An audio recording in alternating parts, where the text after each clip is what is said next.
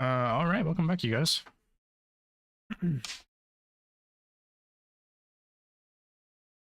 Oh yeah, I need to make sure that the Discord bot is working because I don't think he is.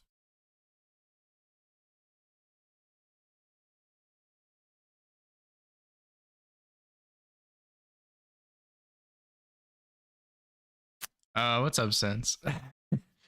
Is the Discord bot pinging at go live? Because it looks like he's not. I'm gonna take a break from Souls and I'm gonna do Rested Anchor.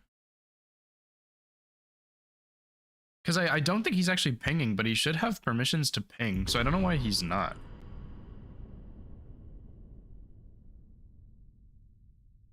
Because I don't know if it's like just my view on the Discord, but it looks like he's just saying at go live and it's not pinging everyone.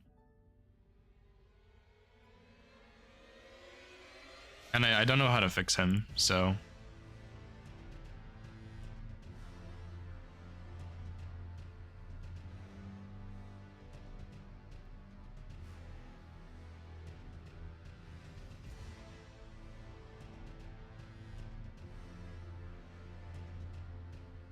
I'm tempted to not worry about it, but I don't know what's going wrong with it.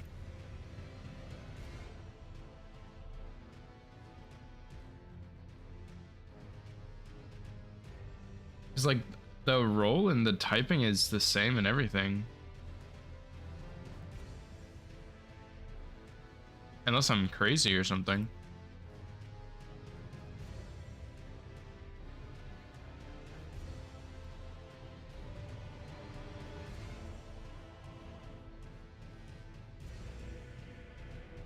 I have no idea how to fix that because I didn't want it to keep pinging everyone because I know that's really annoying, but I don't know how to fix it. Oh wait.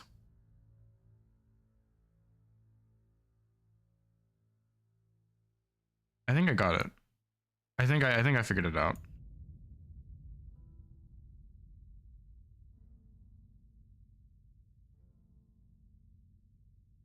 Okay, it should, next time I go live, it should be correct. Let me see if I can fix this really quickly.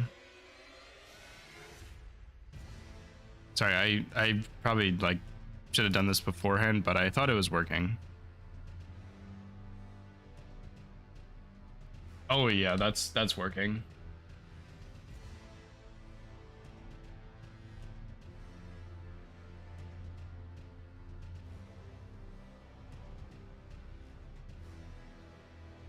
Okay. Anyway.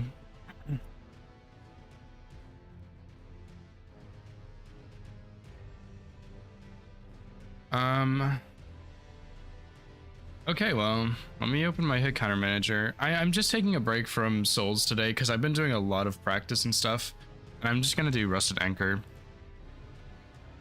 And see if I even remember this route still.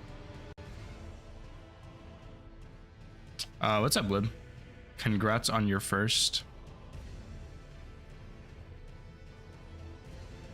Where is this?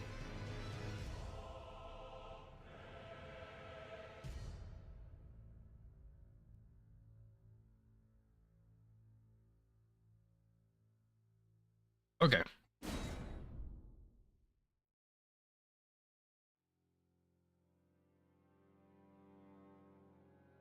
Yeah, I know. I know the system's fucked. I should have it fixed now, okay? I swear.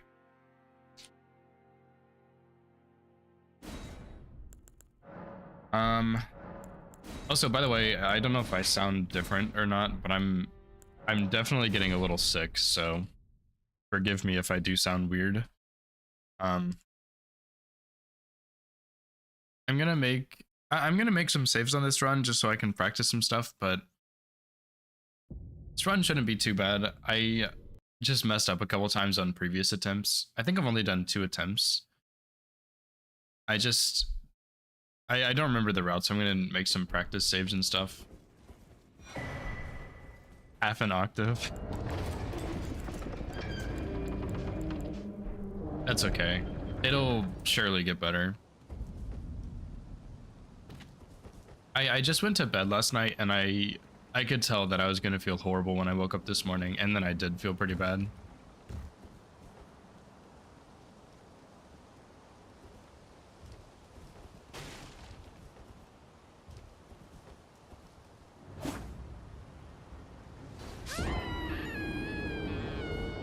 Yeah, it was brutal, man.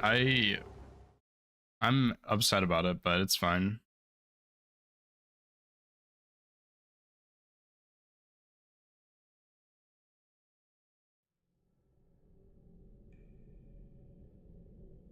Part of no hit running is dying, okay? I can't do anything about it.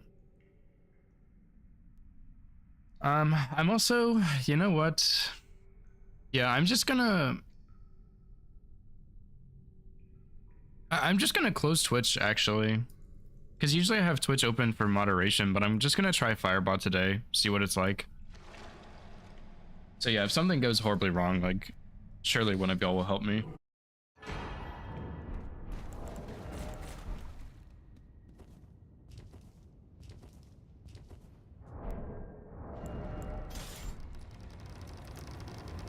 Surely. So yeah, this first run through I'll probably make saves, but I'll keep going until I get hit. And then once I get hit, I'll go back and practice some. Because I do want to practice Morgott and Golden Godfrey a little bit. Your last final on noon today? Nice. Hell yeah. Time to start gaming. Speaking of gaming, actually, I checked and DS2 is not on sale for the winter sale. So that's really unfortunate, but I'm probably gonna get it anyway. I just wish it was on sale.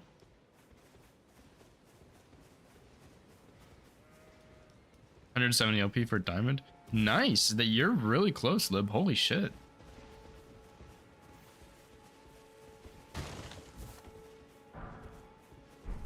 Blessing in disguise.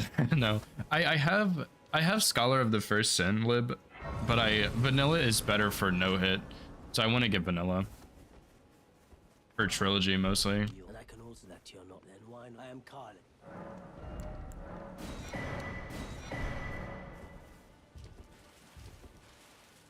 But I mean, no, it's not a down patch. It's just a different version of the game. So I can't down patch because it's not the same thing. But if I really don't want to spend the money on DS2, I'll probably just run Scholar, because I know vanilla has a comfier route, but Scholar is still fine to run, I think. So I'll probably just end up doing that if I really don't want to get it.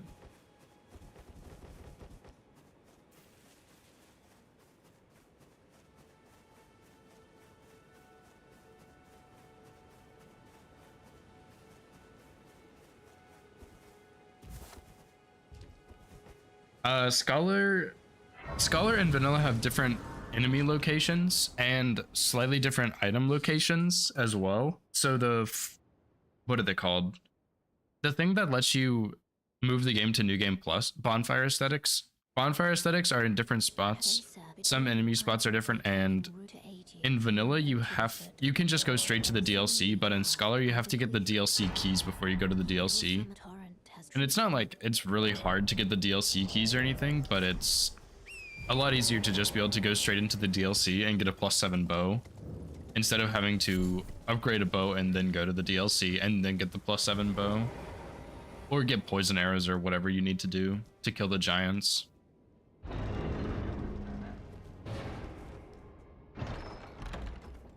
And I've already no-hit DS2 on Scholar, so I could just do that again, but I'd rather get vanilla, I think. The only bad thing about vanilla is the first area after Majula in the forest. The enemy locations there on vanilla are really, really trash, and getting through that section is rough, whereas on Scholar it's very consistent.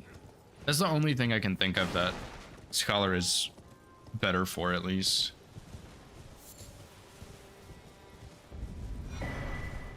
So yeah, I'm not sure what I'm gonna do about that, but I'll figure it out at some point.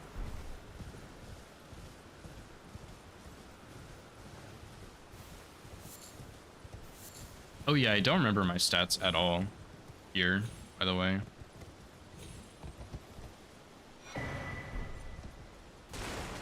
And I don't think I need stone sword keys either. But yeah, I got a certain amount of strength before I killed Bernal, and I don't remember how much strength that was.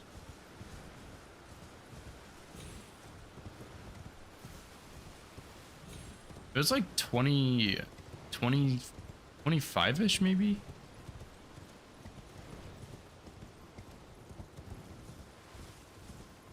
Okay, well, I'm definitely gonna get hit on Bernal then.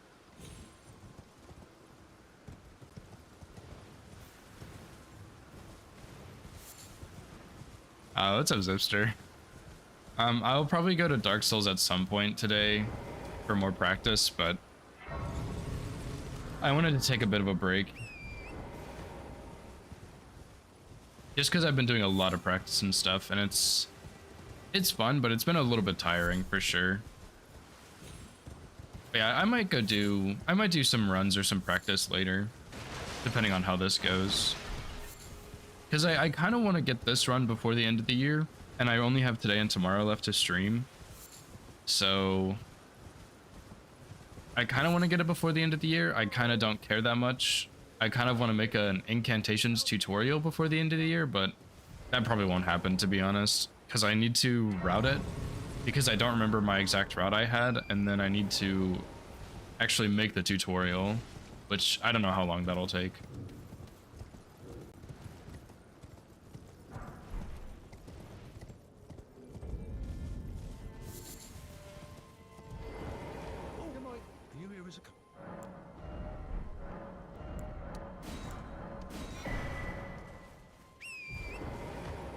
Yeah, I think I got the Somber 7 in Volcano Manor on my Incants route, but I don't remember the script I had for Noble, so I'd have to figure that out again. And I want to take a look at Malekith, and see if there's some way I can script him or make him very simple for a more beginner-friendly route. Because I think on my route, I just fought him, and I had some issues with Catch Flame, because you had to hit all of them for it to actually kill him. So if you missed one Catch Flame, it was really bad. And at that point at least, I was pretty comfy on Malekith, so it wasn't that big of a deal, but I'd want that kill to be a bit better.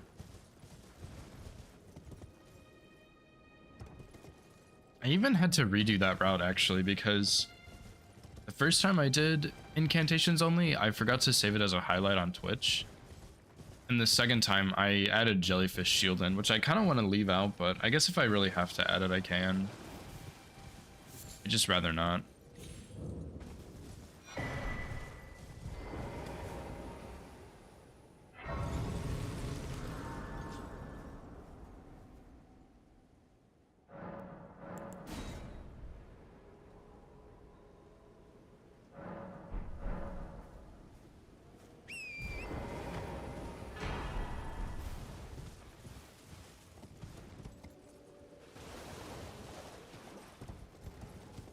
Plus, I haven't actually played Elden Ring in a while, and I kind of just want to play it again.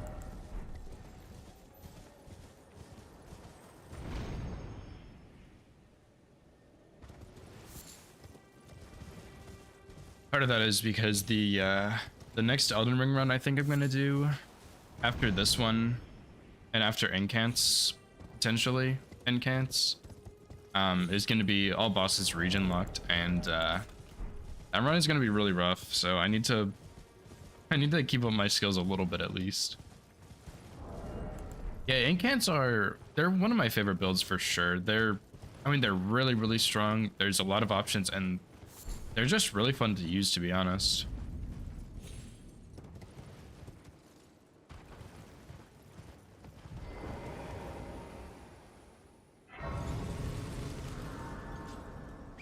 But yeah, I'm hoping I can get Rusted Anchor today and start routing incantations, but I'm not super attached to Rusted Anchor also.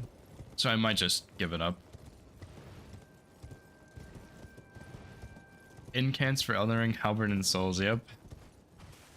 I don't actually know if there are any good halberds in DS2, but we gotta get you on DS2, man. You might hate it, but you gotta try it.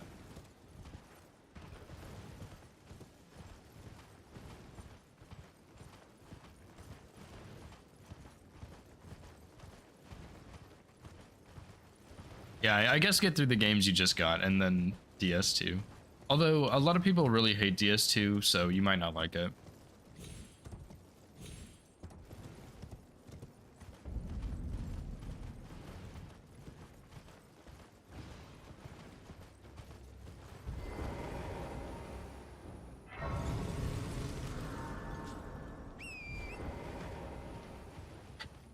Can't be that bad. That's what they all say. I know Lib really doesn't like it, but I am a huge fan of DS2. And I think part of that is because DS2, in my opinion, is made more for challenge running than casual playthroughs. So I think that's part of why I really enjoy it. And I know several other no-hit runners also really enjoy it.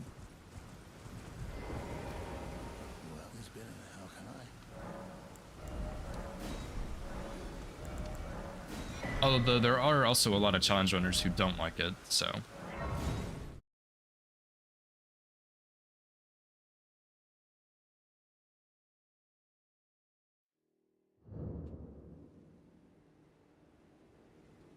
Filthy casual on your main is crazy. Just play better, I guess.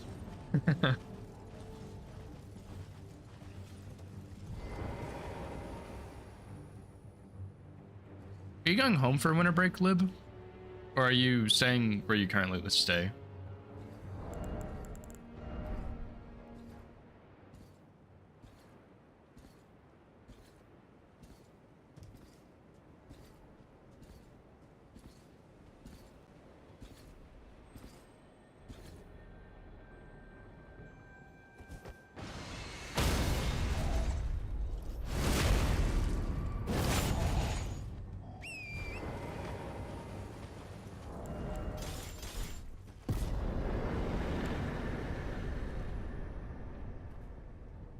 Week with your family and the rest at home. That sounds pretty nice, honestly. I'm spending a couple days with my girlfriend's family, and then I'm going home until like January 2nd or January 3rd. So I'll be gone for a while, which I'm kind of sad about, but I'm looking forward to spending time with family and stuff. It helps if you practice it like a million times, Zipster. It's annoying, but you get it consistently then. Because I've done it on the start of however many runs now, and it's... I don't know. I just know where I stand and how it works, I guess. Because yeah, when I first started doing it, I missed it most of the time, but after doing it so many times and understanding how it works really well, it's pretty simple.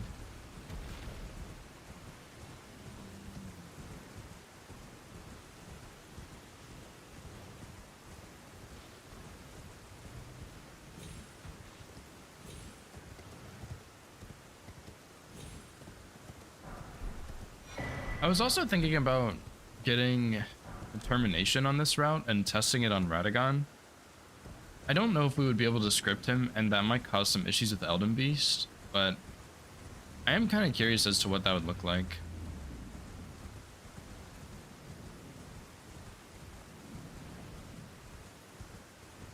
No, I just do the Bell-Bearing Hunter.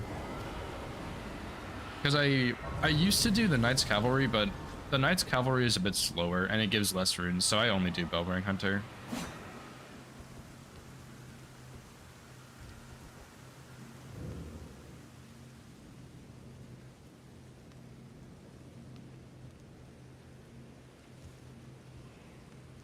Because I'm also going to cheese DTS later, too. I usually do... It depends on the route a little bit, but usually for smithing routes especially, I will do Bell-Bearing Hunter for levels, and then DTS for runes, for smithing stones and upgrades.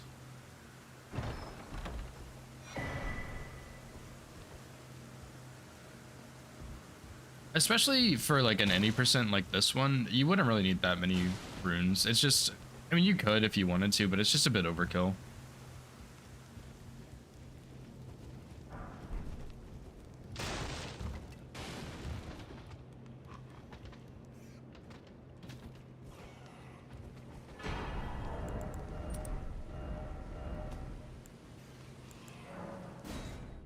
Yeah, even then I see people, even on my first any percent, I cheesed the Knights Cavalry and DTS and I killed Grail. So it's definitely not uncommon for people to go overboard, but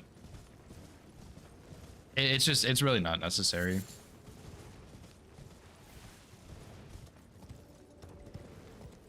Casual but with the cheeses. Yeah. I mean, it definitely helps on playthroughs and stuff to just go get a bunch of levels and you can have the vigor and endurance you need and weapon requirements or whatever. So it's definitely not bad to have.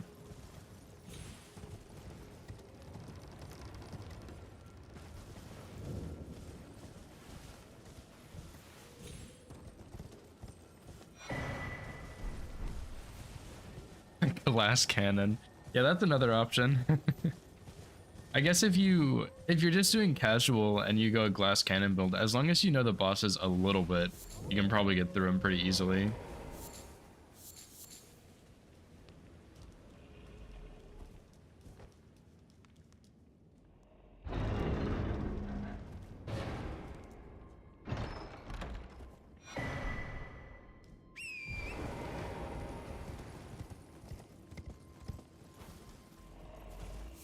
I probably don't need that third Lily. So I think I really only need them for Godskin Duo.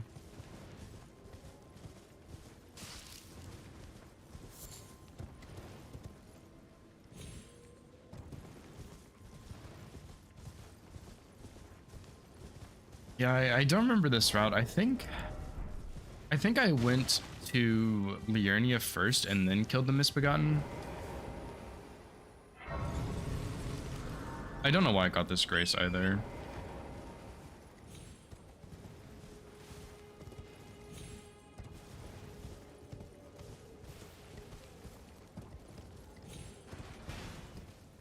Yeah, I think I go to Liurnia, get the smithing stones, and then get the necklace and the invitation, and then I go to Altus and then get the anchor.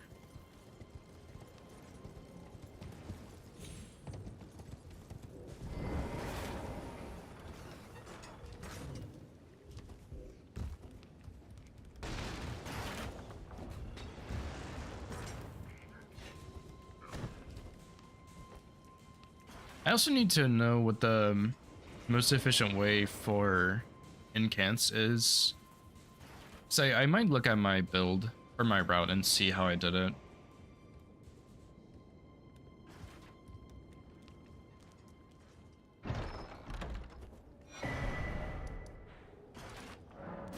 Because I think what I would do is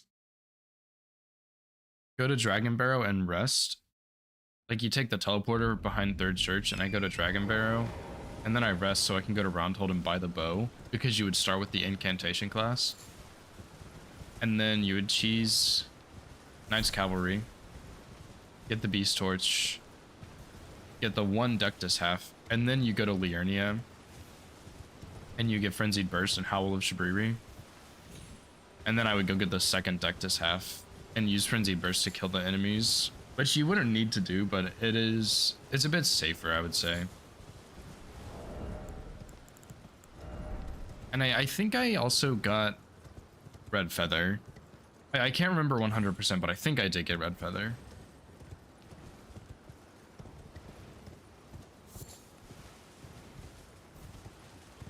Because on all bosses, I was doing Godskin Duo with Ritual Sword, and the kill was really bad. But I think I did it with Red Feather on my original route, and I think my damage was a bit better because I was using the Faith Seal, and I had more faith than I did on the all bosses run.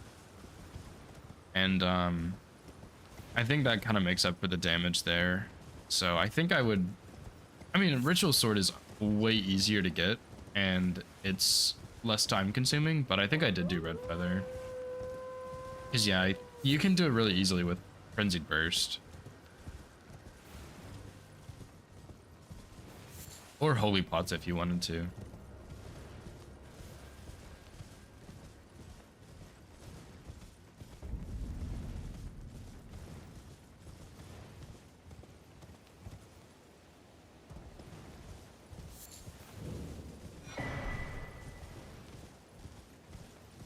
But I will say setting up Red Feather for every boss really sucks, but I think that's how I scripted Godric, because I would still have the same amount of faith on all bosses as I did on my any percent. So I think, I'm pretty sure I did get Red Feather, specifically so that I could script Godric.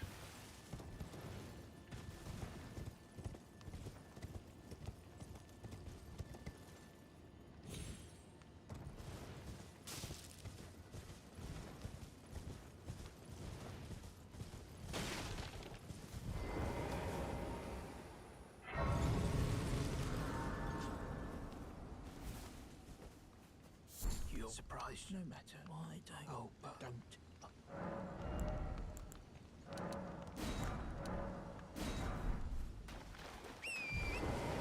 I guess I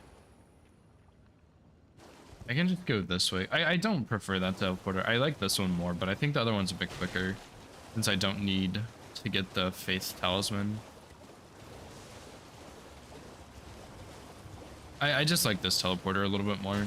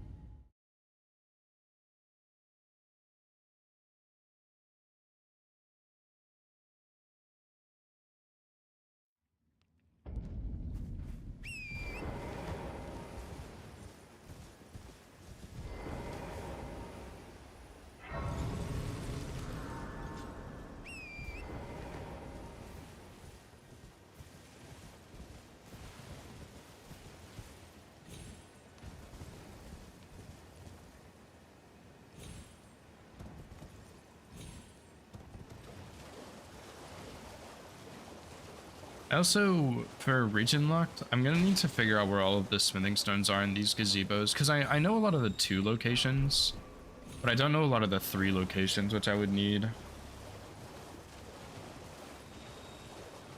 Because I'm still not entirely sure what build I'm gonna do, but I think I am gonna get Zweihander, because I think it's a bit cheaper to level up than the Greatsword, the Guts Greatsword. And then I'm tempted to use Stormhawk X because I've been watching Shulky's all bosses run, and Stormhawk X is incredibly strong. It is just so powerful. So yeah, I think I might end up using that, which was my plan anyway, but it's way better than I had originally guessed. The crabs and lobsters. I don't really know where that is, but maybe I do a little, just not exactly where. I'll have to look at a map of Liurnia for it. Because I know that there are some 2s by lobsters as well, so...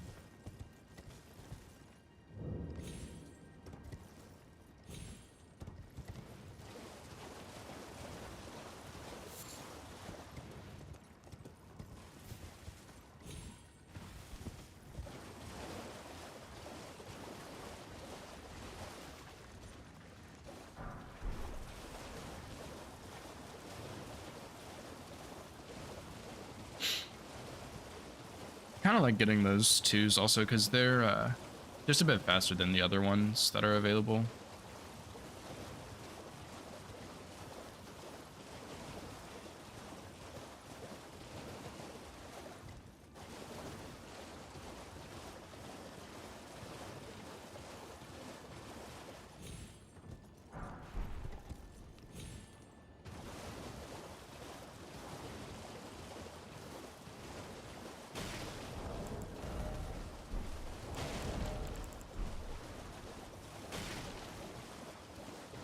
So yeah, I think now I go to kill the Misbegotten. Well, I guess I can get this first, but then I go kill him. What are you looking at? And then that way I can just go straight to Altus and get the stuff and cheese DTS. I just do not remember how much strength I got, man. It's gonna cost me for sure, on Bernal at least, but I have no idea how much I needed. I'm hoping it'll come back to me, but I don't think it will. Hello. Hello. Please. Over here. And I don't think I have a VOD of this run still, so I don't even think I can go double check. Well, actually, I might have a YouTube VOD of it still. So maybe I'll look at that and see if I can find it.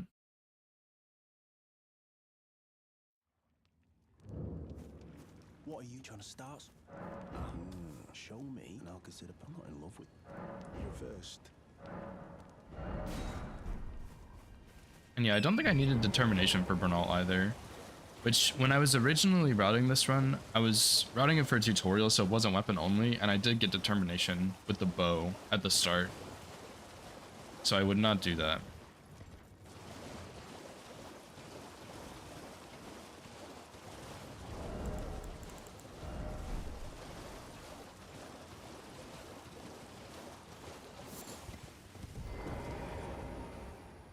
Please. Thank you, kind. Did I forget? I see you are very to steady such. Please. So, yeah, now I go to Weeping. I guess I could have bought 2 of those smithing stones in Liurnia and picked up the 3rd one here, but it doesn't really make a big difference.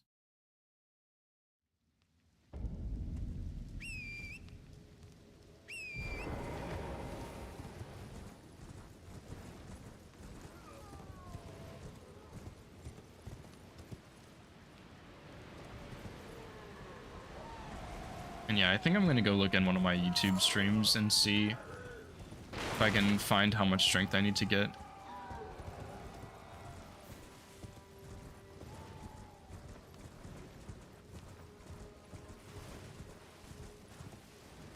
Because I don't know how long the YouTube streams are saved, but I think I might have one that I can check.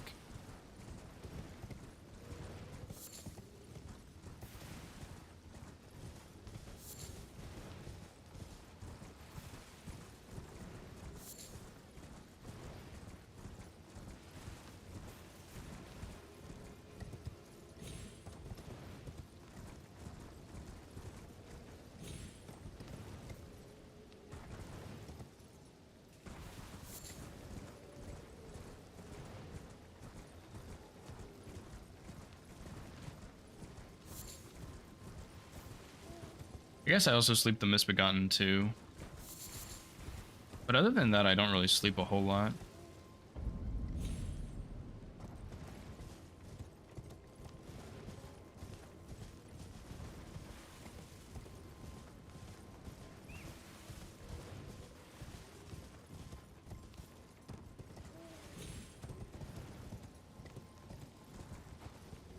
I guess I don't really need that grace up here.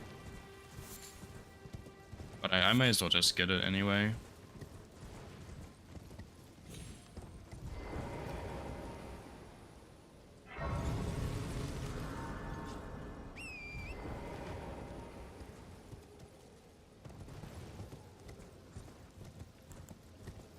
And yeah, you probably don't need to sleep this guy, but I'm just gonna do it anyway.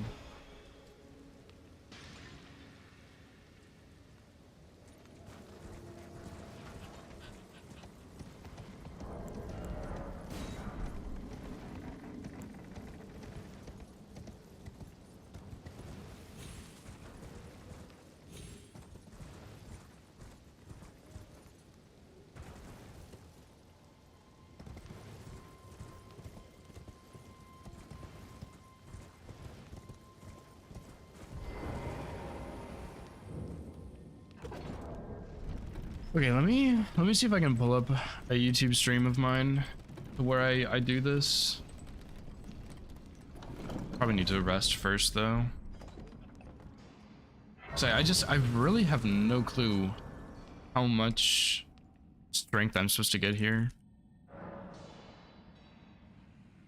See, let me just pull this up real quick.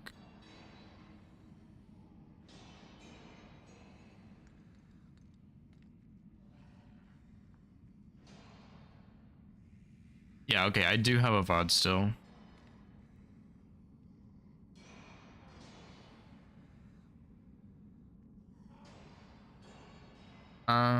Oh, and then I just started an all bosses run. What the hell? I think I started an all bosses run and then I got hit to Rykard or something and decided to do this instead. So yeah, let me go find this real quick. Okay, I just passed it.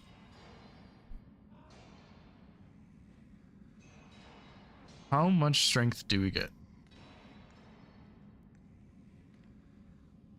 I wouldn't know because I keep resting at this grace and then standing up. 30 strength and 10 faith is what I get. And then let me just look at the Misbegotten script too, because I think I remember, but I just want to make sure, because I'm pretty sure I did sleep, unsheath, unsheath, R1. Sleep, unsheath, unsheath, R1, riposte. I'm also wearing the same hoodie, but that's kind of expected.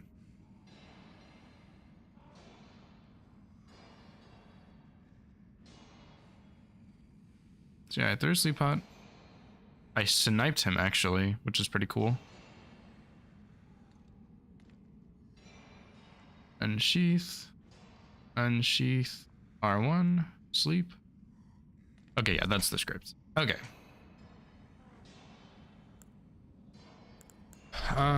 So yeah, 30 strength. And then I'm out of levels. But that's okay, because I can sell some stuff for levels later. The 30 strength is the important part here.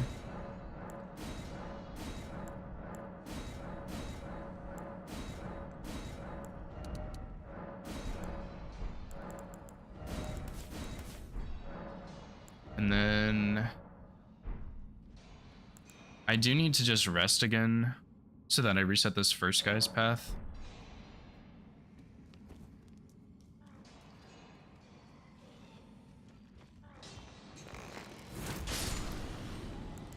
And I think I stood right here and aimed at this crack in the ground.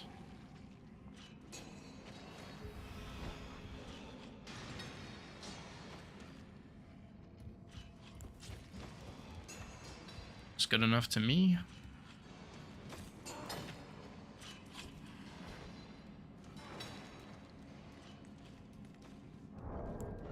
Yeah, you really only need to sleep the bird right there.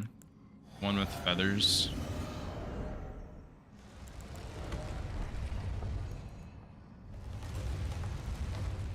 Hopefully my X key being a little fucked up doesn't really matter too much here.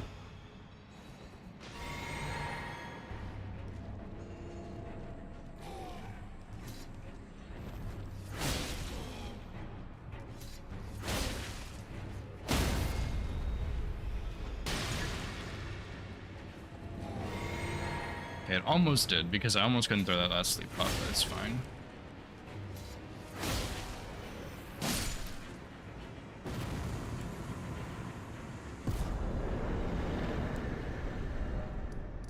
Nice.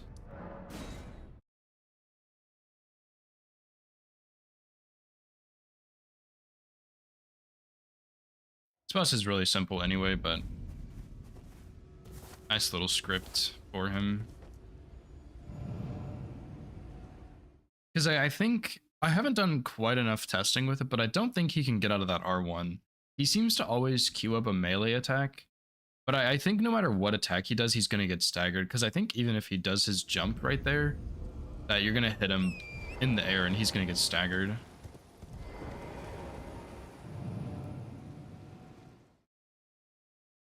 And then as long as you back away after the dagger and the sleep, he shouldn't do anything. But it took me a bit longer to get the sleep there because my X key is a little fucked up right now.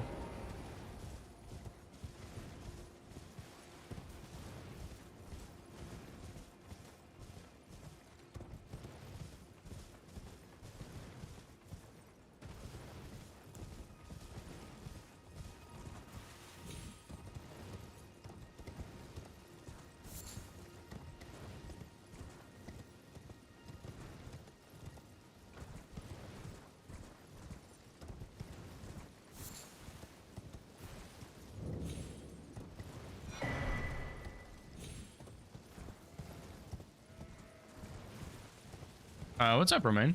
How's it going, dude? Taking a little break from Trilogy today to do some Elden Ring. But, I don't know. I might do some more Trilogy today. I might just do it tomorrow. Might wait till I get back in January.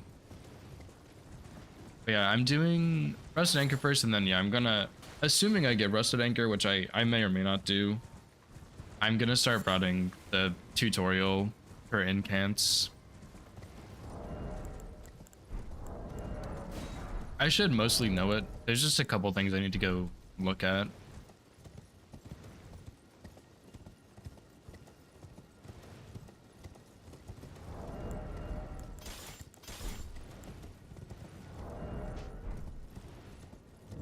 No, I don't have other tutorials. I was gonna make an Iron Ball one, but that route is already so popular, and Recycle already has a really good tutorial for it, so I just decided to not do that. Especially because at least 90% of the runs, probably closer to 95 or 97% of the runs I verify are just Iron Ball runs.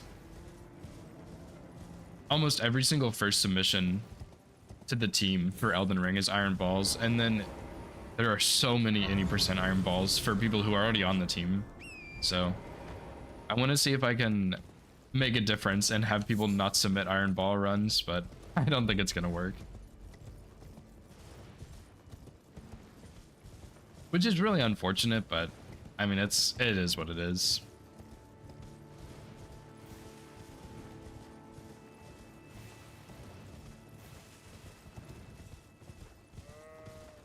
Yeah, I don't really know how I'm gonna do it just yet, so I kind of want to watch Recycle's tutorial and see what he goes over. But I don't know, because I don't know if I need to explain bosses in depth or not, or if it's just use the shackle and hit the boss. Because I kind of just want to do use the shackle, hit the boss, but at the same time, if people don't want to use the shackle, I want to have a good option for that. But I don't know, we'll see. Motivate you? Okay, I'll try. Yeah, try and make a good tutorial for you.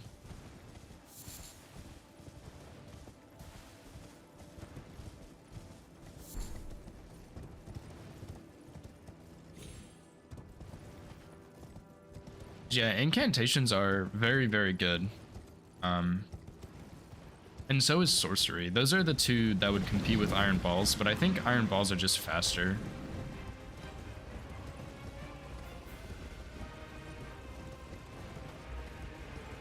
Yeah, that's true. That's very true.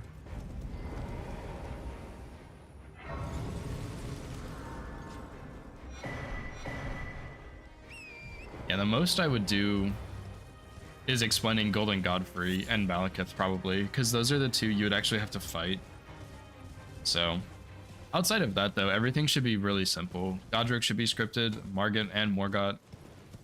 ETS I think is scripted. Noble would be a bit tricky, but I mean even then I'm pretty sure he's still scripted. Yeah, no, I totally agree, Zipster. Sorcery is way less fun than incantations.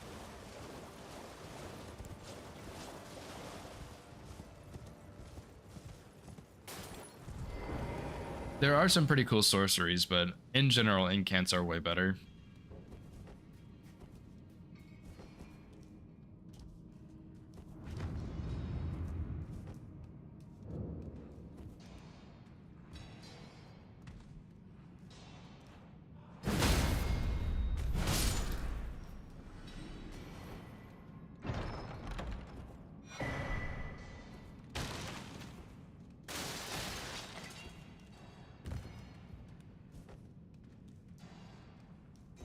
Still need to get that 2 faith at some point also.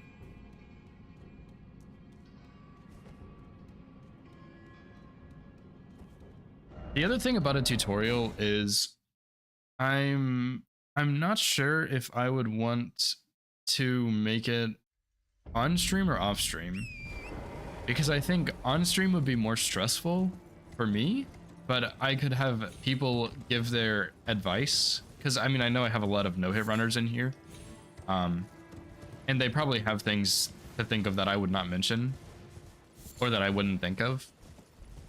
But I think if I did it offline, I would have more opportunity to show different examples. And I don't know if that would even be something entertaining to watch.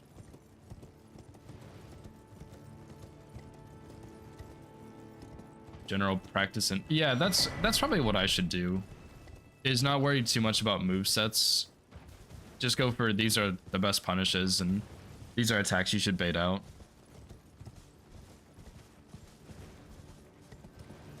Record on stream and voiceover. Yeah, that's not a bad idea either.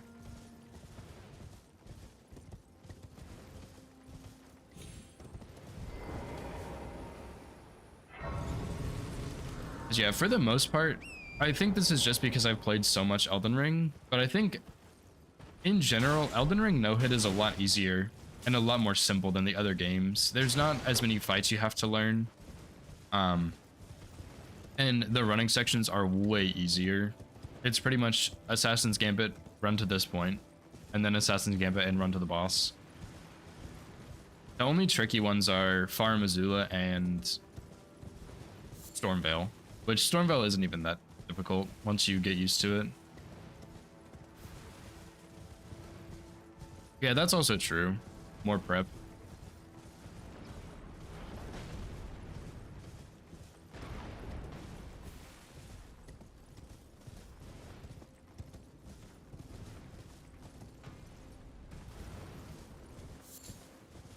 And yeah, I've been meaning to do a DS1 run recently because the last one I did was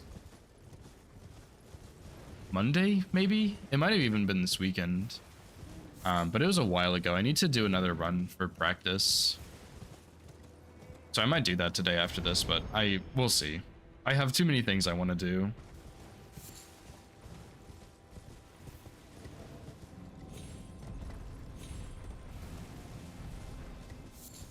I would also really like to learn the Zero Kukri cheese for DTS, but I don't really know it well enough yet.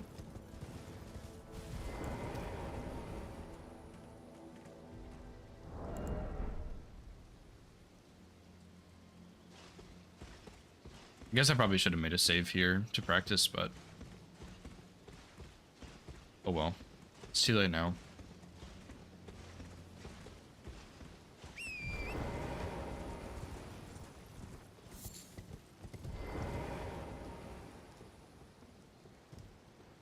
Okay, I think the Zero Kukri cheese is faster, and I think as long as you have a weapon that staggers him really quick, it's not necessarily safer, but it's just simpler, I guess.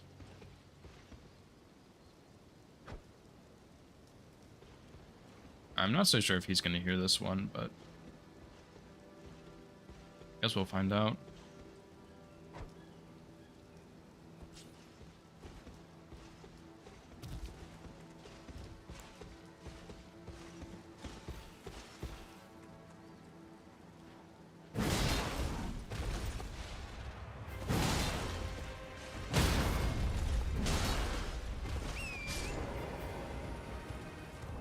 There's also way more bosses you can cheese in Elden Ring to get levels and stuff, whereas that's not really a thing in the other games.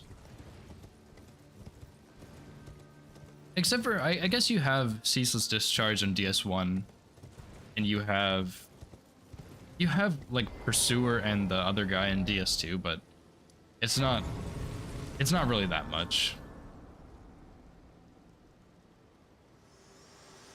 Dragon Slayer? Whatever that knight's name is, where he walks off the cliff. If you had, it seems torrent, whereas there is, but I can take gathering. Bear at my hand.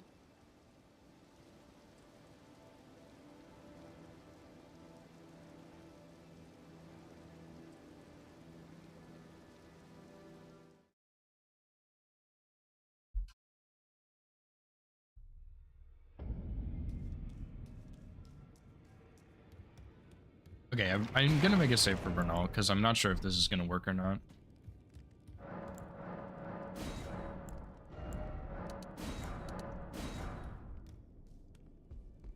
Dev intended.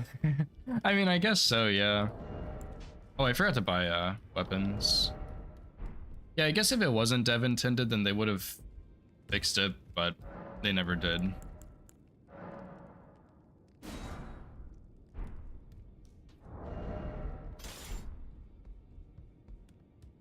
Yeah, because doesn't he technically fall off the cliff or something?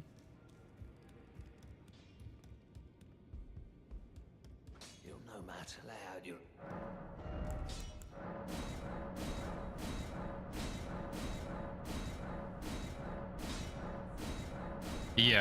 Yeah, exactly.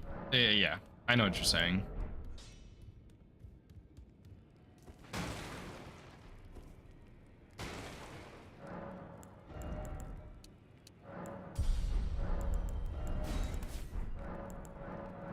It's weird that they intended something like that, but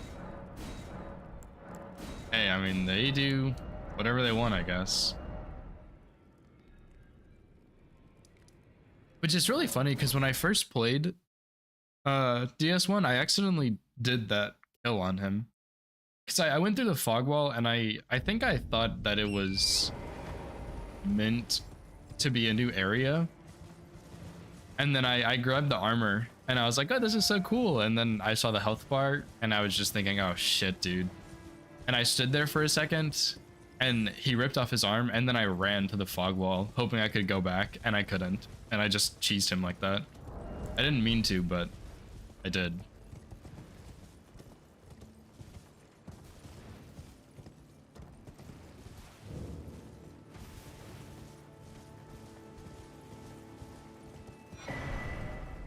And then I told my brother about it too.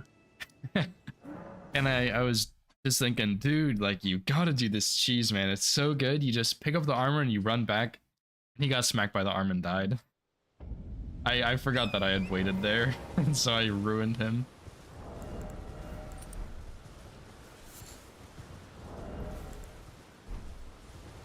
Good times, man. Good times.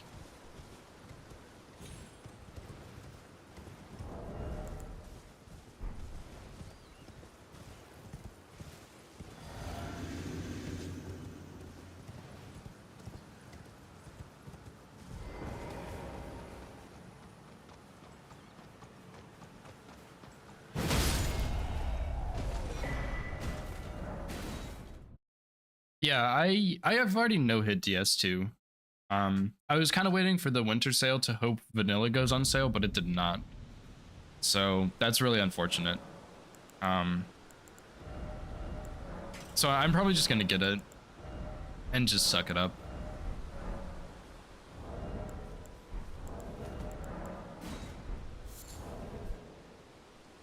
Yeah, just in case this goes wrong, I'm gonna make a save. I'm pretty sure I do jumping R2, and then I buff and kill him.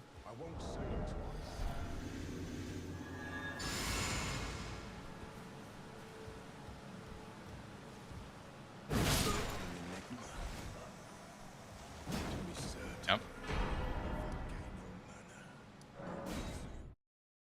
So yeah, I've done a little DS2, but not enough. It was maybe... I think it was a year-ish ago that I did it. So I'm definitely very rusty, but I mean, it's whatever.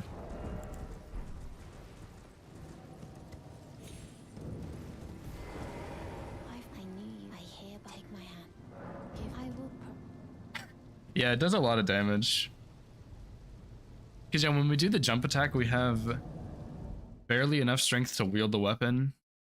And then we do the charge attack and it's buffed, and we have 10 extra strength and axe talisman and the charge physics, so it is quite a bit of damage. I am Tanrias, a warrior. Perhaps will you rise with us? And now you build the drawing room, but be sure. You know, I wonder if there's any smithing stones worth picking up in Volcano Manor. I really should probably know that, but I can't think of any off the top of my head.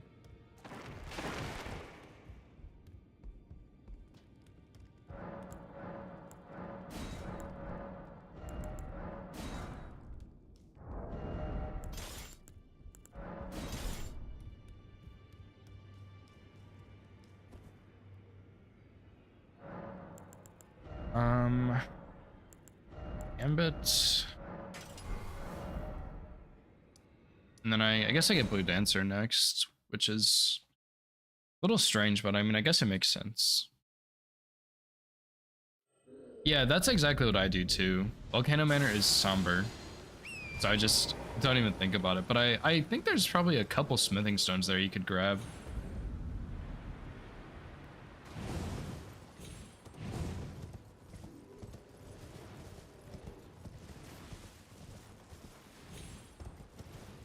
I want to say there's a couple 5s on a rooftop somewhere, but I might just be mistaking it with somewhere else.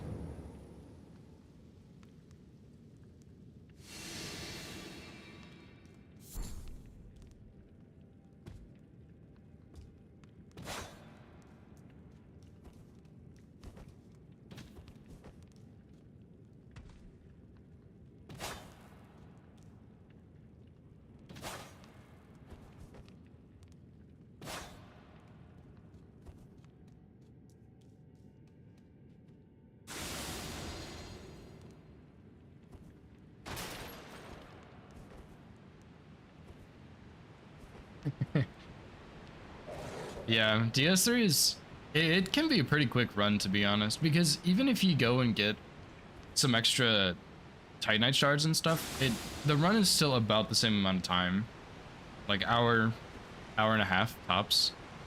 So you really, and like, it really shows you how much longer Elden Ring is.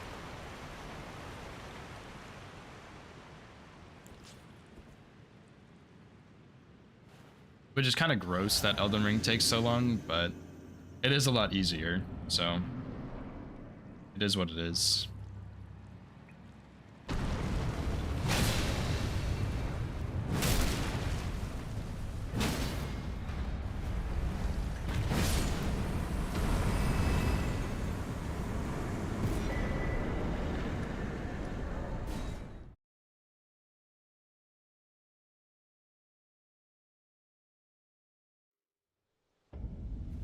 Yeah, Elden Ring is easier than DS3.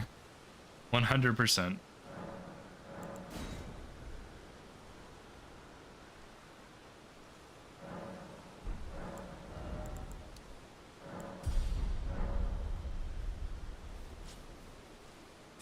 Elden Ring is that's not true.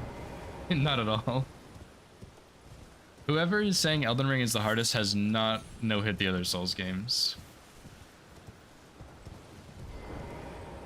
I think Elden Ring is probably the hardest to play casually, because I think the bosses are harder for casual play, but I think for hitless, Elden Ring is by far the easiest. If you're doing meta routes, maybe with non-meta routes, it's not the easiest, but it's definitely not so bad.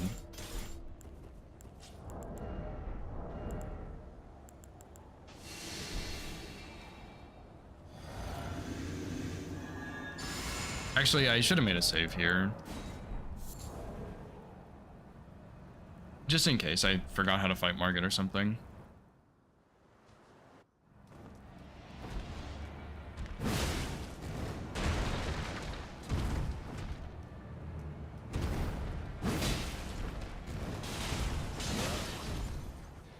I'm gonna ruin that stagger there. Warrior blood must truly run in thy veins.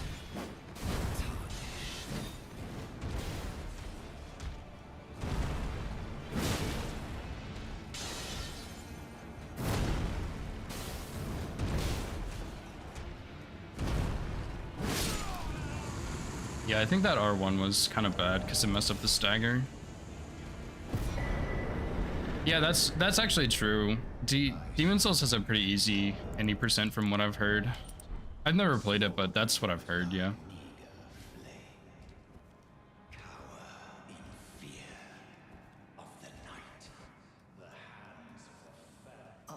It's tight. God, you breached. Well, Yeah, maybe by far is a bit of a stretch, but yeah, I guess I don't know. It's just Elden Ring, it's probably helps that I played it so much. Elden Ring feels really easy to no hit, and I say that, and I'm probably gonna get hit at some point. But you know, I feel like comparing it to at least the 3 Dark Souls games, it is significantly easier to no hit than all of those. I can't really speak for any of the other games since I haven't played them as much, but yeah, I mean, part of it is probably that I've just played Elden Ring so much. Yeah, Elden Ring there's just a couple of bosses, that's the hard part. Oh, what's up, Nova? This is what you get for opting out of the Discord ping.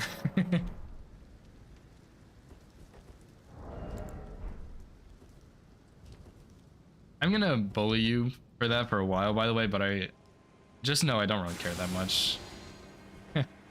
It's whatever.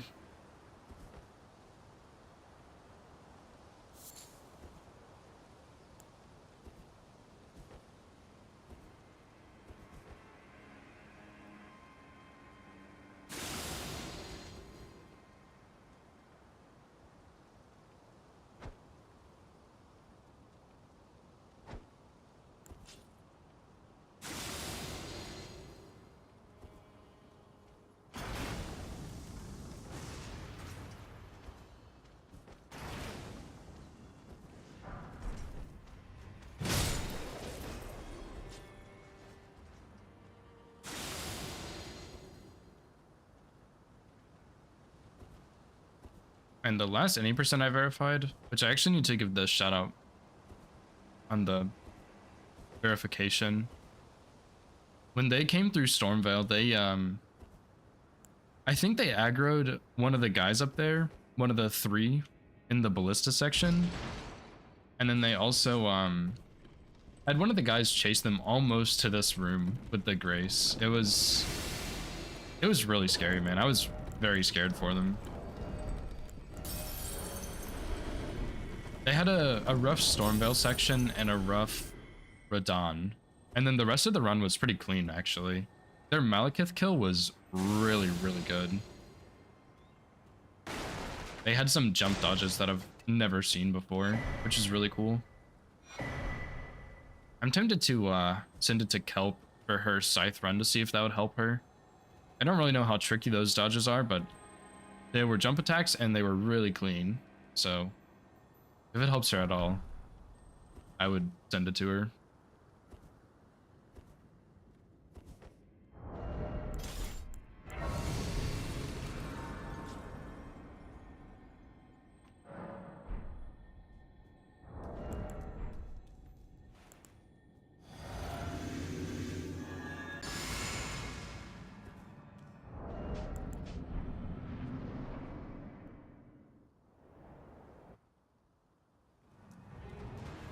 I guess it wouldn't have been a bad idea to make a save here also.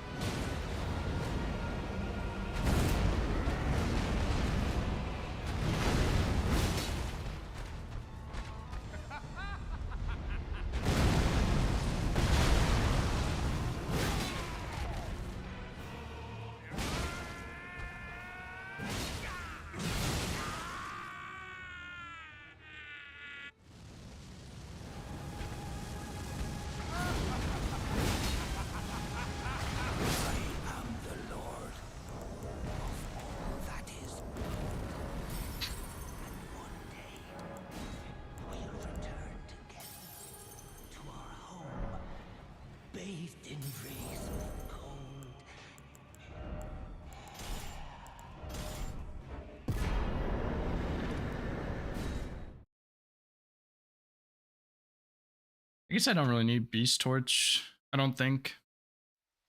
Because I did go a different way in Caelid on some other runs, but I think I'm still sticking to Flame Grimory Strength. And I don't think there's any dogs there I need to worry about. I guess I'll just have it anyway.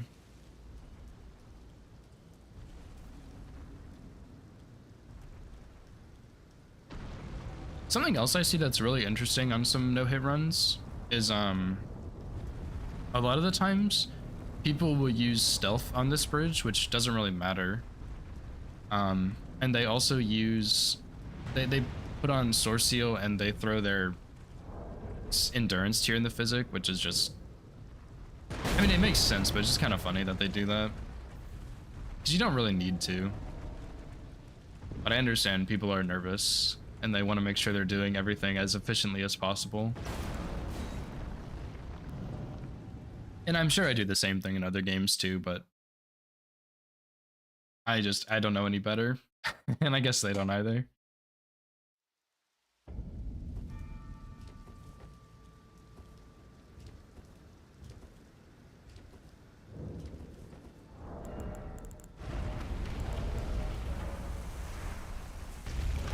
Oh, it was really? I mean, I think I know that the golems stand up anyway, but it might delay their stand up just a little bit. When I tried using Gambit on this bridge, I didn't really notice much of a difference, so. Okay, yeah. I guess if he doesn't aggro as early, he won't do the slam, because sometimes he does a slam on the ground. And if you stay on the left wall, it doesn't hit, or the right wall, it doesn't hit you, but it comes really close. So I guess it does help a little. Yeah.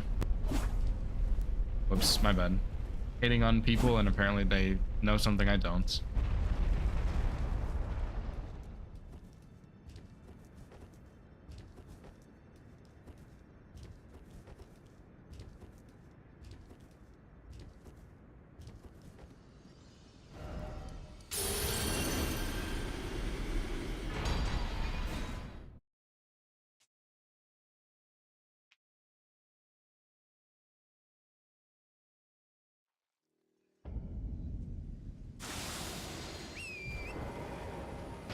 I mean, honestly, I'd probably cast Gambit in a bunch of weird spots also. Like, that's probably a weird spot to cast it right there. So I guess everyone has their own things. Or their own spots where they cast it, even if they don't need to.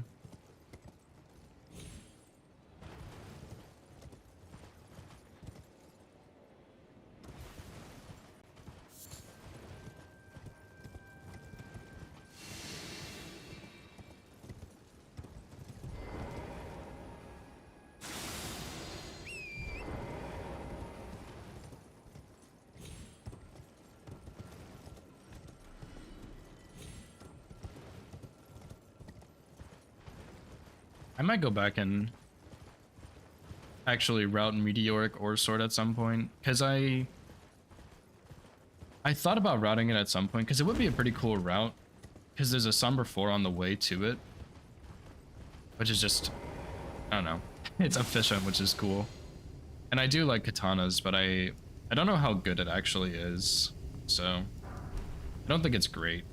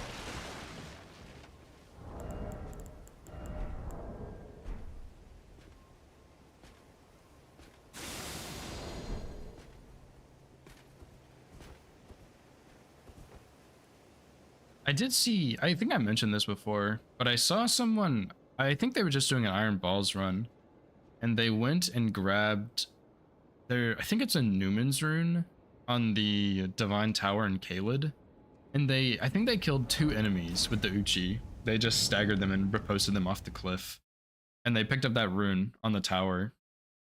And I thought that was the strangest thing, but I don't think they ended up cheesing a single boss, so they kind of just needed that extra money early on.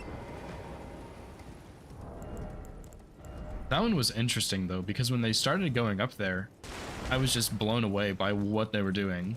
And my only conclusion was they either wanted the sword without any buffs or anything, or they wanted to get that rune. And they got the rune. It was just strange to see.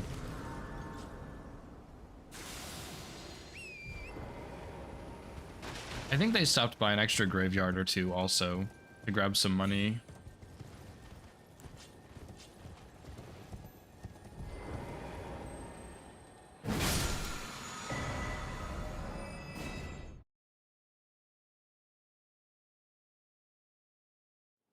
Greedy goblin players. Honestly though, me too, man. I'm a very greedy player. Not so much in Elden Ring anymore, but in other games for sure.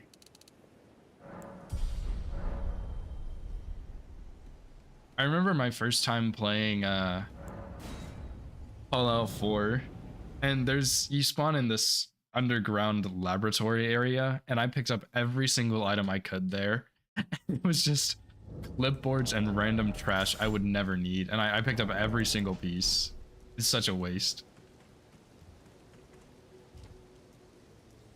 I also forgot to equip Flame Grant Me Strength, so time loss.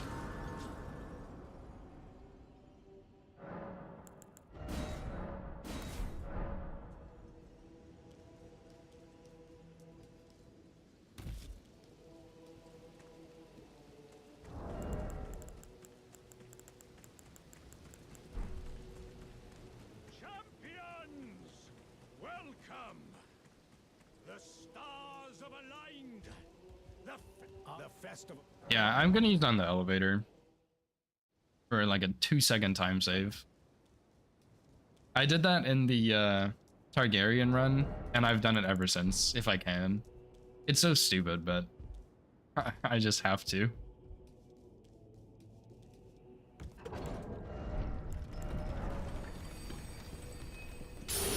Microscopic time save right there.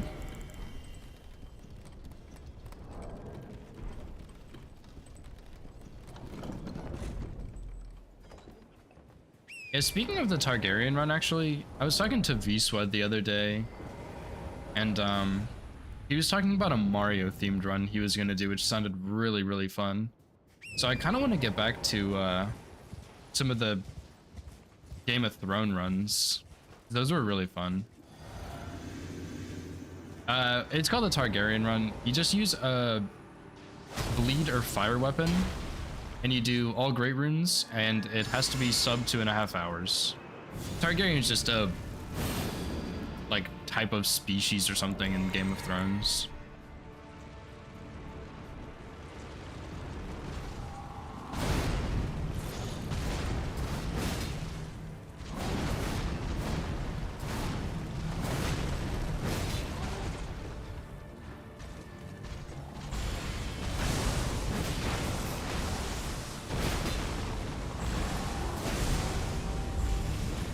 Yeah, bleed or fire weapon.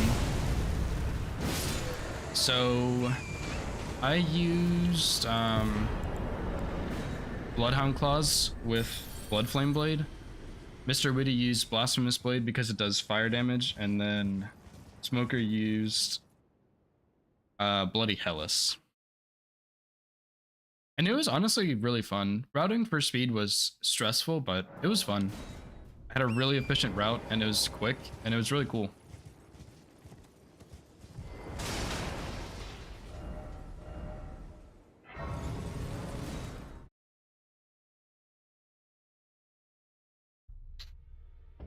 It was definitely a tricky run, but it was fun. Only fine. You have now to become the thing as much.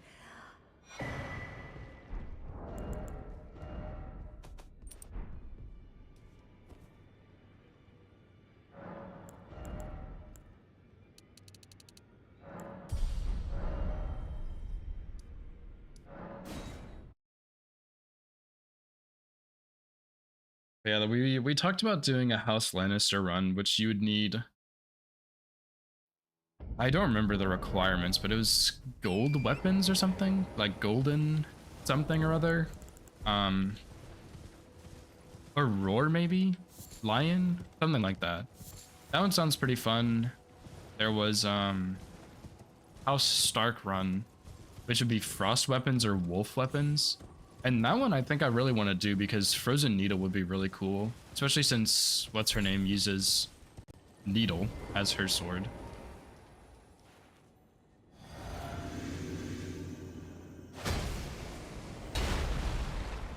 I probably don't even need Flame Grammy Strength here.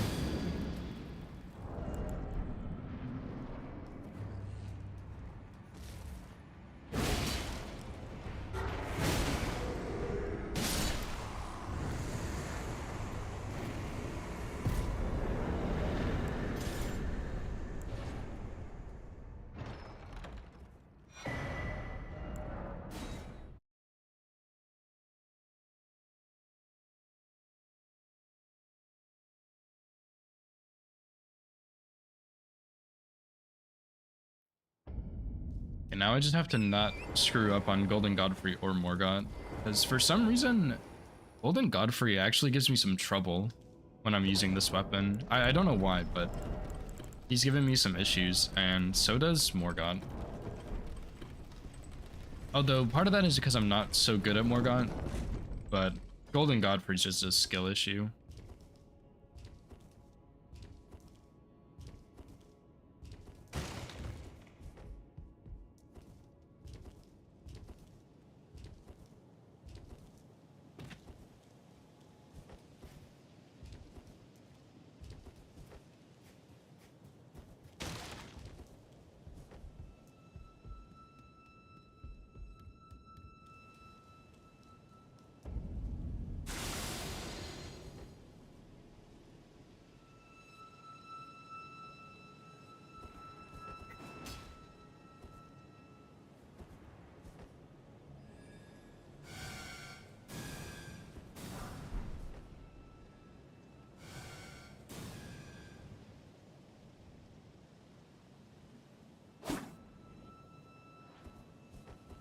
Yeah, I think I can be more aggressive on Golden Godfrey.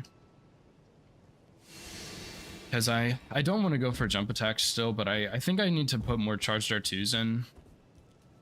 And then Morgott is just, I need to practice him more.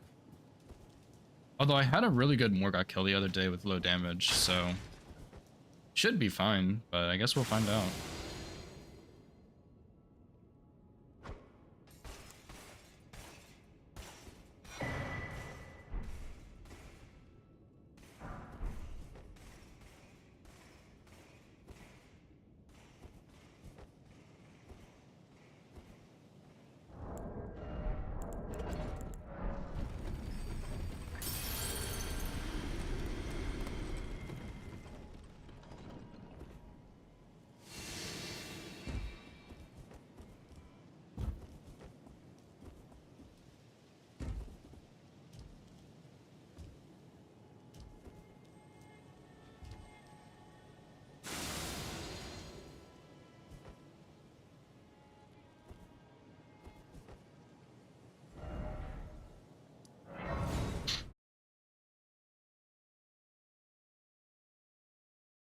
So far, the biggest thing I've noticed about Firebot that I can't do that I can do in Twitch is I don't see a way to snooze ads, which I tend to not snooze ads super often, but I would at least like the opportunity if I wanted to, and I just don't see that on here.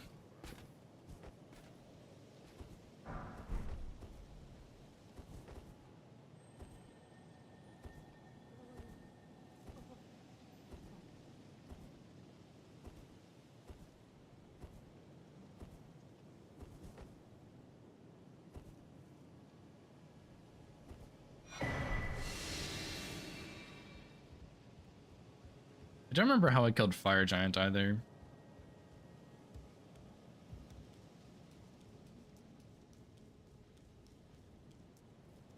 I want to say it was charged R2 to break the ankle, then 2 more charged R2s and a jump R2 when he started walking away for the stagger. And I would sleep him, cast Flame Grammy Strength.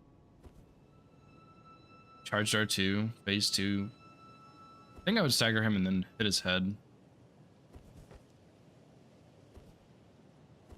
Which I guess if I get hit on one of these bosses, I can go figure it out.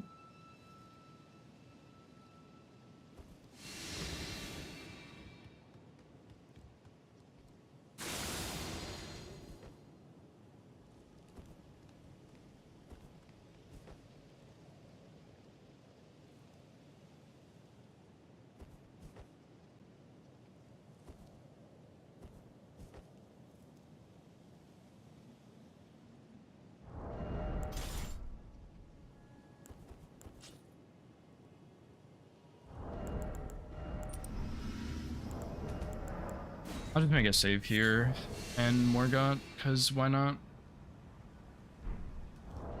Even if I get the run, I should probably still come back and practice these bosses.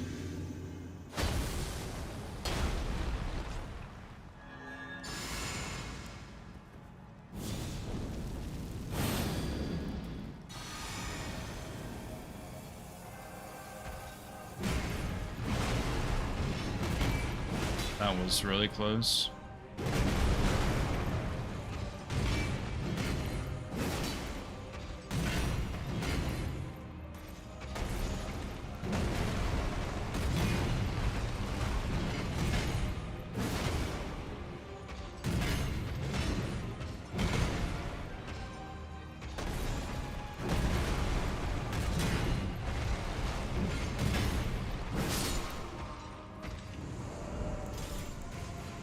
Yeah, that first one I almost did not strafe in time. Would not have been a bad idea to just roll there. Because yeah, punishing that follow-up tends to get them... Or punishing up the slam tends to get them to do the follow-up more often, but... then it puts you in a slightly worse position depending on the weapon, and this one's just a bit slow.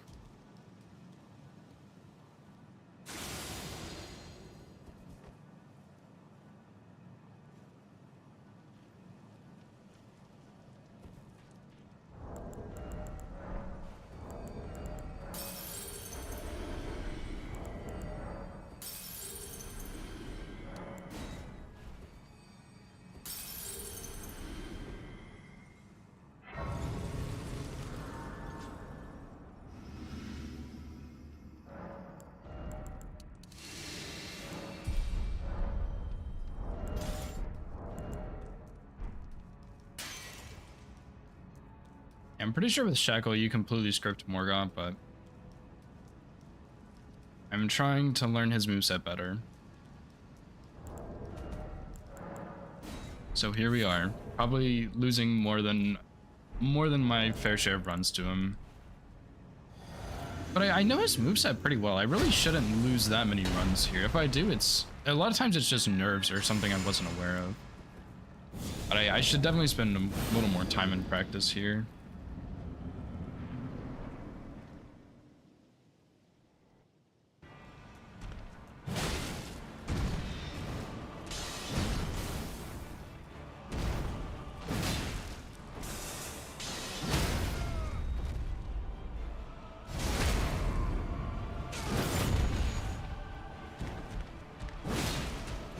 No way, I accidentally queued up an R1, dude.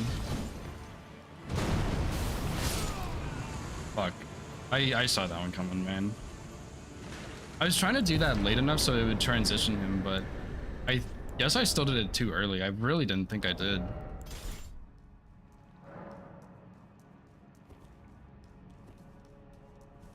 Maybe I should have just... I don't know. Maybe I should have committed to just not transitioning him yet, but I didn't want what happened last time to happen. I had some PTSD flashbacks there. Hello, allow me. You are unprevented. The thorns, a husk, the only way and become my purpose. So I'd like to the flame then and guide. Okay, well, time to ER tool so that I can do the rest of this a bit quicker.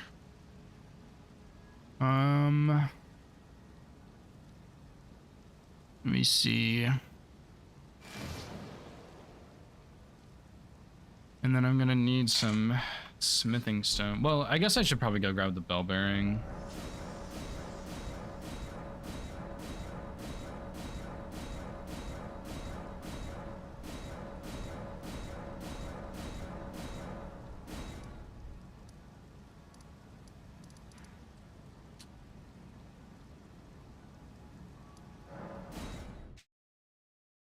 Yeah, I can't believe I couldn't get out of that in time. I was gonna queue up on R1 because he transitioned, but then I think I just did that charged R2 at the perfect time so that I couldn't roll out of that attack. And I also did not transition him because I did it late like that, so I would transition him, and then he did not get transitioned and he hit me.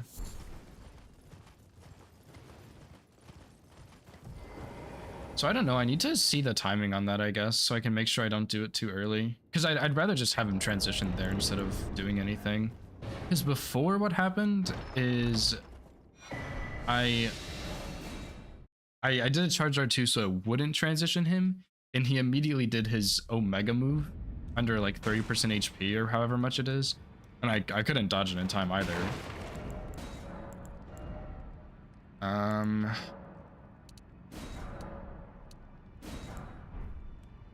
Let's get these. Should be plus 19.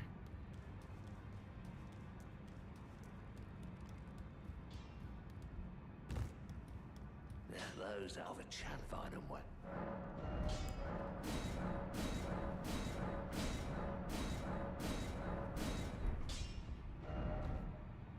And now, let me get the Somber 10 here before I forget about it. Or the Smithing 25, I guess, not Somber 10. Yeah, so I guess I need to do that Charged R2 even later than I did it. Which is a little bit concerning, almost. So what if he does, his dagger attack there, or some other very quick move? And that would be really bad.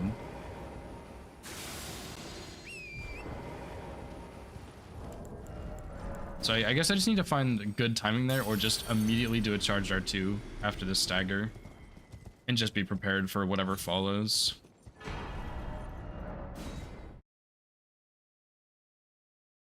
Although either way, that was a pretty clean fight still. Gave me some pretty good RNG though.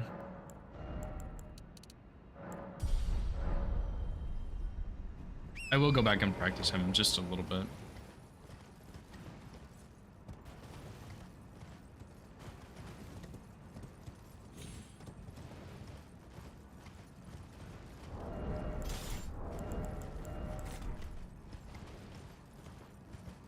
Okay, let me make a save here for this one.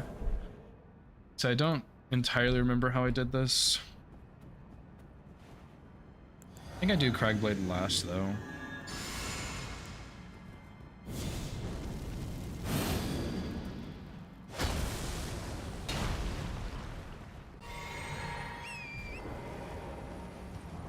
Maybe I break his ankle with an R1.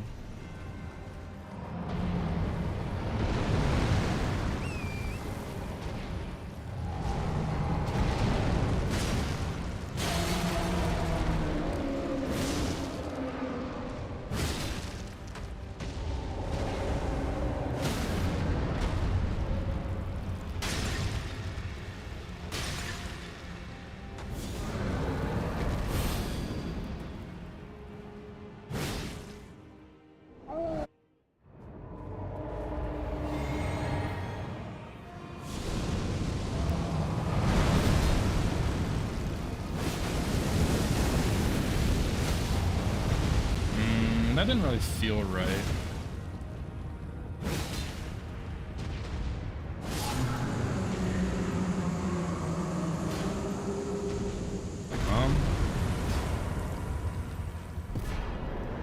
Yeah, because I don't think I slept him in phase 2 at all.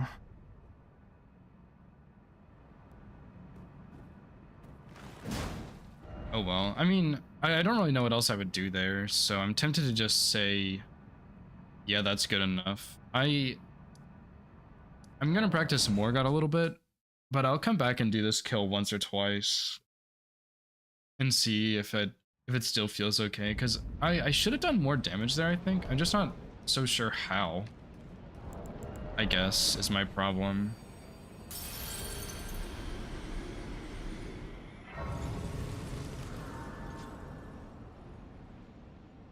Maybe I was supposed to recast Golden Vow in phase 2.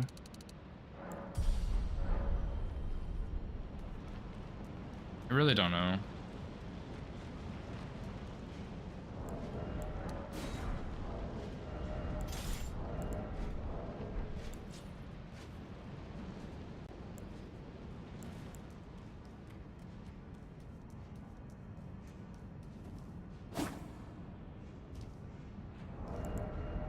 Let me put that there.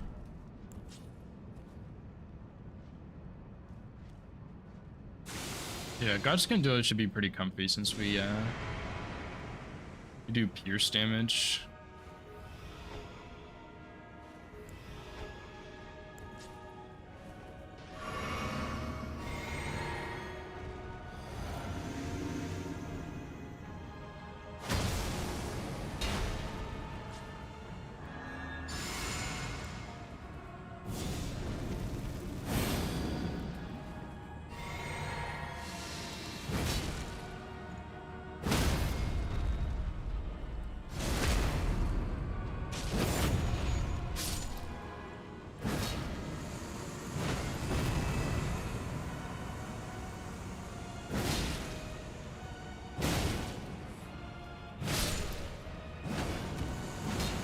I was thinking we could maybe get a 1 cycle, but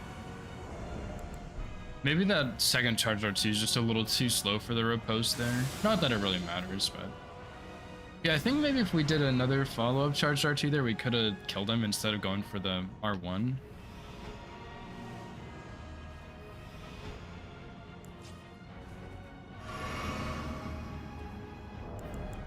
I can't really remember, but I think it was 1 cycle if we do that.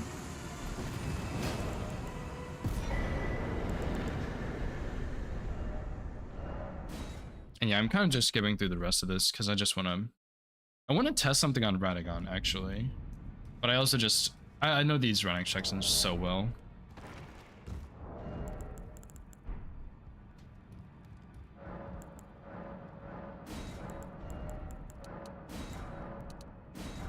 Oh, I bought extras there. Whoops.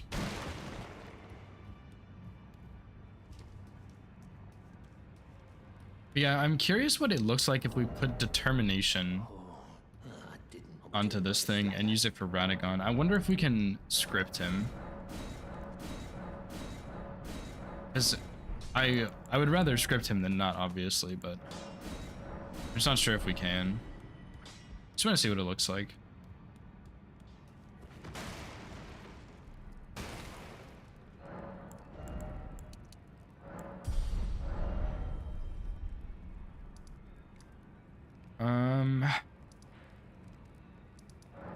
This one.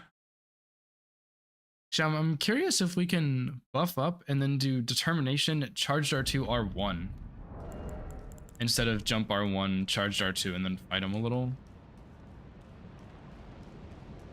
Because I think it would still allow us to script Elden Beast entirely. We would need to get the Iron Wet Blade though, but that's really easy.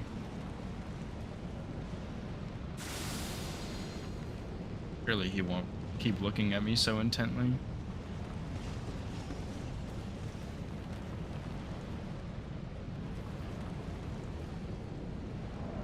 Easy. I kind of want to try some of these jump dodges on Malekith, but I'm not going to.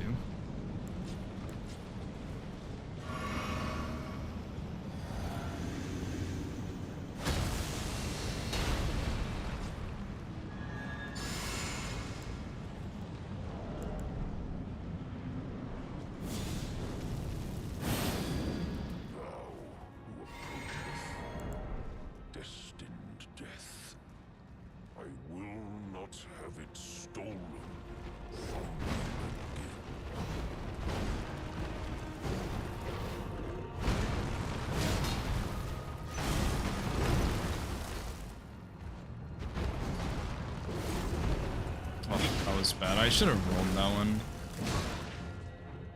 And I should not have R1 right there, because I think that's going to transition the bad stagger.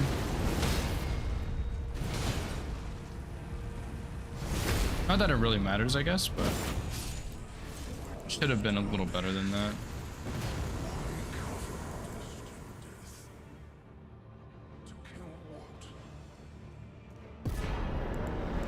So yeah, fully buffed, 2 charged R2s and an R1 is enough to transition him.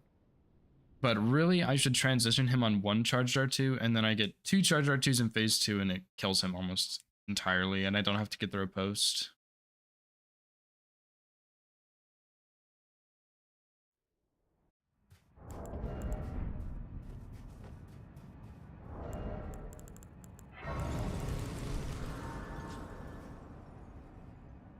Just one more got hit, dude. I tried to avoid that hit too, and it just made it worse, arguably.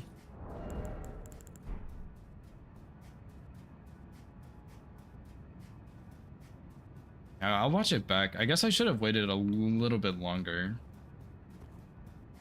I need some sort of like visual cue, I guess, to know when to hit him.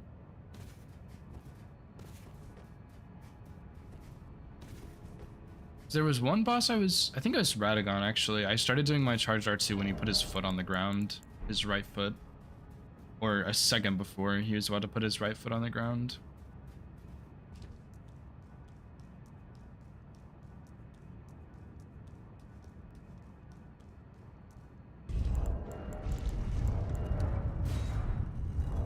Now, let me go ahead and give myself determination.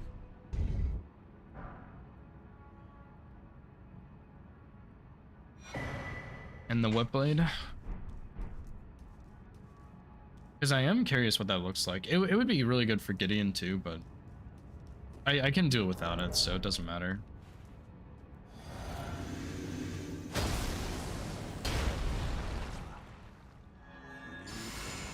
To stand before the Elden Ring, to become Elden. What a sad state of affairs. I commend your spirit, but alas, none shall take the throne. Queen Marika has high hopes. No. Although I was a bit slow there, so determination actually wouldn't be so bad. A tarnished cannot become a lord. Not even you. A man cannot kill a god.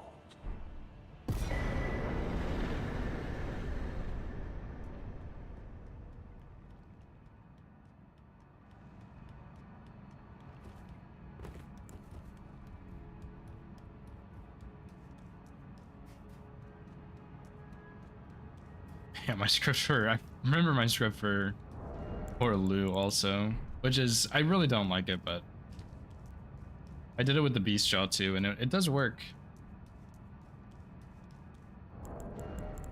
Yeah, that is something interesting though, is I feel like in general, the other Souls games are mostly about learning the bosses, and in Elden Ring, it's about finding which script works for the bosses, which is just so funny. What's up, man? How's it going, dude?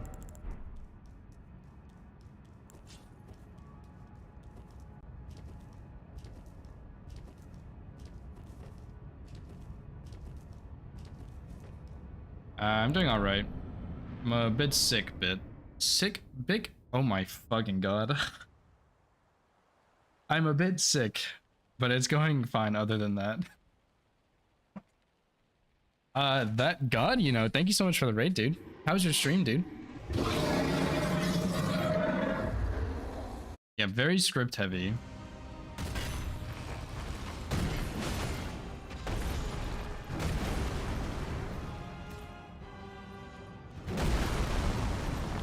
I cannot believe you didn't follow that up.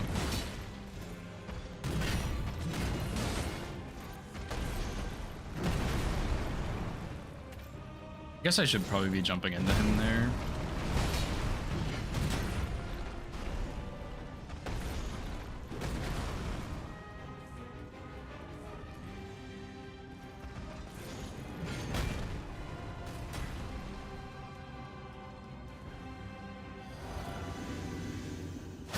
Also, surely my auto shout-out thing worked, right?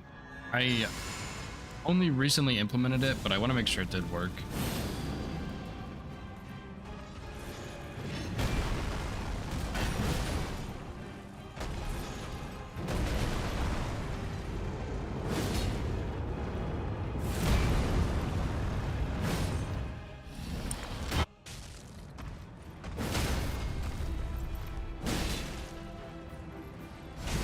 simple, dude. Tarnished. Okay, thank you. Thy strength befits. I thought it did, but I just wanted to double check.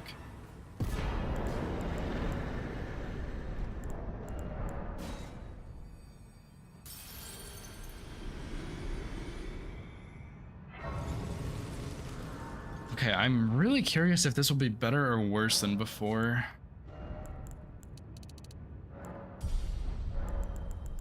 I can't imagine it would be better, but we'll see.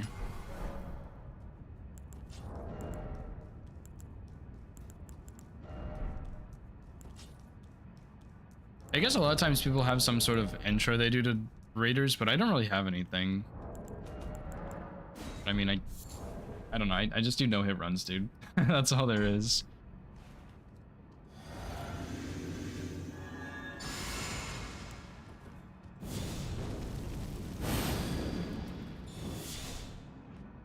Yeah, what's up, dude? How's your stream? For anyone coming in, I just do no hit runs. That's all there is to it.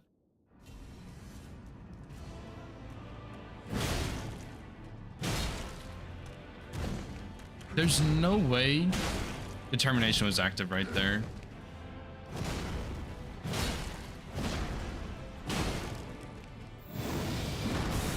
Did it wear off last second? No, it just is trash. Oh my gosh. Yeah, that was a bit early.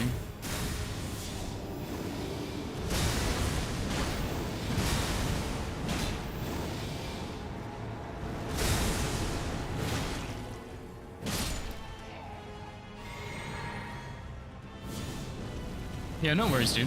I understand.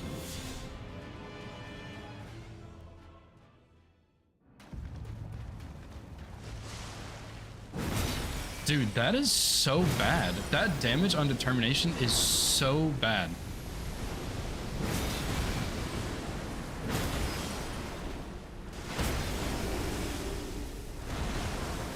I'm not using determination, that's for sure.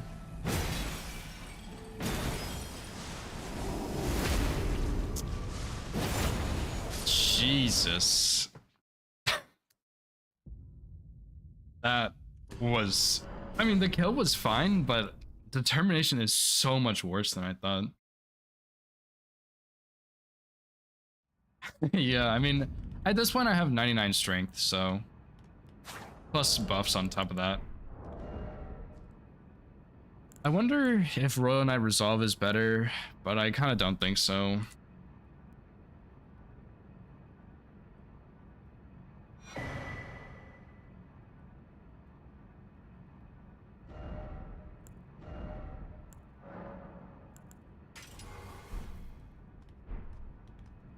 Invisible phantoms 9 times, that's funny.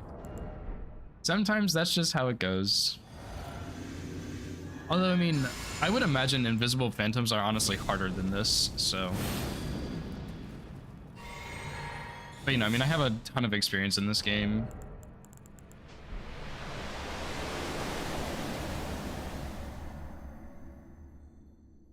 I wonder if I should do it again here, actually, and just do one charged R2.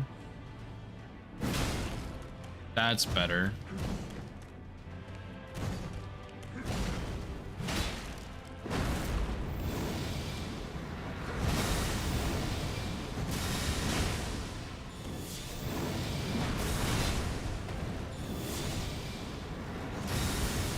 Stagger?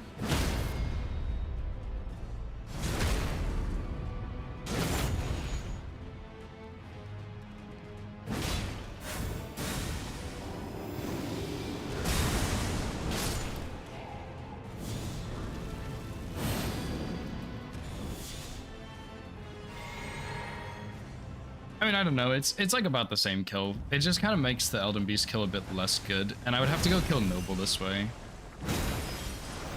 Although that is way better than Determination, but I still think Crackblade is better. Ugh, he would do this.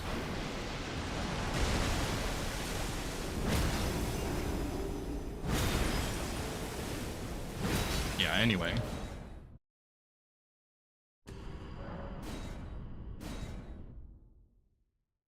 Yeah, what were you up to in your stream, by the way, dude? I hope it went well. I guess dying to phantoms maybe isn't the best, but hope you had a good time at least. Oh, second playthrough, nice. What build are you going with? Not a good time at all. That's how it goes.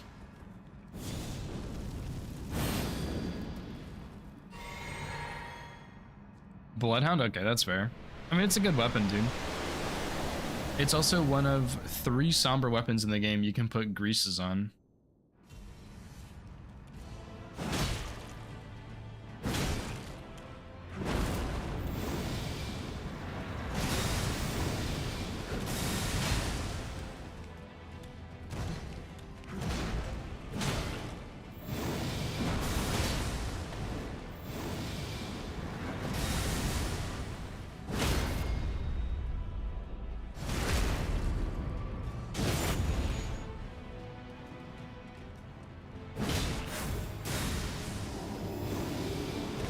He dies.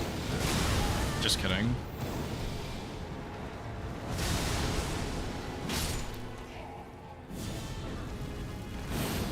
He did not die.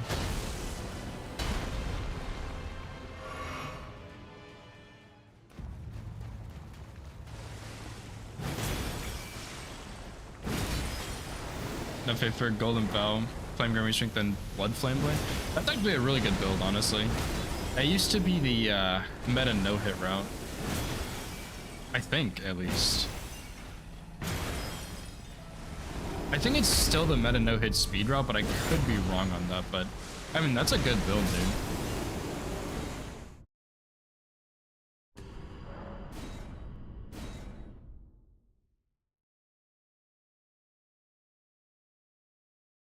This is the wrong save file. I meant to load Morgott. I can't believe he hit me, man. I'm gonna go look at that again.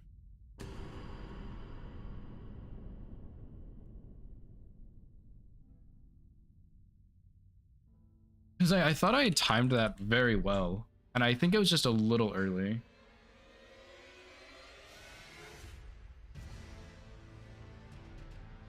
So yeah, let me go take a peek real quick.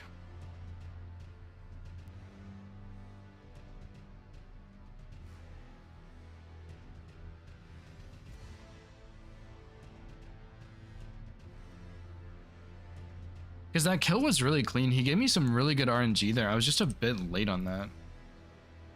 And I want to go look at this. So yeah. Riposte, and then I waited a little bit.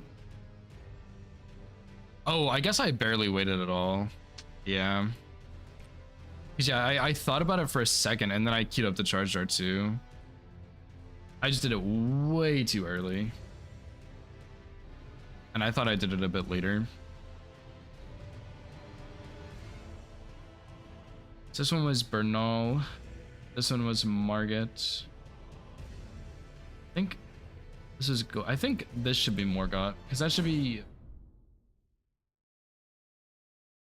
Radagon, Malekith, Fire Giant. So I think this one is Morgott.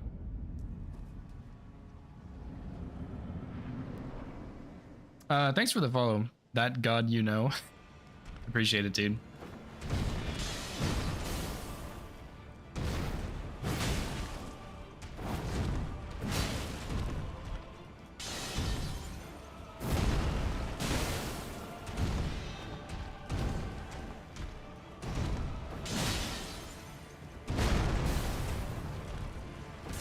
Should stagger.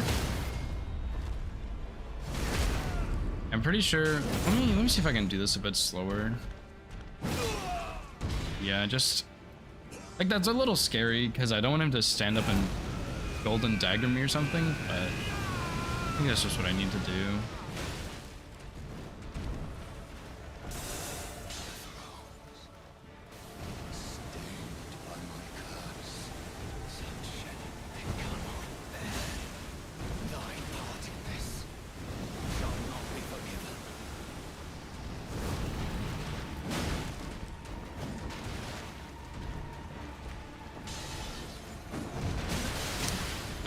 Okay, so right there, I think I just get hit regardless of what I do. Because I think if I roll into him, I get hit. But if I roll backwards like I did, I get hit anyway.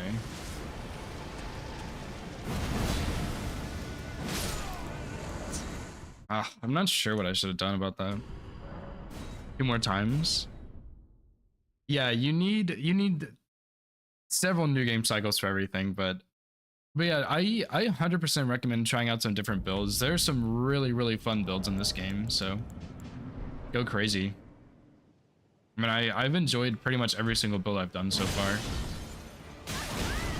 Really, dude, what a bad roll.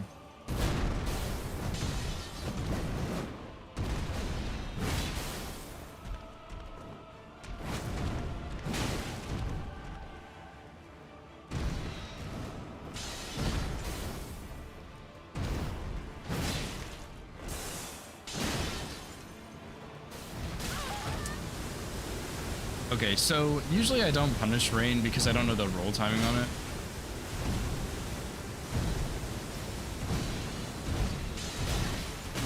Okay. That's why I don't punish the rain.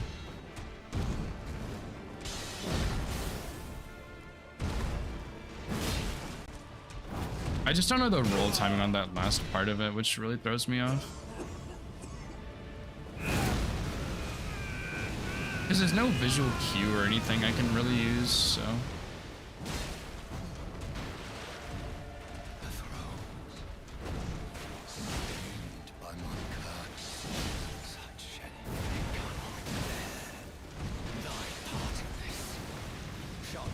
That was really bad positioning. Man, that... I cannot believe he still did that attack. That double sword hammer sweep, for whatever reason, really gets me.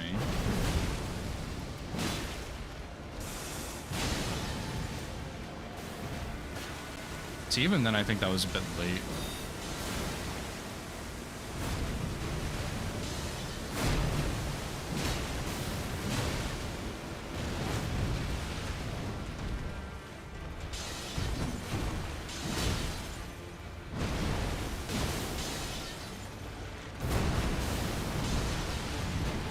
Yeah, and then I have the explosions I gotta worry about. Yeah, I still need more practice on this fight. Mage or Pyromancer? I really like Mage and the incantation builds. I would say I much prefer the Pyromancer though. The Faith builds in this game are so much fun. Like, they are actually so powerful, and I really enjoy the incantations. So I would recommend the Pyromancer, but both are pretty fun, to be honest.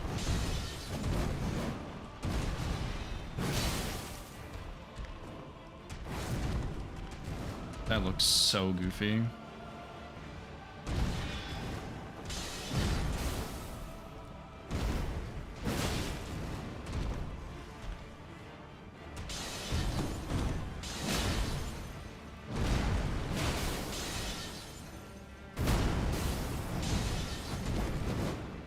Oh, I did not do that so well. I wonder if maybe I should just... I'm not sure. On that swing.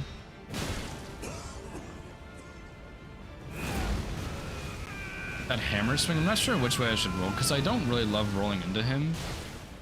But it seems like that's kind of my best option.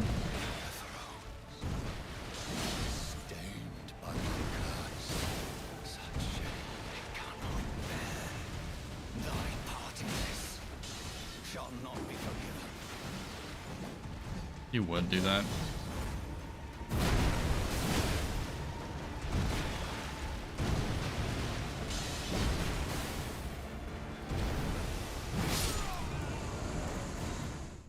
Yeah, I'm getting the hang of this fight, but it's still just a bit rough.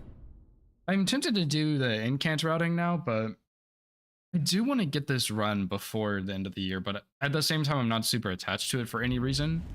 So I'm tempted to just not do it.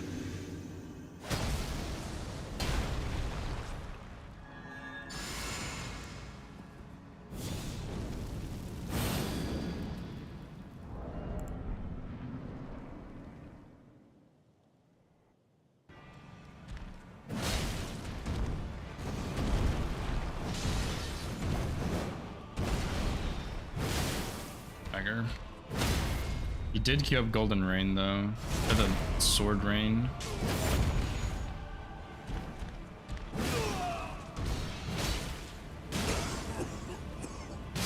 Just greed, dude. Just greed it. Yeah, okay, I will... Man, I'm not feeling this run. It gets a cool run, but I'm just not that attached to it, you know?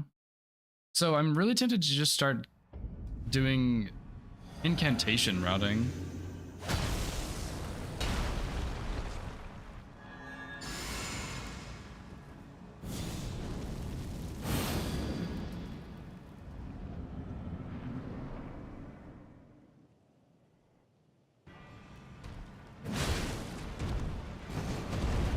This is gonna go exactly the same, by the way, as the last one. Get him here, stagger, use up Sword Rain, make the riposte.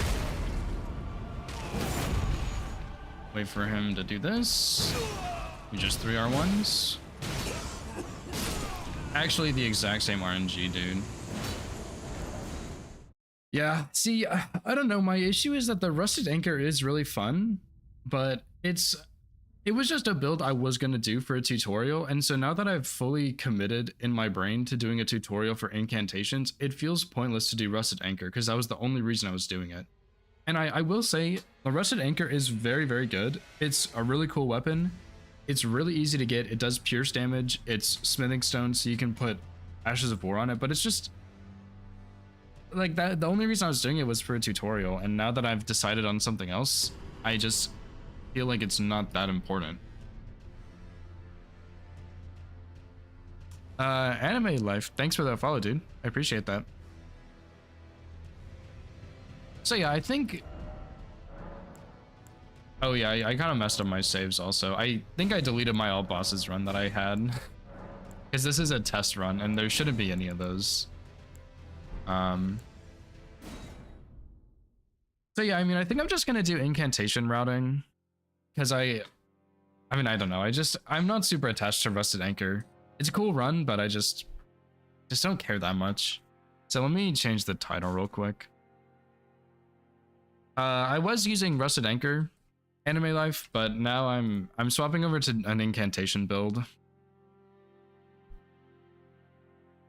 I just need to go edit the stream info real quick. And then, depending on how this goes, I probably will only route it tonight and do the actual tutorial tomorrow if I decide to do it on stream. And I might do a DS3 run after this. We'll see. Like a +0 upgrades build.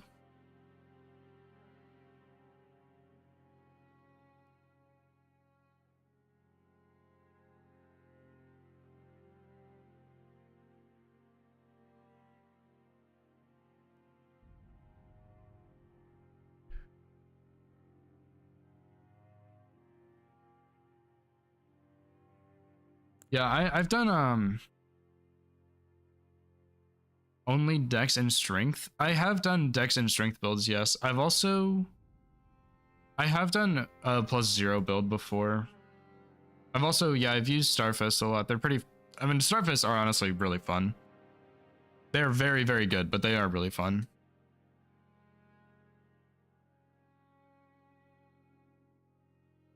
No HP? Yeah, I've done no HP. I mean, most no-hit runs are no HP, right? Because you don't need health for any stat. Yeah, let me go find my splits for this also.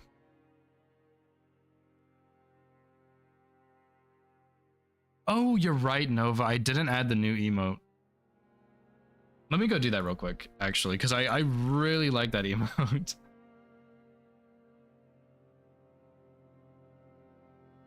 You give me just a second, you guys. I'm so sorry.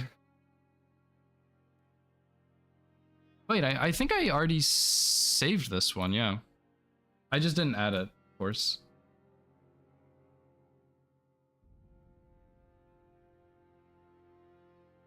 I haven't done a whip build, no. I'm going to at some point, but I haven't gotten around to it yet.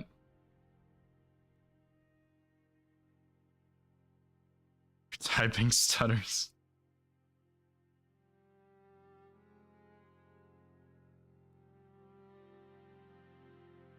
I'm gonna have to move this later on my PC, but it's fine for now. I'm gonna name it Evil if that's okay, Nova. I can rename it, but I like Evil.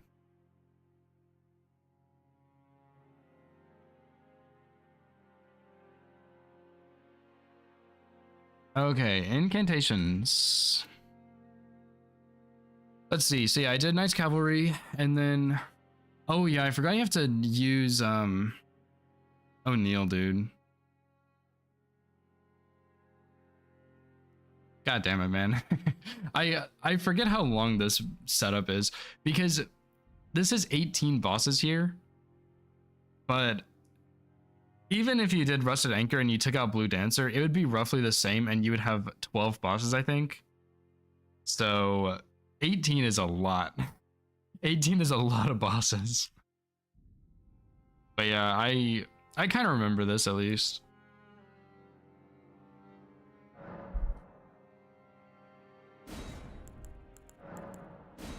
Pretty sure I started Lands Between Rune on this run also.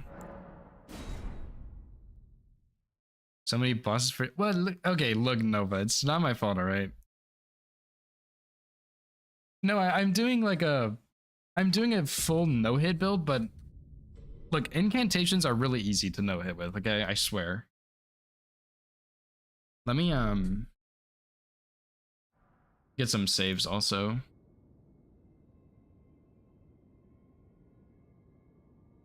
I did. Did I really say that about sorcery?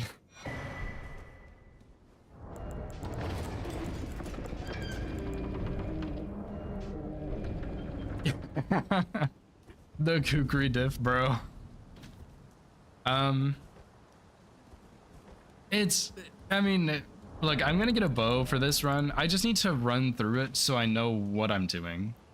Because a lot of this stuff I do actually know how to do it. I just don't know some of the stuff. And I need to look at Malekith.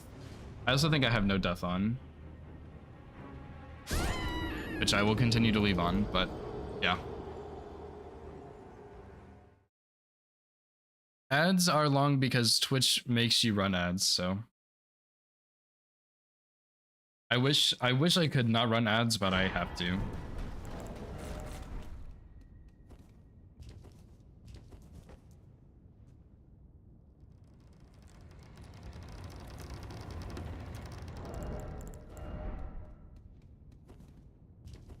So yeah, I'm just gonna route Incants. If anybody wants to follow this route, feel free to ask anything and I can explain it as I go. But I'm just routing for now. I'll do the actual tutorial probably tomorrow.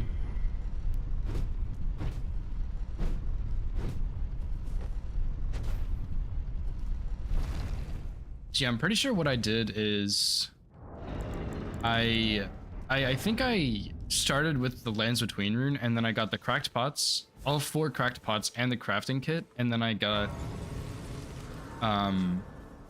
the bow.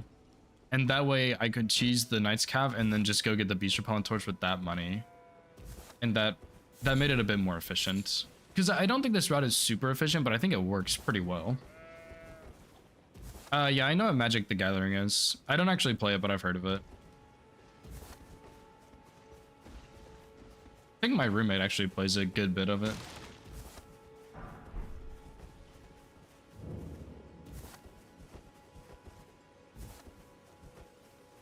And I can also that you're not. Then why I am Carl.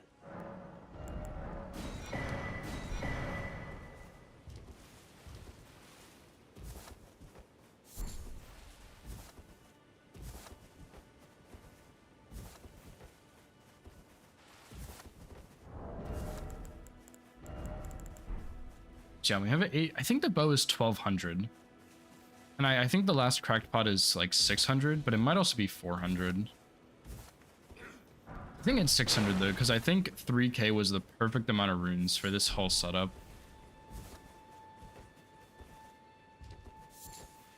But yeah, I'm gonna need to look at... Well... Oh, I did do Gillica on this run. Maybe I should do Deathbird, dude. Because typically what I see is on... This run would actually benefit from Red Feather, I think. but typically people get red feather on runs even when they don't really need red feather. So I think if I just route red feather in, people will be happier about it. Even though it's completely unnecessary, but I think it would make some spots easier, specifically Malekith. Then summon me. Um, I bequeath. It will some torrent. Treat him with. so yeah, I think I'm gonna get red feather instead of ritual sword, but it makes sense that I got ritual sword on this. So I typically just, I have gotten red feather before, but I in general prefer ritual sword because it's faster and easier to get, and it's faster setup because you just have to heal and not set up red feather at every single fucking boss. So yeah, I'm gonna get red feather on this one.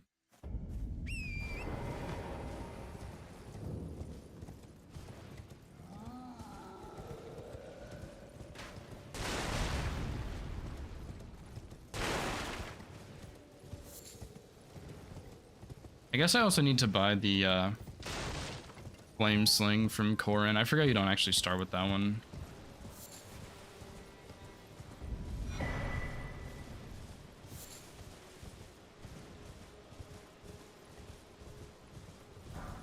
I don't know why I picked up those smithing stones, dude. Just got it stuck in my brain.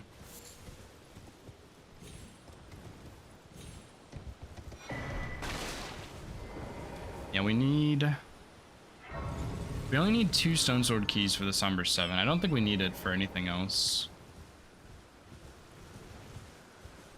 But yeah, setup on this run is just a little bit longer because we have to go get Fire Scorpion Charm, which is out of the way. We have to get Faith Tier, which is out of the way. We have to get Fire Physic, which is slightly out of the way. And we have to get Pest Threads, which is majorly out of the way. And I also did not need to go this way. And this just slows down routing a little, but I mean, it's not that big of a deal.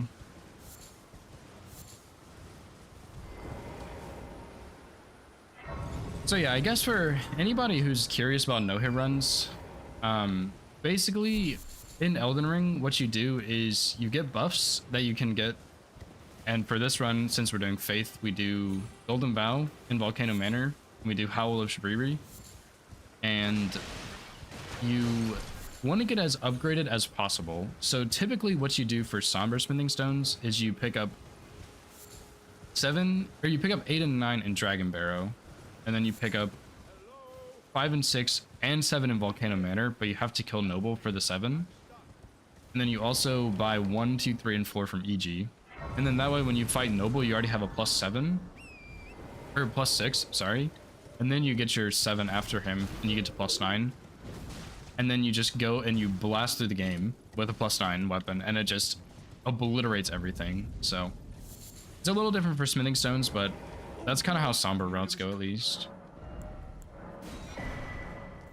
Oni Samurai? What all do you have on your samurai build, dude? It sounds really fun. As someone who loves samurai and katanas and all that.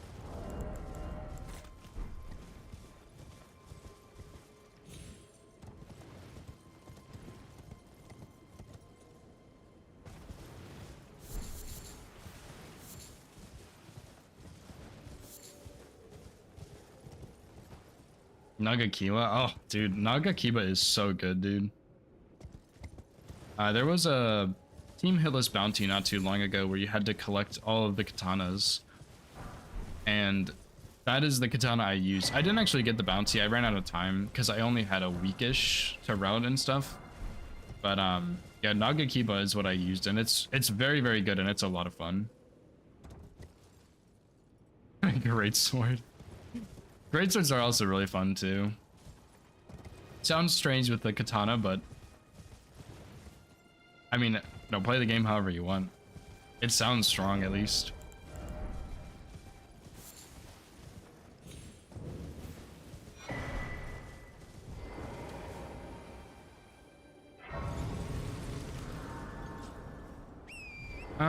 Yeah, I probably should make it nighttime here for the Deathbird.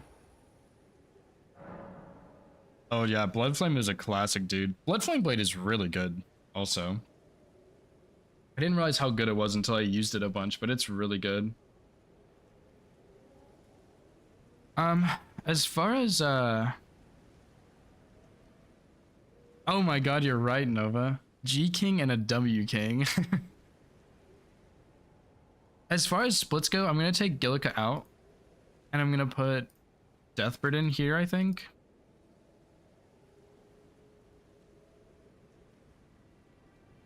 And then I think I did. I think what I did was I did Margit for the second talisman pouch and then Noble. But I think what talisman? I guess I would use Red Feather, Fire Scorpion. So I would give Fire Scorpion. So yeah, we do Knight's Cav, Deathbird, and Liurnia. And then we do O'Neill. Because you still don't really need Gambit for that. You can do the Avatar without Gambit, you can do Margit without Gambit. I'm gonna have to go look at this and like test some stuff here. Black Flame on Greatsword, that's pretty good. Black Flame is really nice. Makes you immune to rock. I have no idea what you're talking about, but talisman that makes you immune to rock? This is also the wrong way, of course. My habits are getting the best of me.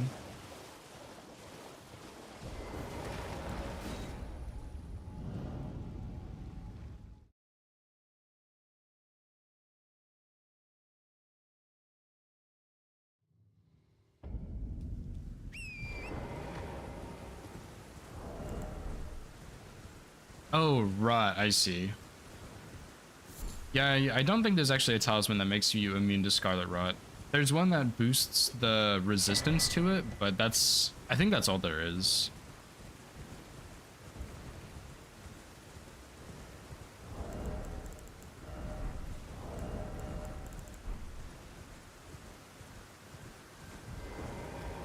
Yeah, I don't know where it is, but I want to say there's actually one in the Lake of Rot, but it's kind of bad to get since it's in the Lake of Rot. It seems torrent, whereas there is, but I can take gathering plate. Bear at my hand.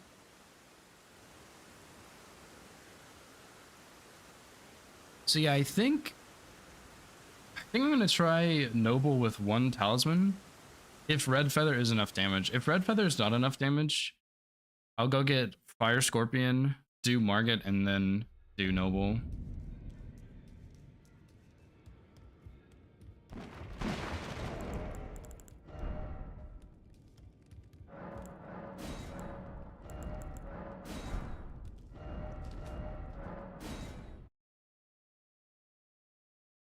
Talisman that boosts your damage. There's a lot of those. There's Red Feather. There's Ritual Sword, which those are typically used in hitless. I don't know if I would recommend them for casual runs, but there's so many talismans that boost damage. There's Axe Talisman. There's the multi-hit talismans. There's Radagon's Sword Seal. There's the two-handed talisman in the DLC. Like there's a lot of options for boosting damage.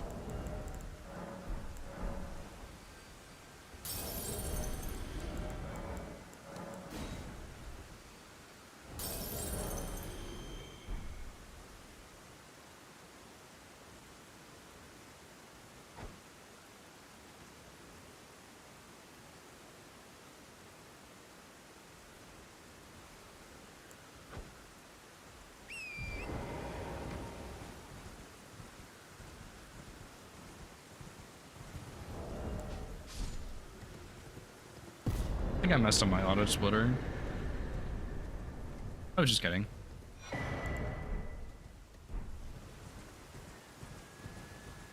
Yeah, I think for casual play, I think having a defensive talisman is good. Kind of depends on the boss you're fighting. But I mean, Dragon Crest Shield Talisman is good for physical damage. You have the elemental talismans, the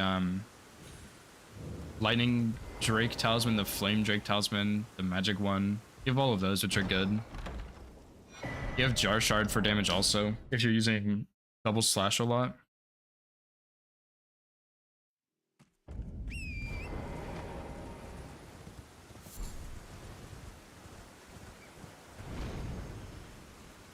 And how many talisman pouches am I gonna need?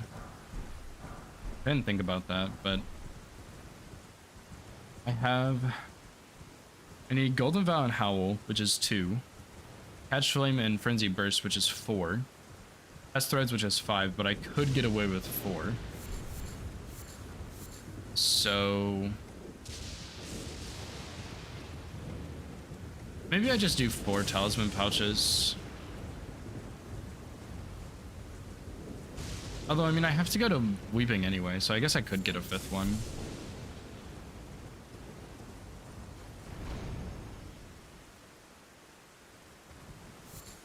Well, I kind of don't want to.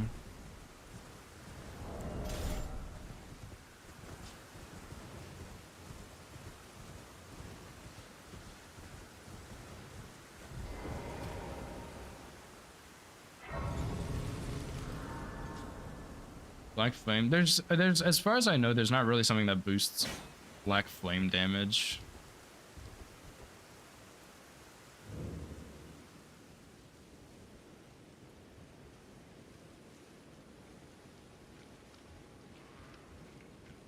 Oh, I'm pretty sure that bat behind me heard me or something. Yep. I'm not sure why that happens, but it does sometimes. So maybe the spear just isn't loud enough there, actually. Yeah, Black Flame. Yeah, Black Flame definitely has the potential to do way more damage than fire.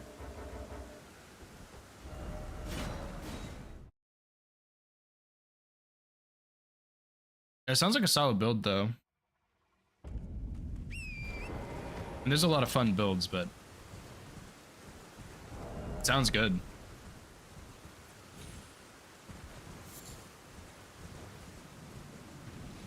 And that is one of the things I really like about this game, is you can pretty much make any weapon good. So. Except for Vari's Bouquet, that weapon is trash. I only say that because I've been watching Lank work on Vari's Bouquet no hit, and it looks so miserable.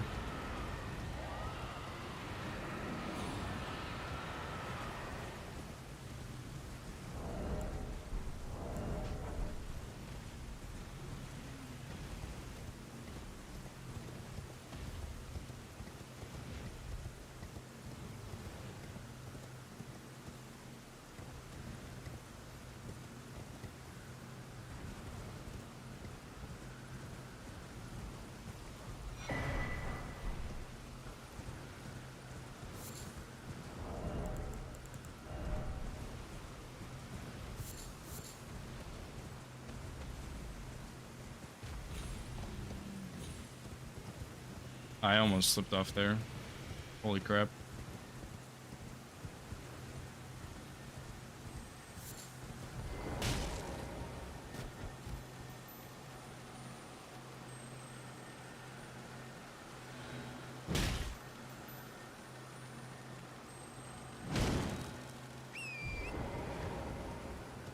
Actually, you probably don't even need Beast Torch on this run. Now that I'm thinking about it. You can probably get away without it pretty easily.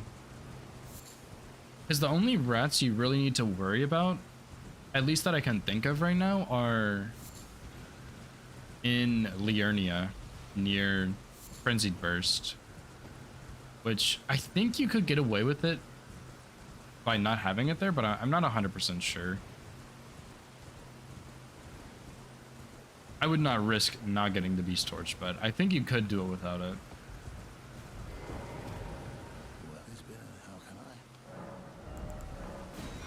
I guess that's something I should think about for, what's it called?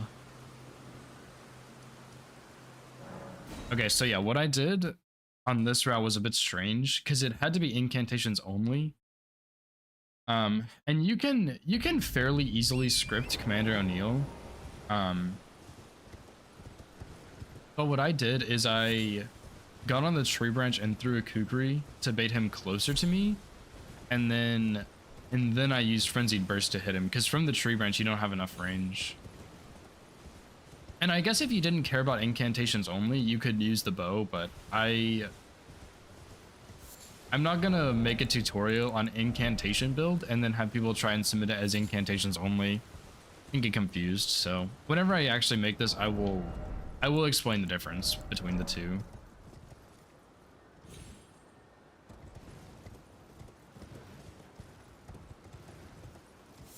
I guess you would want Beast Torch for this section also with the wolves. I don't think they can even hit you if you don't have the Beast Torch, but I might be wrong on that.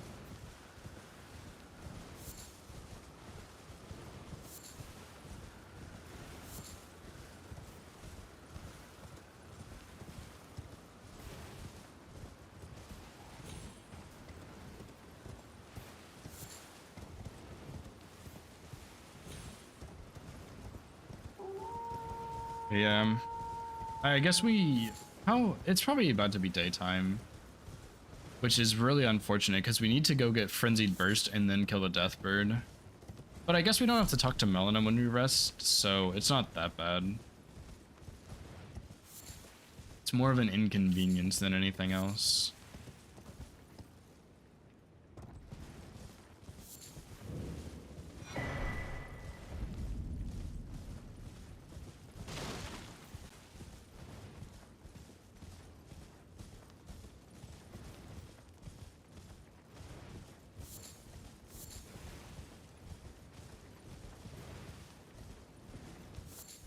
And I'm probably going to grab the other seal on this also, because how much...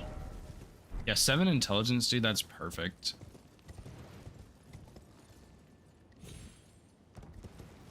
Yeah, I will want to have low intelligence so I can use that other seal to cast Howl, which I highly, highly recommend doing. You won't be able to wield it so you don't get the madness build up on it.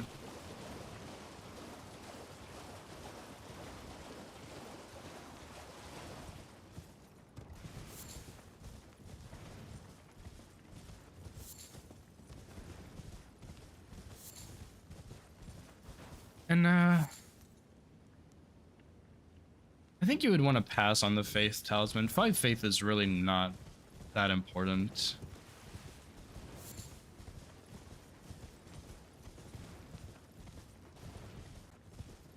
I mean, I guess you could stop at 74 Faith, but then you'd probably need to Talisman swap for Elden Beast or just stick with lower Faith. So I think I would just get 99 Faith and then do Blue Dancer as your last one, even though you don't use it as much. Just because you wouldn't really want to go out of your way to get the other Canvas Talisman on this run. There's just no reason. You really don't need it.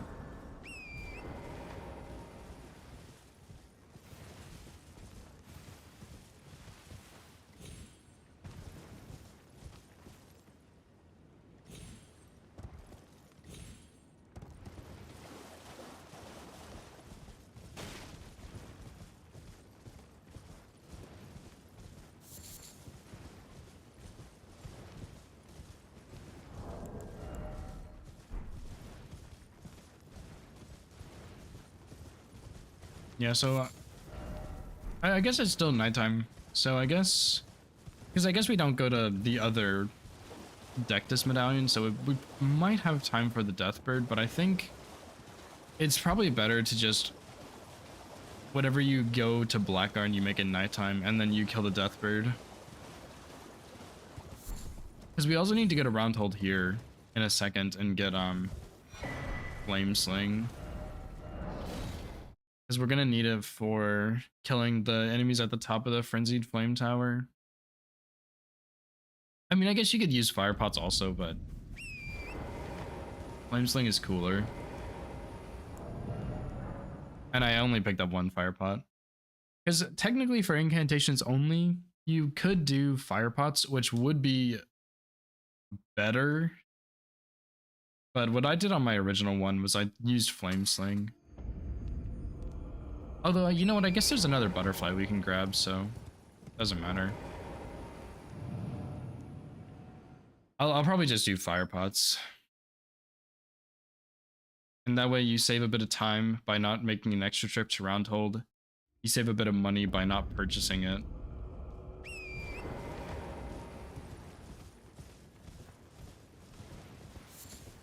Because yeah, even now we still need to go get Faith Physic and Fire Scorpion Charm and Golden Vow. So we still have like a lot we need to go grab. Although I guess we can get Golden Vow after we kill Bernal, maybe? We can just get Assassin's Gambit and then go straight to grab Golden Vow.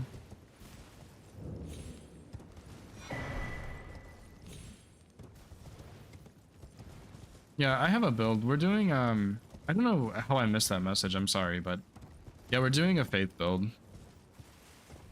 Fire/Faith. But I'm routing this for a no-hit tutorial because I'm gonna make a tutorial tomorrow probably. I guess it depends on how I'm feeling, because if I'm feeling worse than I am today, I might not. But yeah, I'm making it for a no-hit tutorial.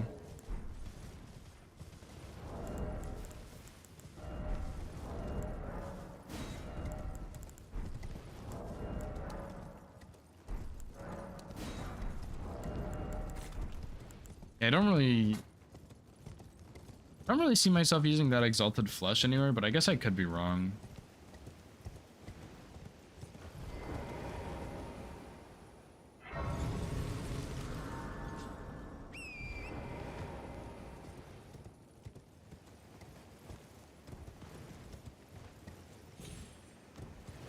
Do you have to actually fight? Well, let's see. Let me think about this. I think it's only 3. Depending on what you consider fight, okay? That is part of it.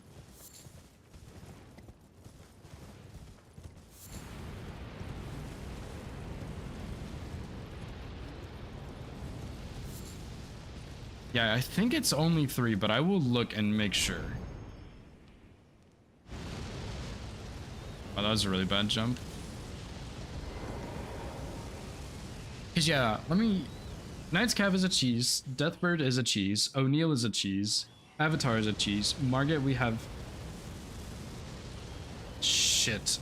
I didn't get the Shackle in this run. But you would kill Patches, and I think that would be really easy. So I guess I'll add Patches in.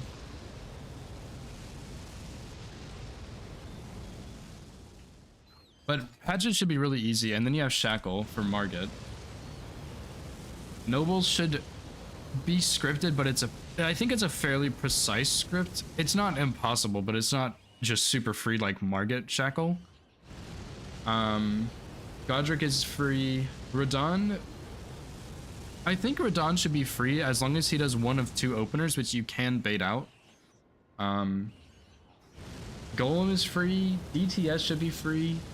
Okay, you have to fight Golden Godfrey. He is the first boss I would consider you actually have to fight. Because Radon, you can bait out a good opener. So you are fighting him, but it should go roughly the same every single time. Golden Godfrey is the first one you have to fight. That's 1. Morgoth scripted, Fire Giant scripted. But for Fire Giant, you're gonna have to learn his openers. But once you see 1 opener, it should be game over. So I don't really consider that a fight, but you kind of have to know a little bit. Godskin Duo should be free. Malekith will be the second boss, but I'm gonna try and find something to make Malekith as simple as possible. But I still think you're gonna have to fight him a little bit, and then Gideon is free. Orlu, you will have to fight phase 1. Phase 2 should be free, and then Radabis is easy. So it kind of depends on what you consider fighting, but it should be, in my terms of fighting, it should be 3 bosses. But I mean, my terms might be a little different than yours, you know.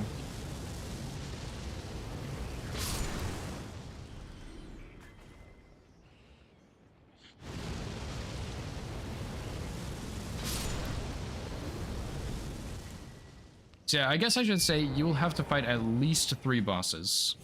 Maybe more depending on what your version of fighting is.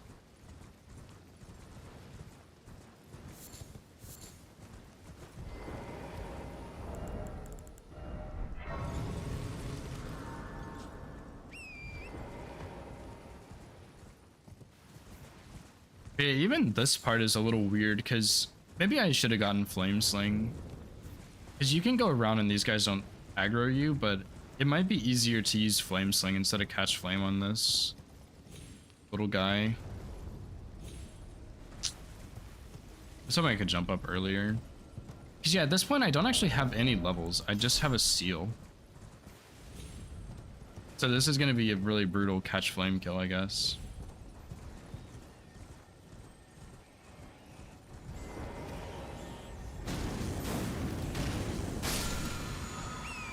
I guess that's not so bad.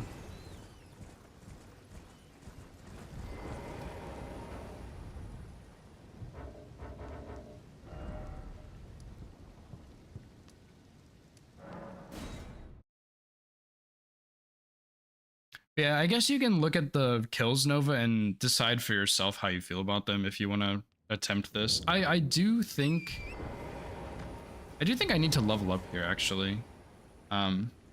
I guess this should be my first save.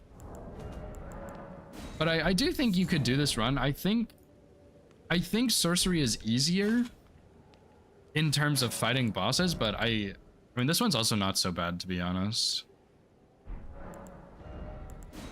Okay, this is 22 faith, 24 FP. 24 times 3 is 72, I think. So we have enough FP for 3 frenzied bursts.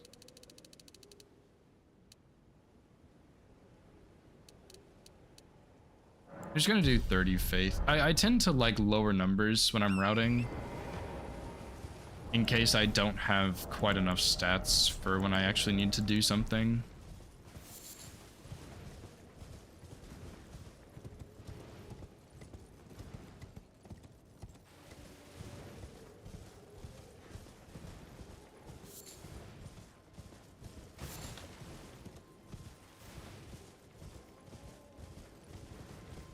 Oh, I didn't even kill the Deathbird, dude. I totally forgot about that.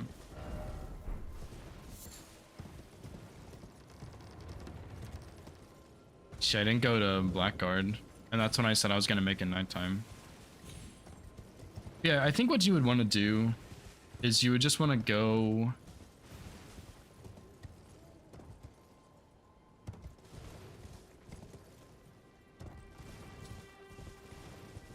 I think you would want to get Frenzied Burst and then go Blackguard and then do this. I think that's what you would want to do. And I guess I'm going to need some extra lilies because, Noble. So I may as well grab those lilies in the bear area with the sleeping bear. Which I didn't, but it shouldn't matter a whole lot. But it's better to get them and not need them than not get them at all.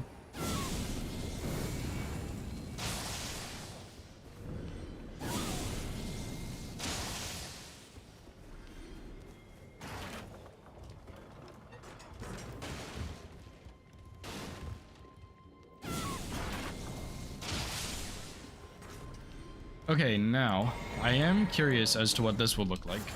This knight up here.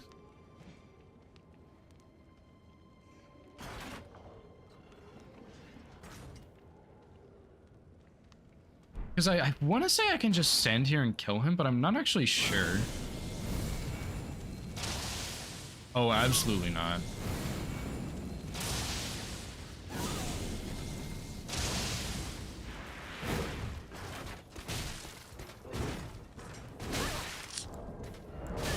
Yeah, okay, well, that's not gonna happen.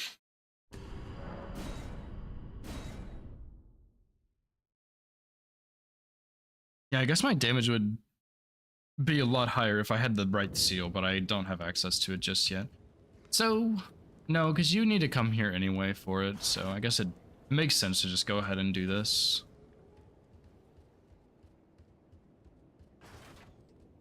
And yeah, I think you would still want to do Deathbird before this point, but it doesn't really matter since we have absolutely nothing to buff us.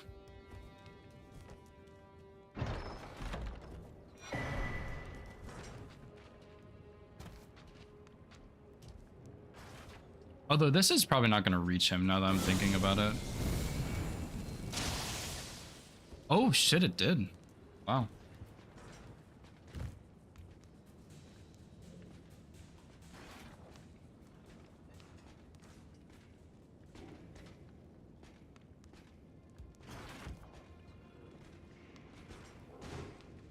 Yeah, now what did I do to get him to climb the ladder before?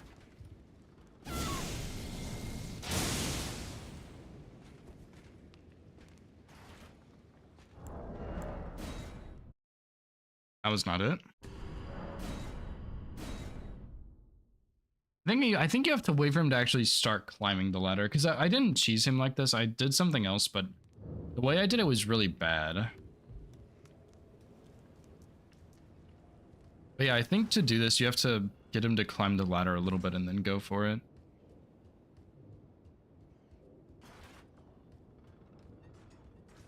But I don't think Catch Flame would be able to kill him with our current damage.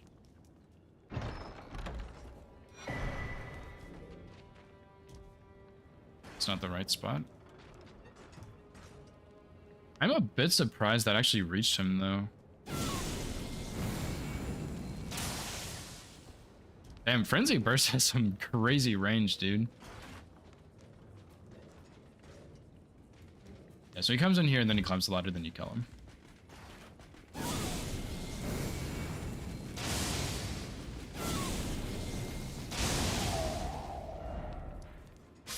Let me get Bloody Slash, which we got it, I promise. And then Deathbird, but usually you would do Deathbird before this guy just to make it a bit more efficient.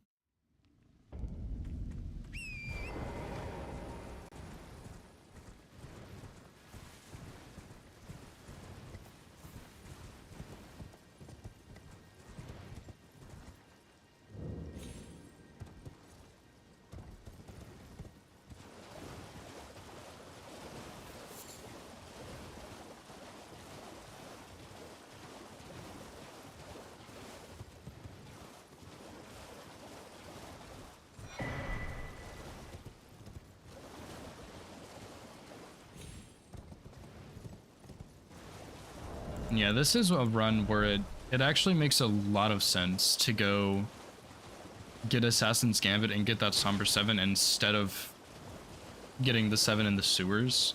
Because A, for a beginner route, it helps to script stuff, and B, for incantations, you need the seal that's in Volcano Manor, so it just makes more sense to do that anyway.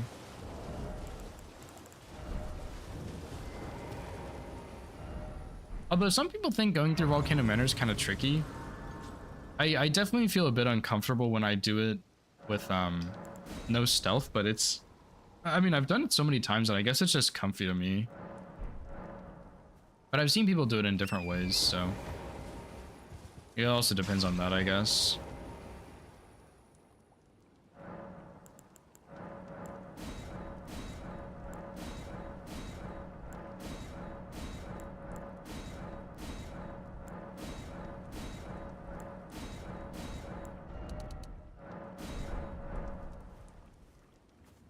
And yeah, I guess on this route, you also get a Bloodhound Step too.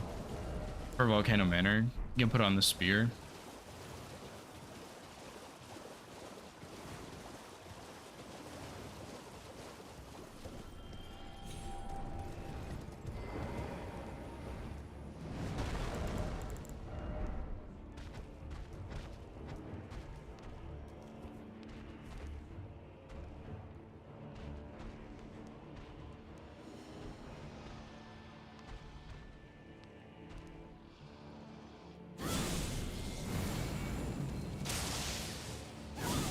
This is why I didn't get Red Feather. Holy... Nah, dude, that is so bad.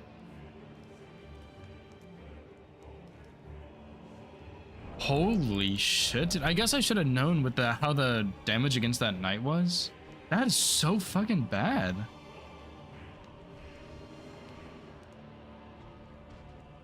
Shit, man.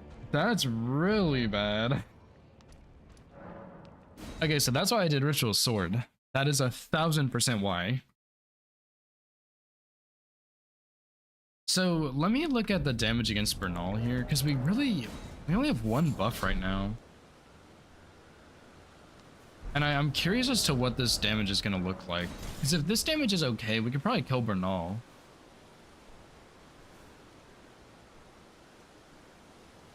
I cannot believe that was so bad.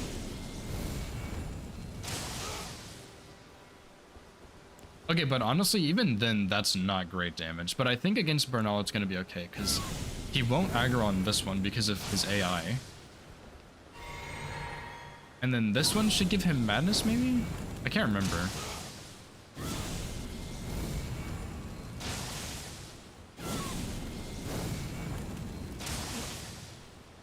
Now we're out of FP.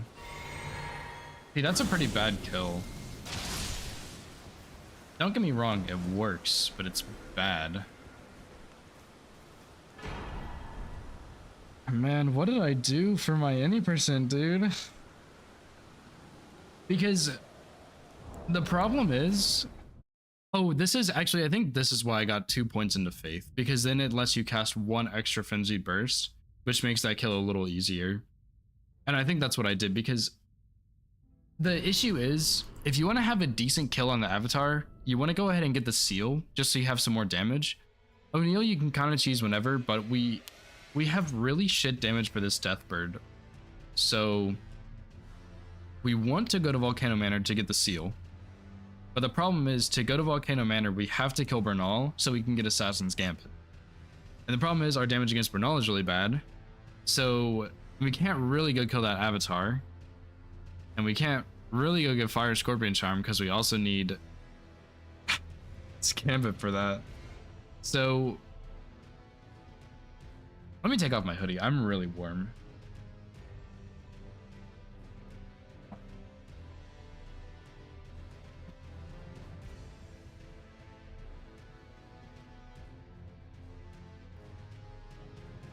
So yeah, I think what I'm gonna do, I guess I should look at my any percent to see what I did, but I'm pretty sure what I did was I did 2 extra levels into Faith, and then that way I could kill Bernal a little bit easier, and then I could basically make the rest of this work. And I just got Ritual Sword instead of Red Feather.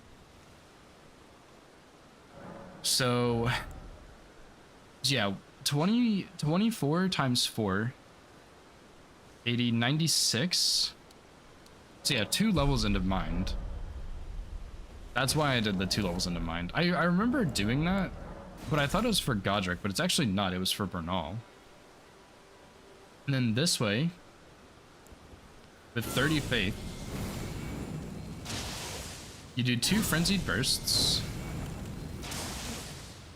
He still won't aggro you because he's dumb. And then you can do this one. He's gonna heal. This one, he's gonna get Madness. This one, because he's Madness. And then a tap cast just to kill him.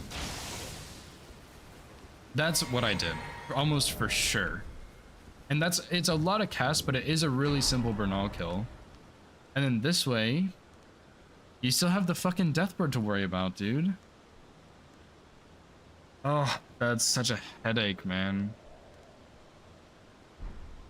So at this point, it just becomes what's the most efficient way to do everything. Because theoretically, you want to kill the Deathbird when you go to Raya. But we just have such trashy damage right now. So I think what we would want to do is... I don't know, man. We probably wouldn't want to worry about O'Neal until later. But people might want to do that earlier just because that might be a bit tricky to get on that tree branch. So...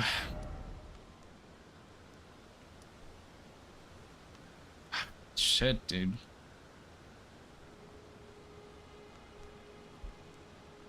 I guess it would be daytime by this point.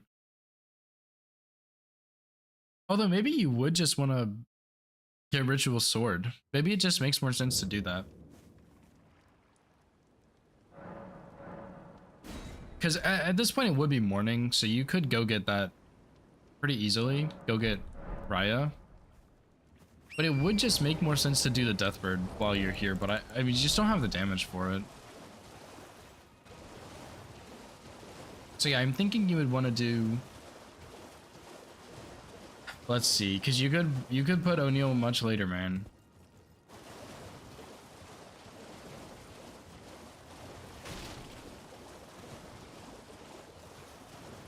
Because he doesn't really give that many runes for cheesing. So it's not really worth it for the money. Only if you've what a blessed thug Shalies.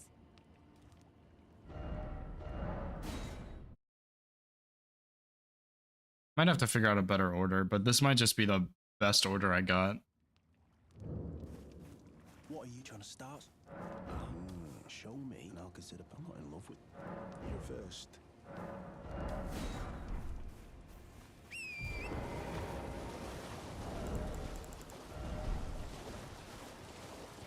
I mean, I guess you would just want to go ahead and do this after you kill Bernal.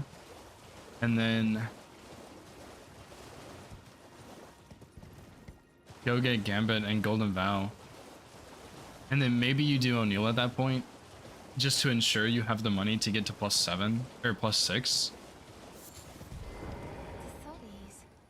Thank you, kind. Did I forget? I see you are very steady. Yeah, see, this is the problem with incantations, is it's just a much slower and more inefficient run. And I really love incantations. They are really fun and very powerful, but they're just not quite as efficient as I want them to be.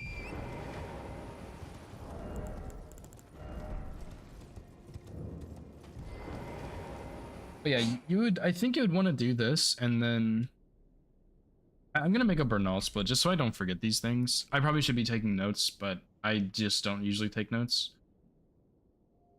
So Knight's Cav, you would want to go Liurnia and do whatever in Liurnia. Then Bernal. Then I think after Bernal, you're gonna want to get Golden Vow and Assassin's Gambit. And then you're gonna do O'Neal for the cheese. Then I think what you do after that is get Fire Scorpion Charm. And then do Patches, who I thought I put in here, but oh yeah, I did, yeah. Patches into, well, actually Avatar into Patches. Margit. Deathbird, Noble. I think this is the order, which it's a lot, but I think that makes sense. It's a little bit inefficient for sure, but I think that makes a lot of sense. Because you're gonna do O'Neal. You usually wouldn't have a Bernal split, but I just put one there so I don't forget. Yeah, you're gonna do Bernal. You're gonna go to Volcano Manor, and you're gonna get Assassin's Gambit. You're gonna go get Golden Vow. And then you're gonna go kill Commander O'Neal, which is going to be a cheese, but still. Although, no, you probably can't kill him with +7 even. So yeah, you're just gonna cheese him, and then you're gonna go do Avatar, and you're gonna get the Fire Tier for your damage. Then you're gonna kill Margit with +7. You'll kill the Deathbird, and then go kill Noble with Red Feather and Fire Scorpion Charm. And that order is so fucked, I know, but I think that's going to be your best bet, having a somewhat efficient route. I am Raya, a warrior, perhaps. Will you joy accept rise with us? And now you believe the drawing room, but be sure.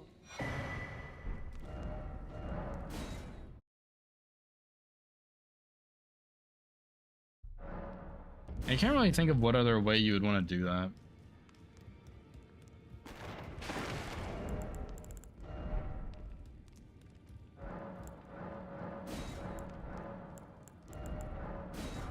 Yeah, then you're gonna want to buy just the dagger, I guess. Well, Dagger and memory stone. And I guess also this. How much? We have 10 decks. Yeah, I just buy the scimitar, it's fine. For Bloody Slash and Seppuku later. And like, dude, we still need to go to Liurnia to get the Faith tier, man. See, that is the other problem, is this run has so much you need to go collect. But like, you could do Faith tier before the Avatar, I guess. Like O'Neill Faith tier, maybe? I don't know. I'm gonna have to figure out a better order for this stuff, I think, but this is kind of roughly the general idea, I would say.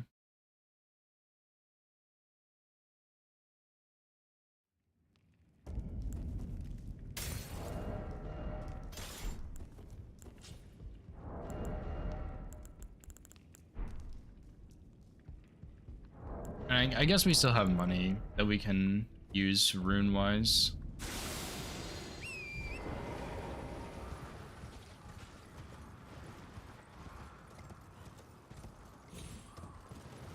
Oh, I probably shouldn't do the skip either. More beginner friendly.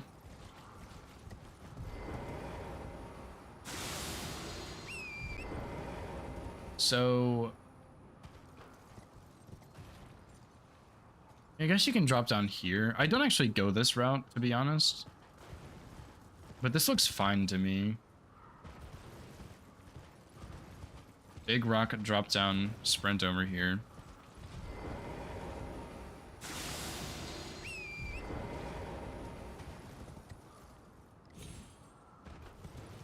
You don't have to jump across, but you do want to stay on the right side of this, because there is an enemy over there.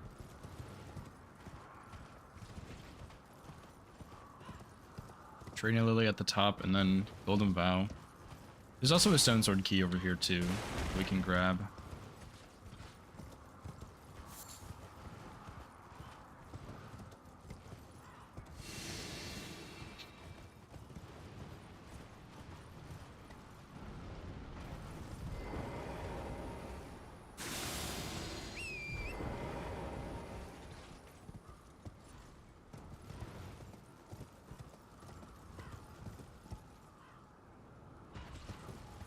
We also need, I think it's 50 faith to wield the seal.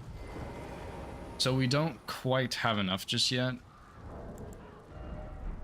We have 30, I think. So yeah, 10, we need 10 levels, dude. There's no way, bro. Shit, how did I get this on my any percent, dude? Maybe the seal is 40 faith and I'm misremembering. Let me just go get the seal so I can see. I think it might just be 40 faith.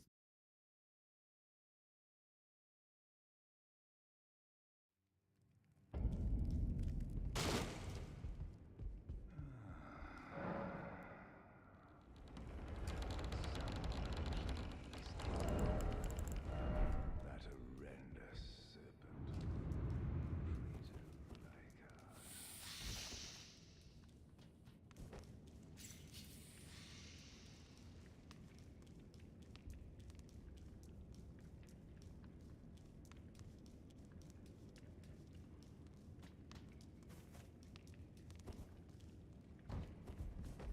Cause yeah, you could go ahead and get your +5 and 6 here, but I don't think it really matters that much. But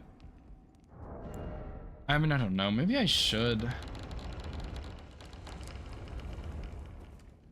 Just for like patches in the avatar and market to speed those up a bit. I think I probably should.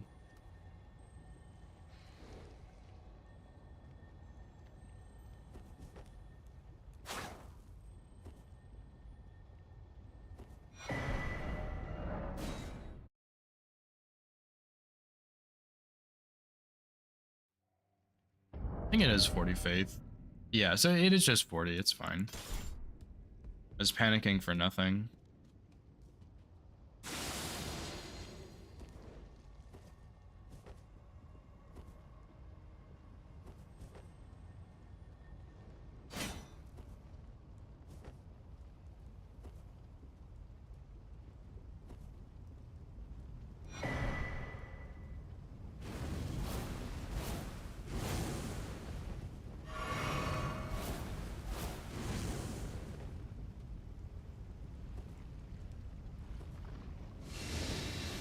I guess it is just slightly less efficient to do this because you could probably kill Noblest +4 and just worry about the 5 and 6 later.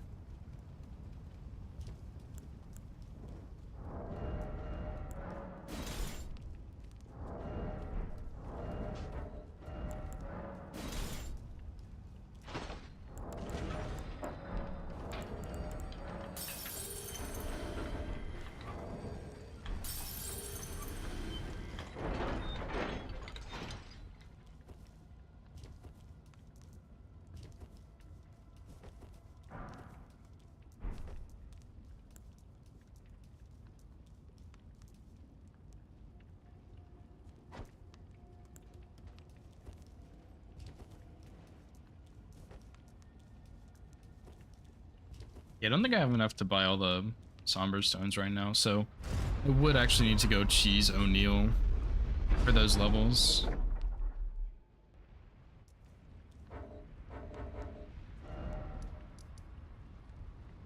So yeah, do that. Come back to Port Farah. Because I'm gonna need, I think I need 2 kukris for O'Neill, which really blows, actually. 6, 5, so we'll have 5 for Stormvale. We can use 2 there, that's fine.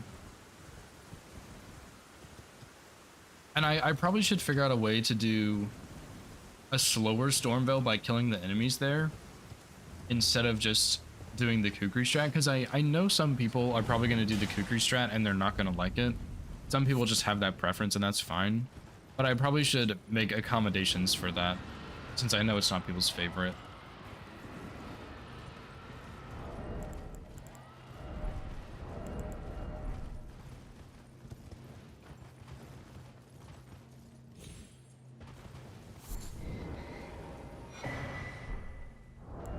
And see, this is another thing, like, you're gonna have to do this rooftop skip here, but this rooftop skip is pretty simple.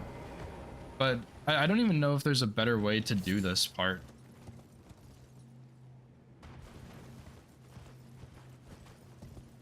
Because, I mean, I guess you could... No, you would just want to do this. I mean, it's not so bad.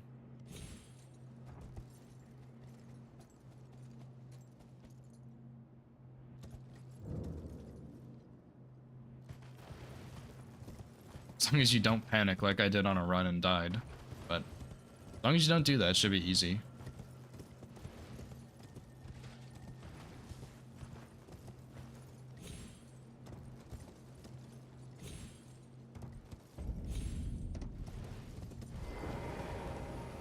Although, man, there's also a Somber 4 behind O'Neill that you might want to grab.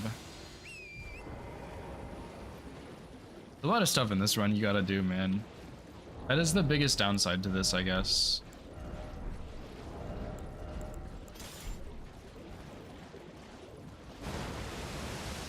Okay, I think I got this Grace first, and I rested here. Just to reset the area. And then O'Neill's AI is kind of fucky also.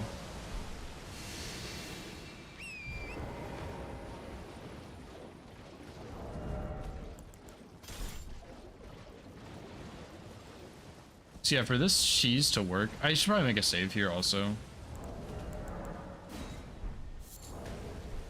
Surely I'm not about to fall to my death because Elden Ring. Yeah, I came over here to trigger him. And then you come up here and you jump on this tree branch, which is actually harder than you would think, but once you get the hang of it, it's not quite as bad. Yeah, I don't think there's another spot you can cheese him.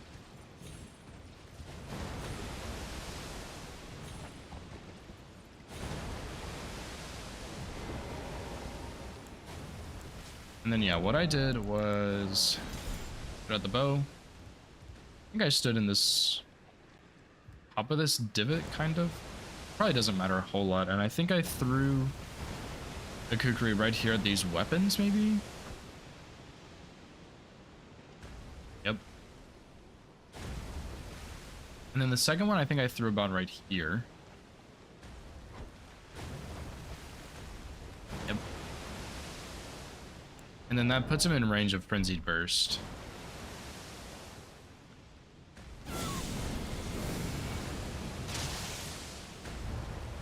And then you stand right here.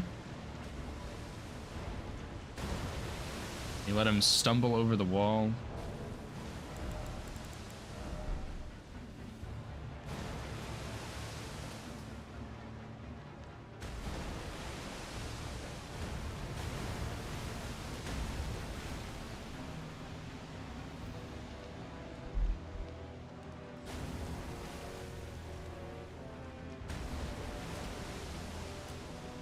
And then I think once the health bar disappears, it's safe to go.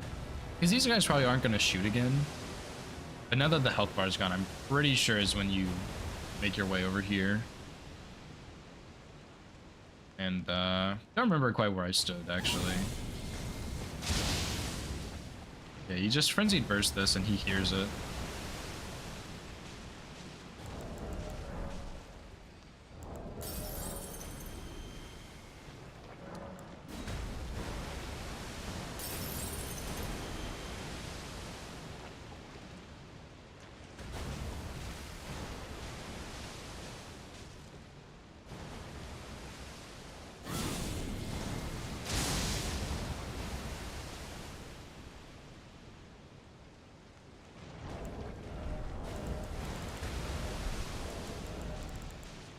Yeah, I still don't know what I'm gonna do with this flesh. I guess you use it on...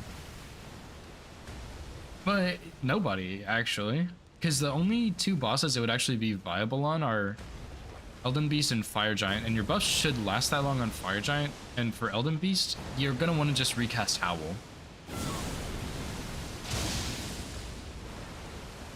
So yeah, that wouldn't even matter, really.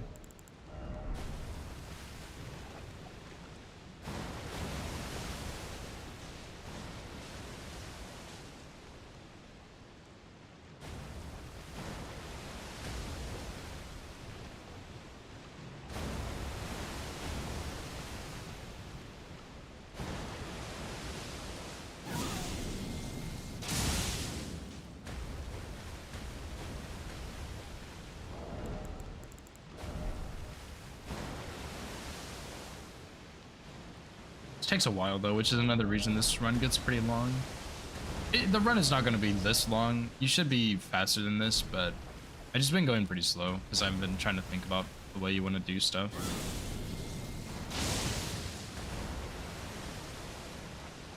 I think this one should kill him.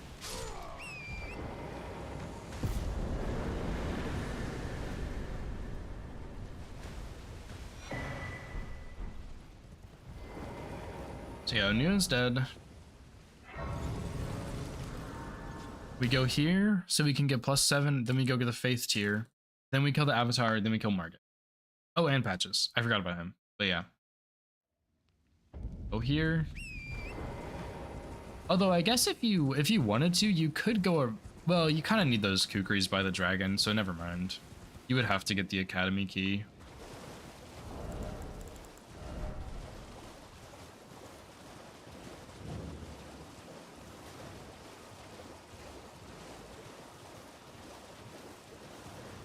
Excuse me.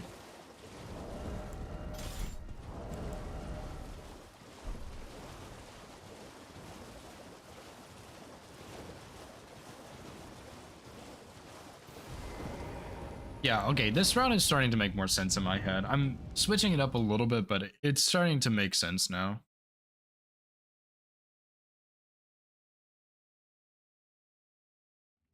Honestly, you could probably even use Frenzied Burst on Golden Godfrey and Horlu and not have to really fight either of them. I walked way too close to a sorcerer there, by the way. So I'm gonna make another save here just in case these levels get messed up somehow. Actually, no, it's not worth it. Well, I presume Make a save. I am an old soul, perhaps you.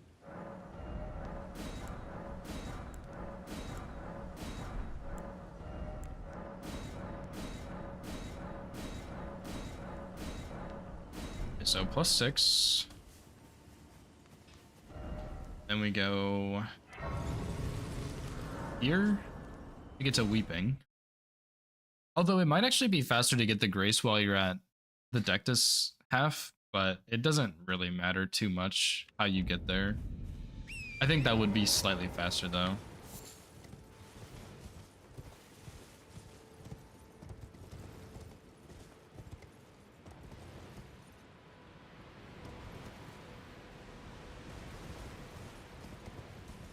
Although you would have to go through the bridge, which I really don't like. And you miss out on 3 Trina Lilies there.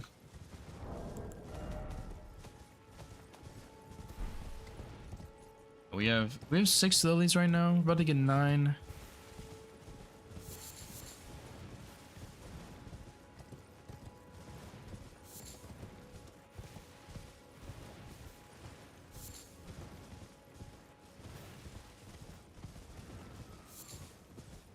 I have never seen that in my life. That crossbow guy, look at that arrow, dude. That is insane. Because he's not even shooting at me. He just has the shittiest aim ever. He has hit 1 out of 4 arrows, by the way. And no wonder Godric's army fucking got destroyed by whoever's army. I have never seen that arrow like that. I guess I never paid attention to it. That's crazy.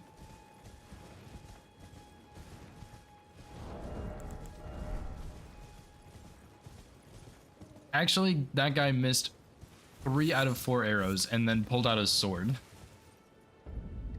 He had to be thinking, yeah, maybe the marksman life is not for me. Let's go ahead and put this down.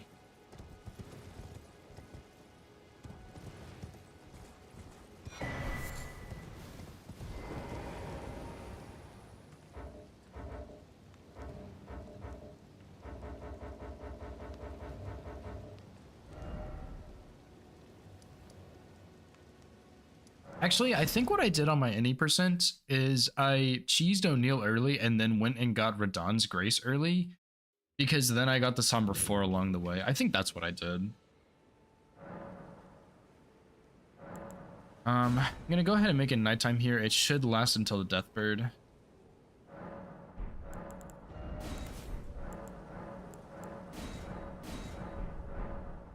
Yeah, you need a nighttime for Stormveil also, so hopefully it lasts that long, but I guess if not, make it night again.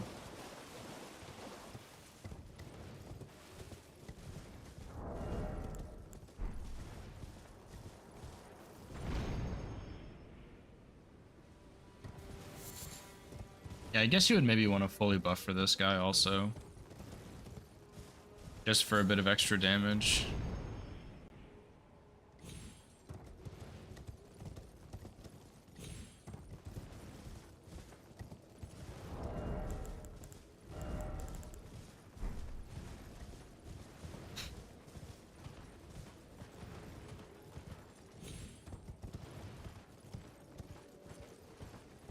And then I think after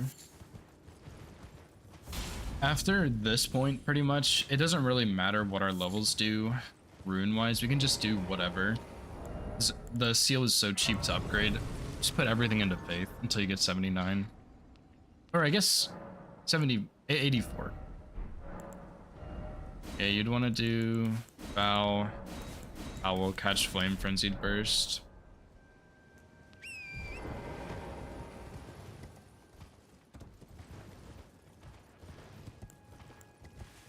That is heal, not Golden Vow. It doesn't matter. That really pisses me off that I did that. Whatever.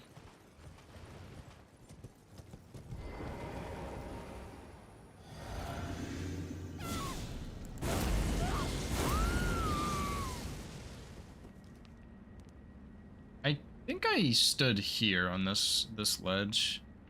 I'm gonna get save here. After I drank my physic, of course, but if I fall off, I'll come back and test this.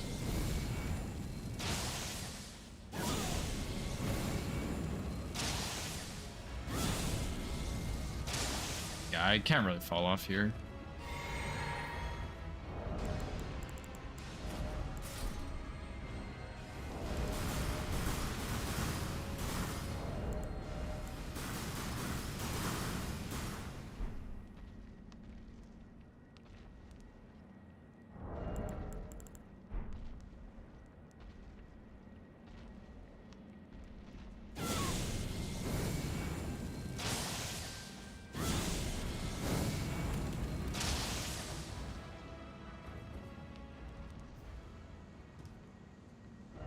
There we go.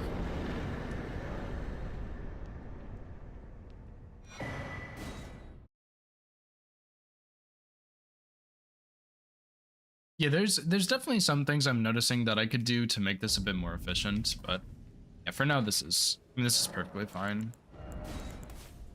And I think you would want to get the Fire Scorpion Charm right now. Like again, there's not a great spot to grab it, but I think you might just want to get it before the Avatar and just go ahead and finish up your setup there for the most part.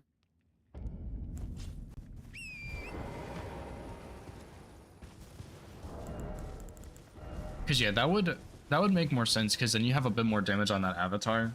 It would probably take the exact same amount of hits if you used Howl at least. But yeah, you would probably want to grab the Fire Scorpion Charm and then get that, and then that kind of seals up your setup a little bit. Not 100%, but it depends on what you consider setup.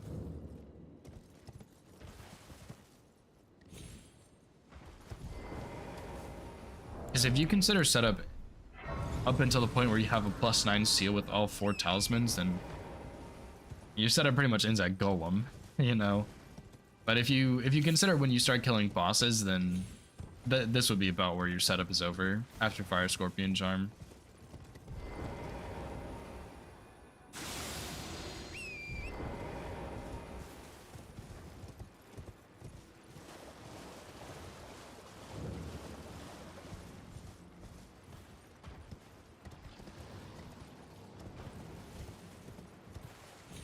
That was a really bad jump.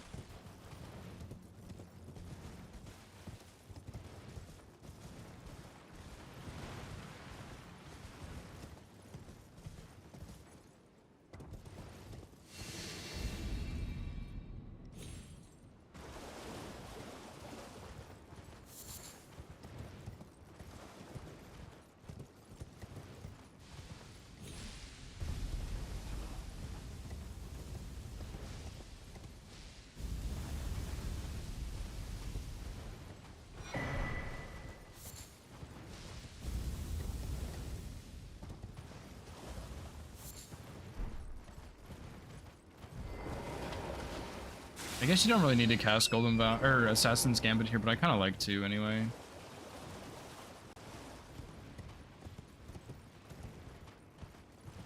It's because I hate these zombie guys. Because if you come in combat with them, like if you become in combat with a zombie, it's just, you can never fast travel out. It takes so long for them to de-aggro.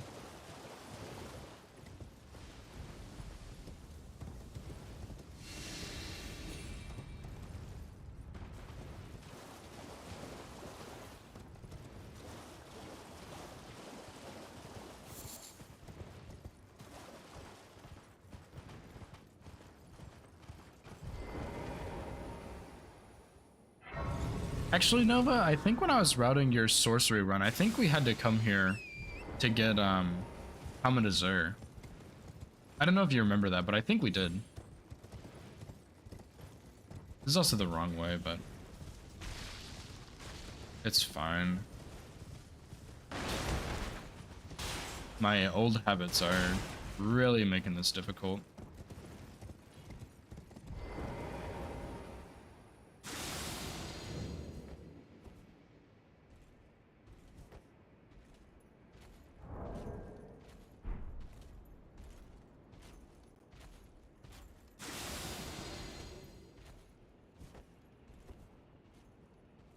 Oh, you don't remember? I think we did, because I think I remember you picking up that item over there, which was a golden rune. And I didn't know it was a golden rune until you picked it up. So I think we did come over here, but maybe I'm wrong. But I think I was gonna have you pick up Comet Azure for Fire Giant. And maybe one other, but I don't remember who, so.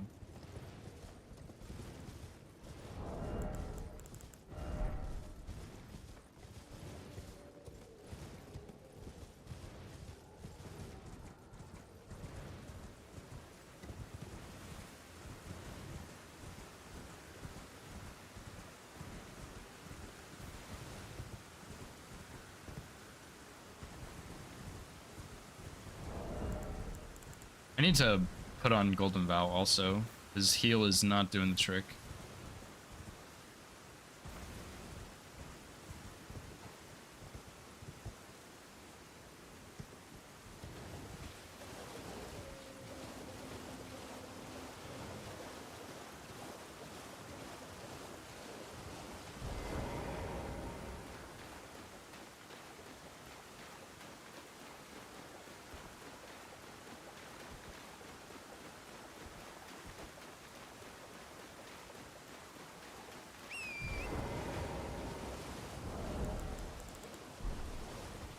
I hope Patches goes okay though, dude. I'm a little worried Patches is going to be really bad, but I might try some stuff on him and see if you can make it a bit easier, because I think you can use Gambit in this arena, but I'm not 100% sure, so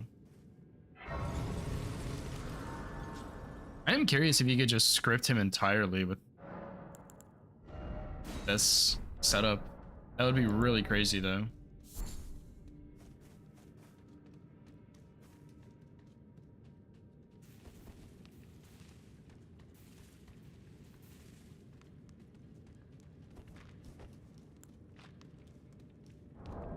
I'm really curious actually if you can just destroy him, because he wouldn't put up his shield if you use Gambit. So I'm a little interested in this now. I don't remember all of these saves either, but 3, 4, 5. So this will be 6, which will be Patches. The one before this was Avatar. And the one before that was probably Deathbird, but I'm not so sure. Maybe it was O'Neal. So yeah, I think what you would want to do is go ahead and drink your Physic, Golden Vow and Howl.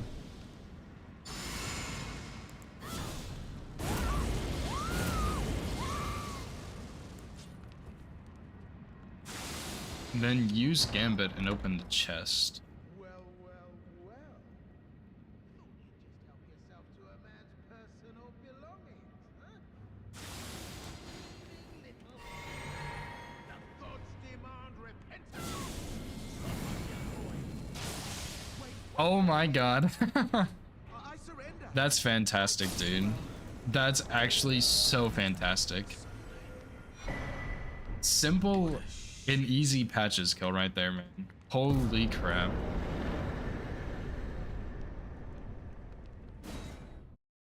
I can't believe that it was just that easy. That's incredible.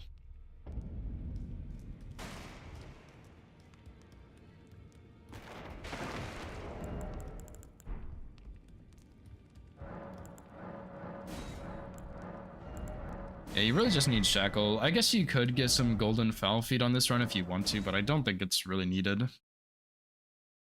Wow, what a Patches kill, dude. That was hot. Like, that was really, really clean. I mean, I guess I have some levels here, so I may as well just go ahead and put them all into Faith.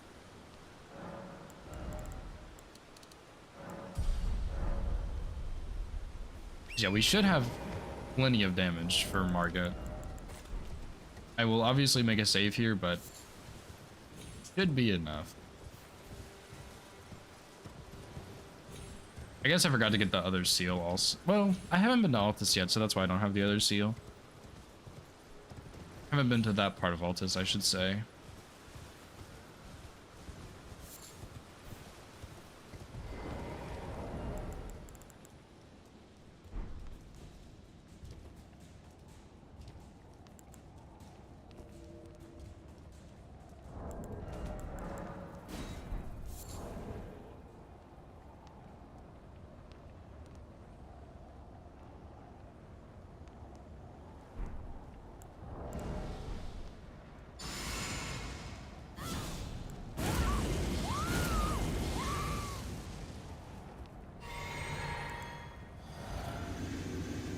Now, let's see what this damage looks like. Surely it's not that bad.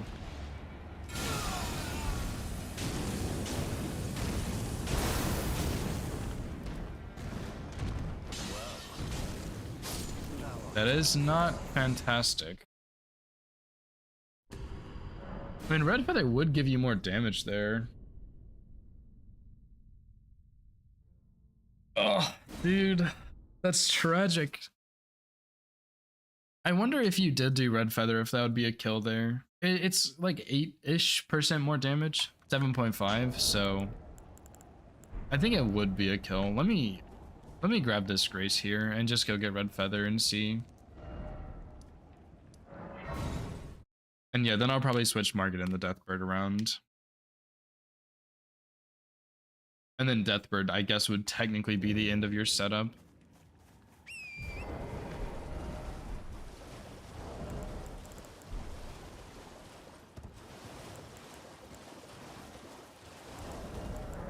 Guess I'll make a save here also, whatever.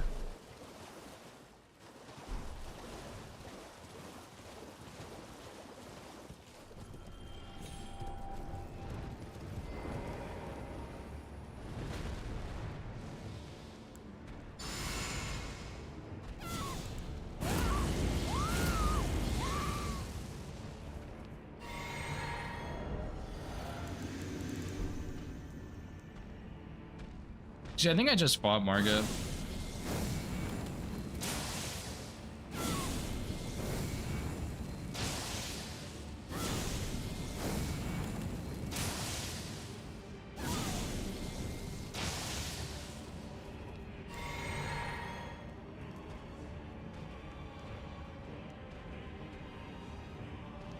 I'm not gonna rebuff. I'm gonna get madness, so not gonna worry about it.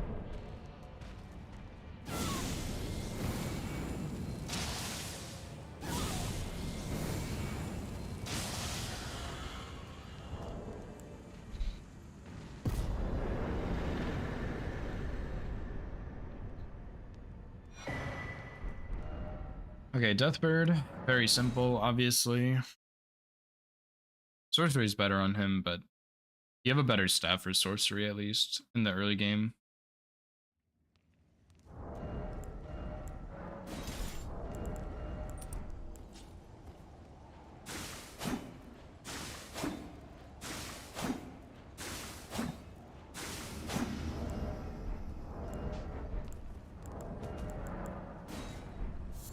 Yeah, let's see how this goes. I really hope this works, man. But if not, I mean, I'm sure I can find something. I just would rather this work.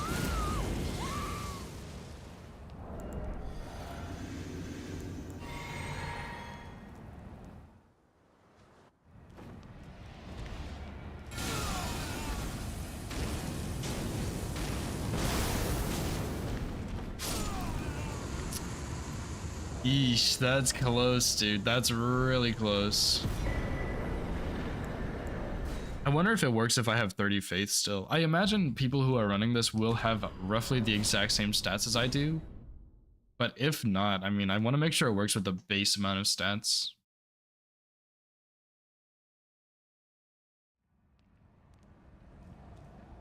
So yeah, let me change my stats back to 30. I think it'll be about the same, but man, that was rough.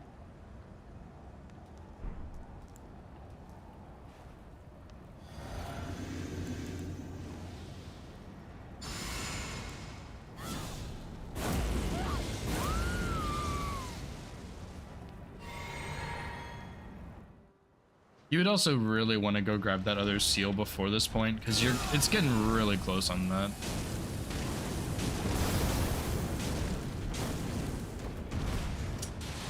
Yeah, so it would not work with 30 faith.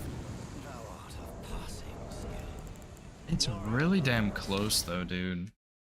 I mean, it works with 34, but 30 is just, well, maybe actually. Let me try it again with 30, see what happens.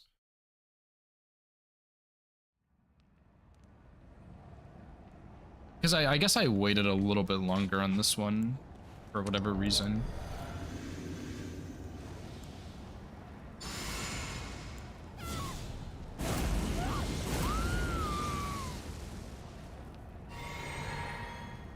Or I guess I could also just get that golden foul foot at the beginning and guarantee that you have the stats right here.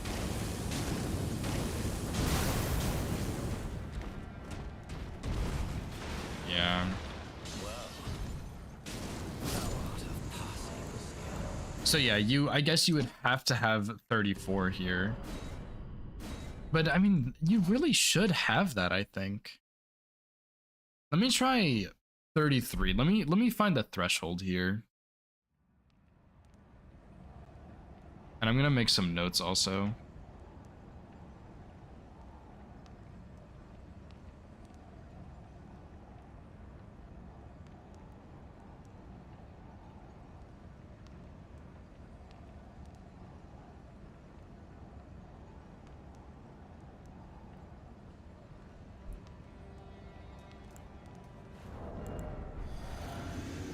See, this is 33 faith.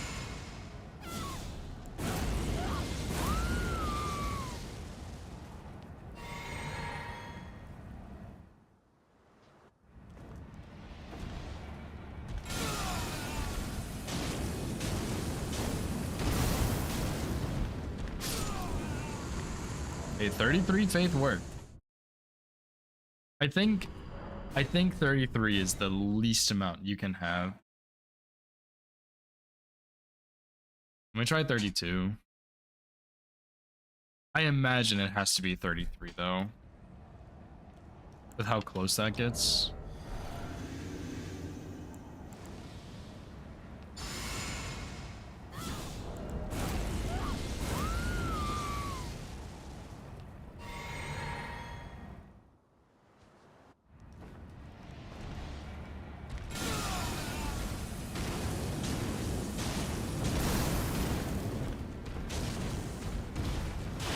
So it's got to be 33 faith.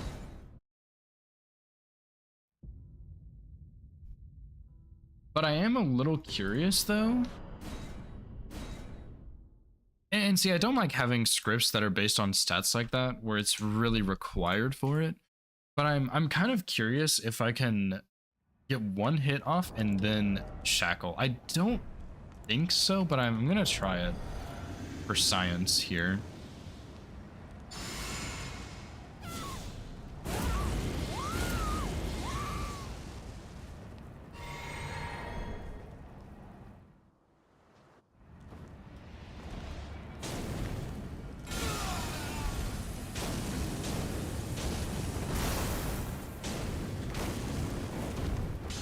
And that almost worked.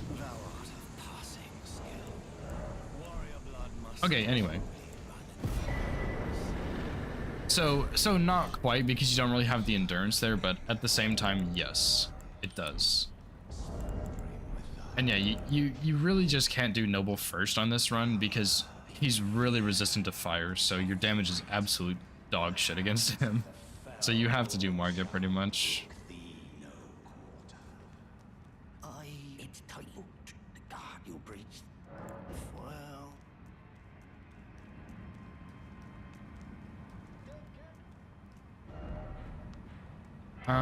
Okay, now we go back to Prison Town Church. Move Margit and Deathbird. Then Noble. See, I'm gonna stick to 34 faith here just so the requirement is not so bad, you know?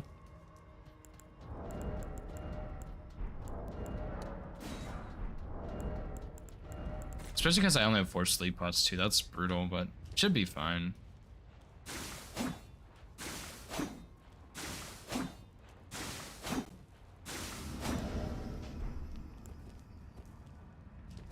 And I really need that other seal, dude. I should have gotten it much earlier.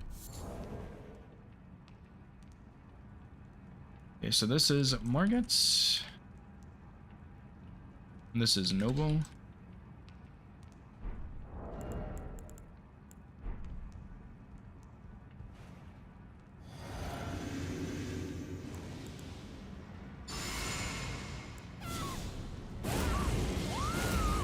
I just need to figure out the Noble's script, that's all.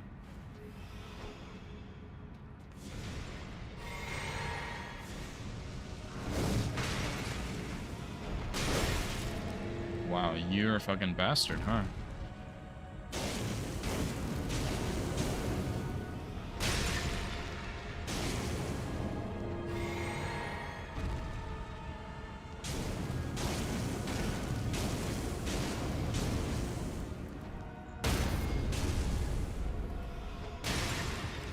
Okay, we got something here.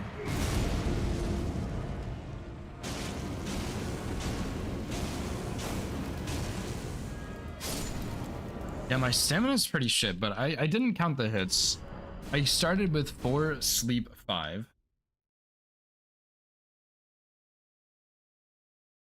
So I'm gonna keep doing that. It really sucks he hit me there, but it's whatever. Doesn't matter. There's just like, even with this strat, I don't know if I've been standing in a different spot or what, but recently he has been hitting me, which really blows because he shouldn't be.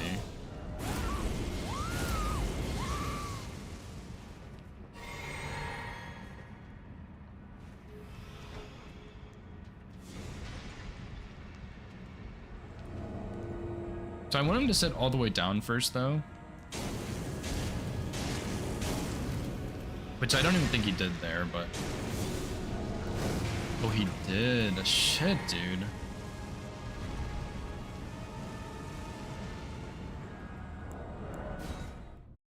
Okay, so... I'm gonna make sure he sits all the way down, but I'm gonna do 3 hits instead of 4. I think that is enough. I probably should be referencing my Incants route for this, but it is what it is.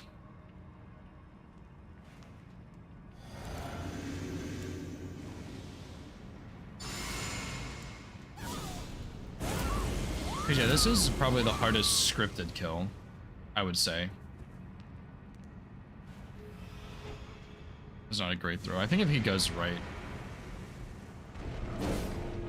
Yeah. Okay.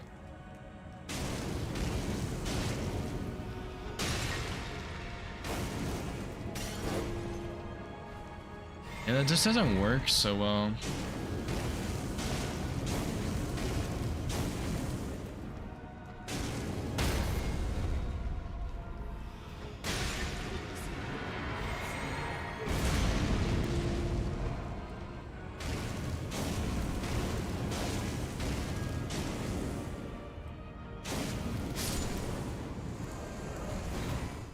Let me just go reference this run I did. I really am not so sure what I did.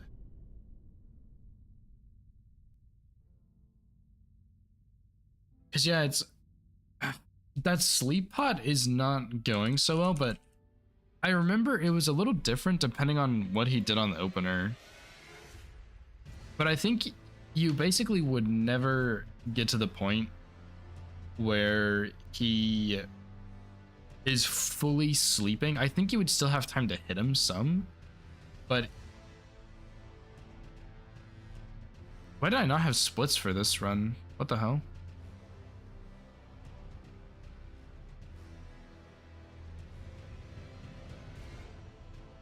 I did get that extra sleep pot though.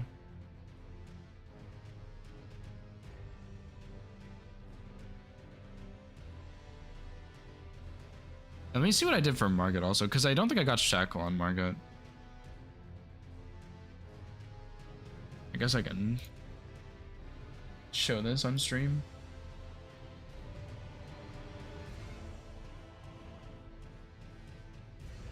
Okay, so yeah, this was Margot. What did I do for Margot? I'm pretty sure I just fought him. Like, I don't think this is a scripted kill by any means.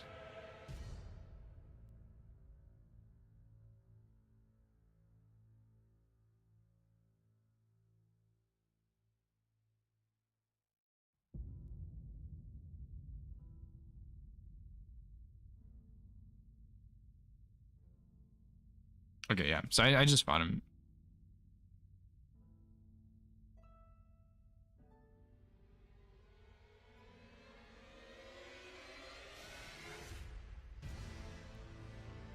Where is Godskin Noble, dude?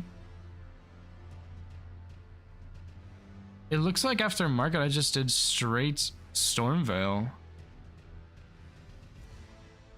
But I'm pretty sure that seal is +7 right there. I'm pretty sure that's not a +9. I think I would know. I would hope I would know.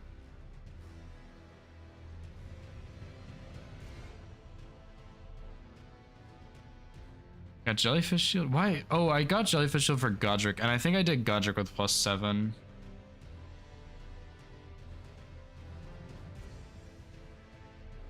Wow, no way, dude. Oh yeah. Okay, I did it after Godric, which is weird. But I could script Godric with Jellyfish Shield, which is because I originally had a little bit of trouble with Malekith on this route, so I switched it up. So I got the Jellyfish Shield. I remember that. And that's how I did it with Ritual Sword instead of Red Feather. Yeah, and I started with Cracked Pots also, which is why I have 8 instead of 4. But that shouldn't matter, to be honest, so.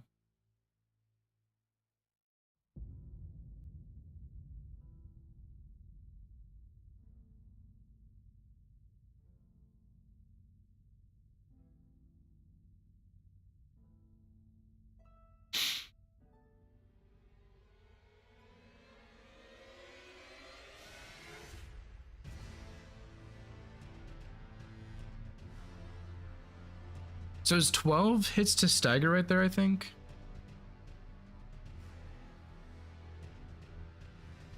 Dang, dude. That was a lot of hits, man. 12 to get a stagger, but I have more endurance there because I got Godric's Great Rune, but you can't script Godric with +7. Not safely, I don't think. So, I mean, I guess I could try it, but I think Noble is the way to go.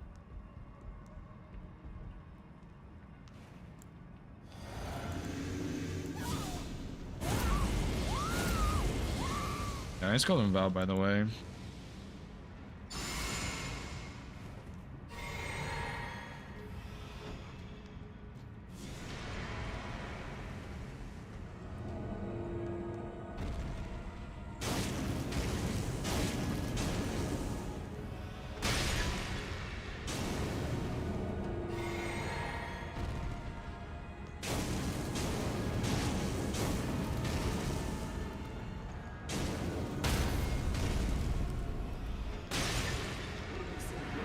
And see, that's, I mean, that is scripted, but it's kind of precise, so.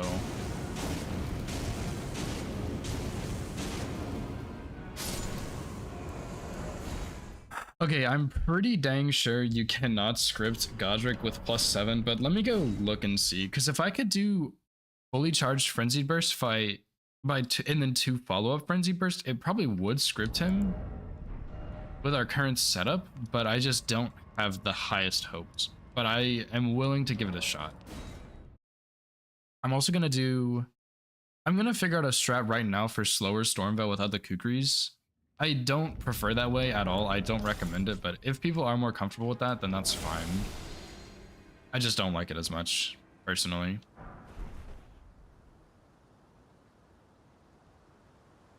Because, I mean, this way is normal. You pretty much always go through the main gate.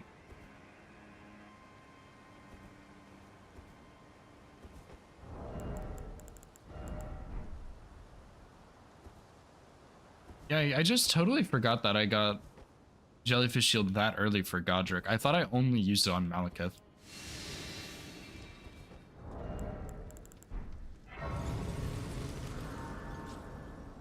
Which I hope to avoid Jellyfish Shield on this run, but it might be a necessary evil. I really hope not, though. We'll see.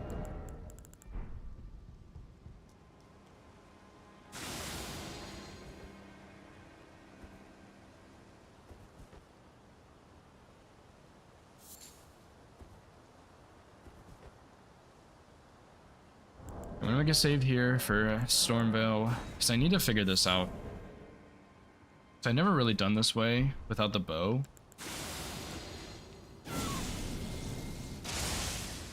That's not at all what was supposed to happen.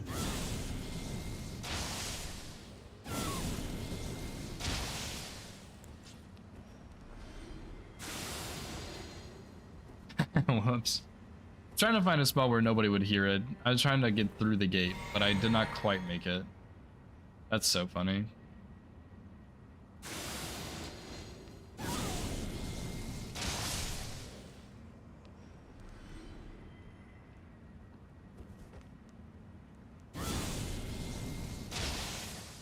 too high. I wonder if you can like snipe this wall back there and trigger that guy.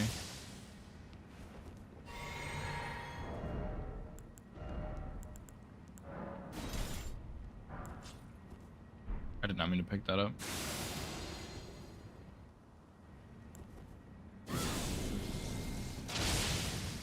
See, that's too low. But you wouldn't want to go too high or anything, because then you're going to miss the wall.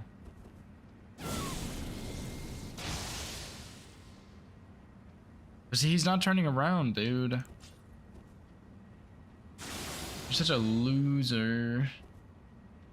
Yeah, see, then you have that happen, so. I'm really hungry. I need to grab a granola bar. I'll be right back, you guys.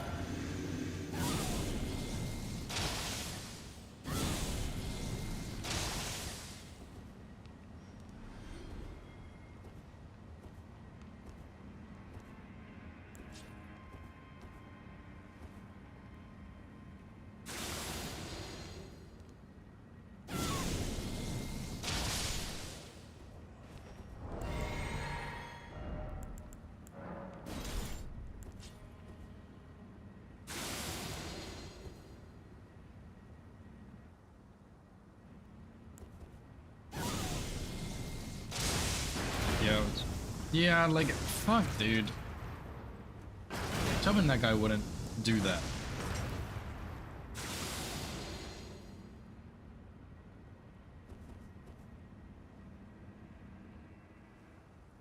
I'm just trying to find a spot I can shoot with Frenzied Burst that will cause him to stand up, but I don't think there's gonna be one.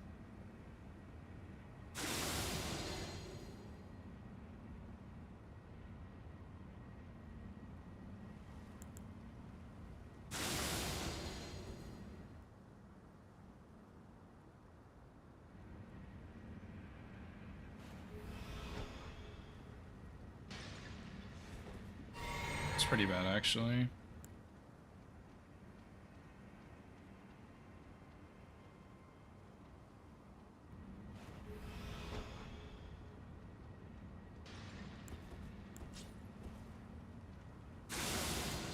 That wasn't so bad, but it's just a little too high. I wonder if there's like a spot I can aim at to keep this consistent, but I don't really think so.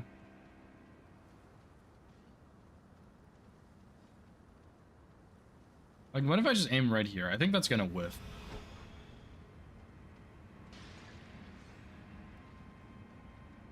Well, he did get up at least, so maybe I can use that actually.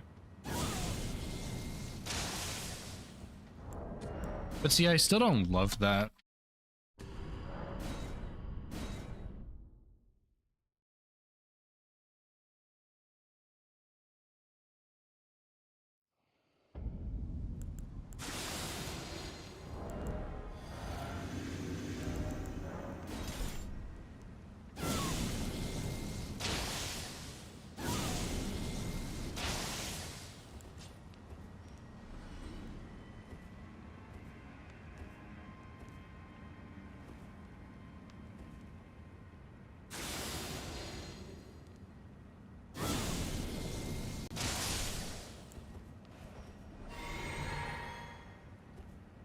I refuse to believe I can't shoot this with Frenzied Burst. He has to turn around, man.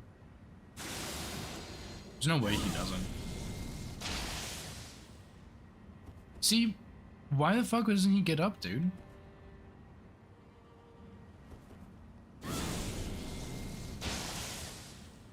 actually just incredible that he doesn't move.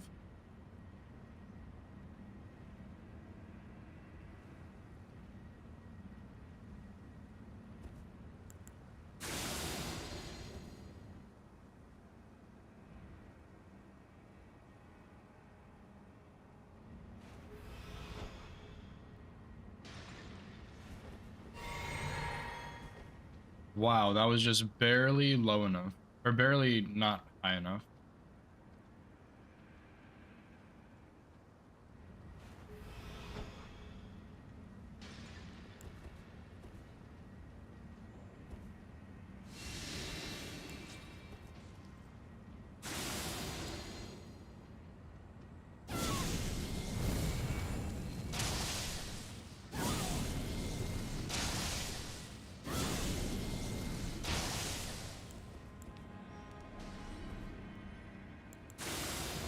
There's just not a super great setup for that sleep pot, man.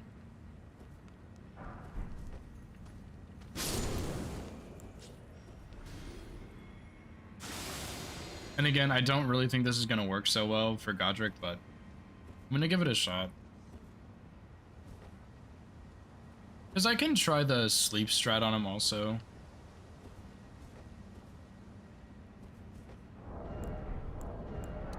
After I threw 15 sleep pots just into the abyss, trying to hit that guy.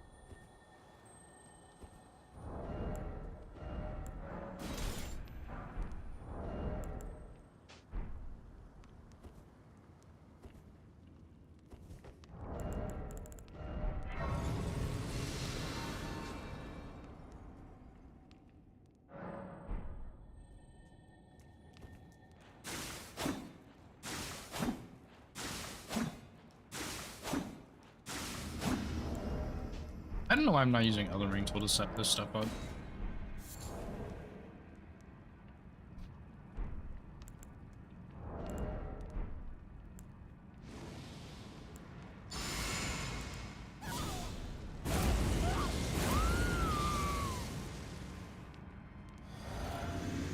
So I don't think this is gonna work, but I'm definitely willing to try this, but there's a pretty big difference between +6 and +9, so.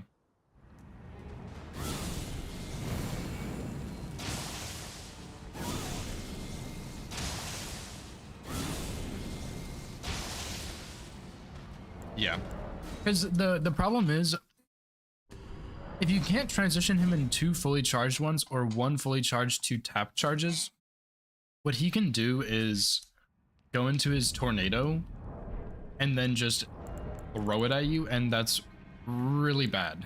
You do not want to see that. So that's kind of what you want to not have happen. So we can't transition him there quite fast enough, which is bad.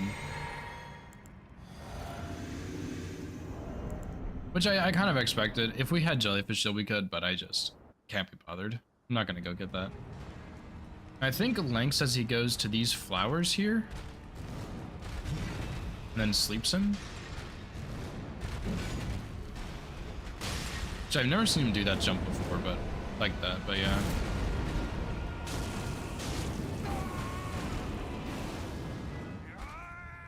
Okay, that could work, actually. That sleep strat could work, dude. His initial animation. I thought you had to throw it before the initial animation. Also, what's up, by the way, Smoker? So you wait.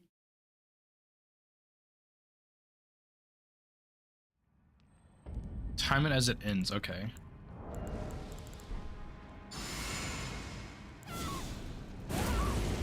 Join the bird skip? Oh no. I'm telling you, dude, no bird skip is good. Don't do it.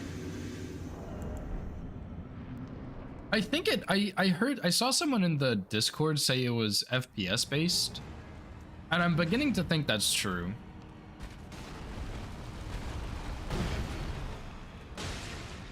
Oh, unless it's your fault, then never mind.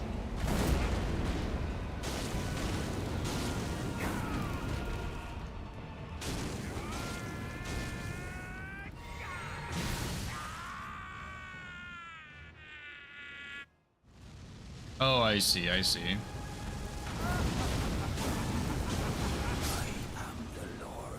I'm actually really surprised I can script Godric like that. That's kind of insane. I guess I'll move those then.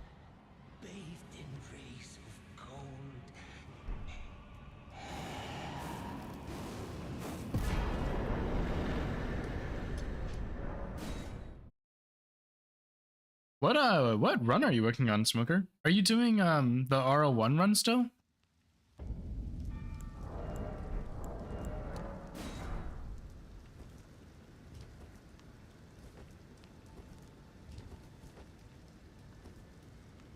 Oh, I see.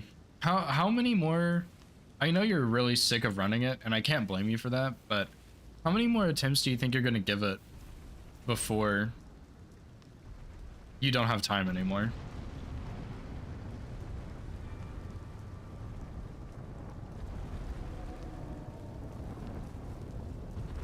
Two left? Okay. I will try and watch, but it depends on where I am and what I'm doing. I might not be able to be there, but I wish you the best of luck, dude. Welcome back, that god you know.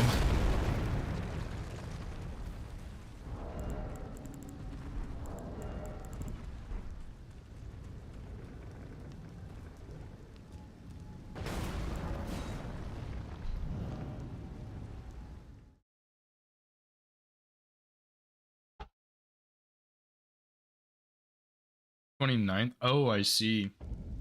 Yeah, I mean, even if you get it offline though, like, who cares, man? '29th, I probably will not be able to watch though. I'm going with my brother to pick up his girlfriend from the airport, which takes about like 4 hours maybe, so I probably won't see it. So I wish you the best of luck, and I hope you get it before then, honestly, but if not, then oh well. You'll get it that day.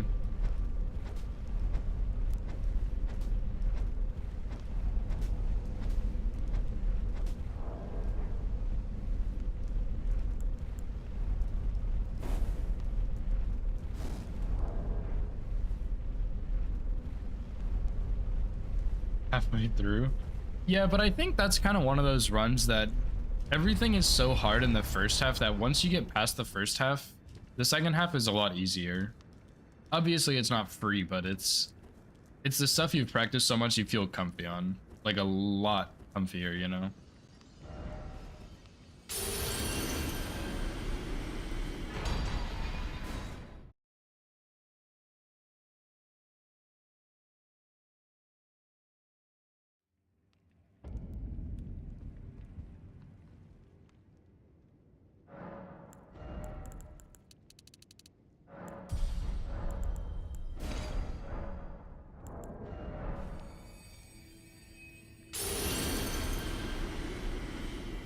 Oh yeah, yeah. That section just looks so hellish every single time, dude.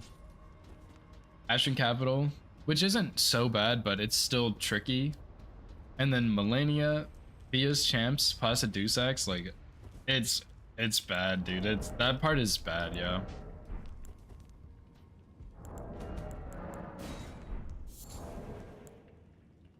Yeah, let me rename my saves real quick.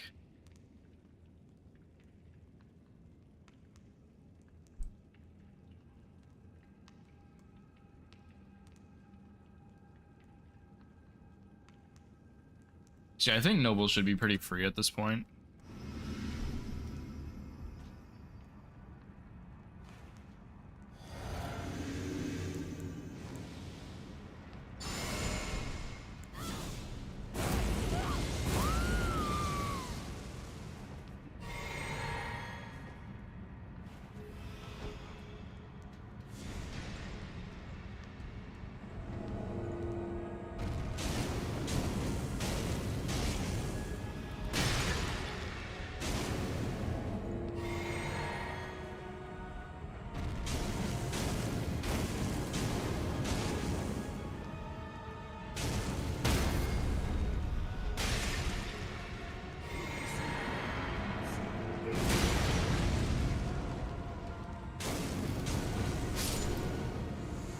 Easy peasy.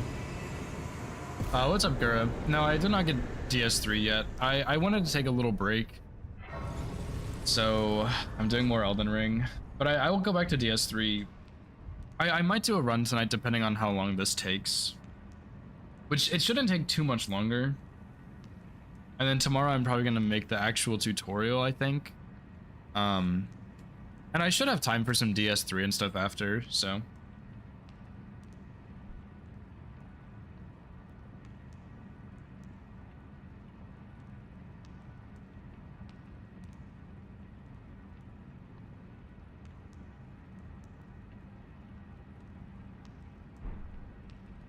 Yeah, most of this run is just figuring out the early stuff.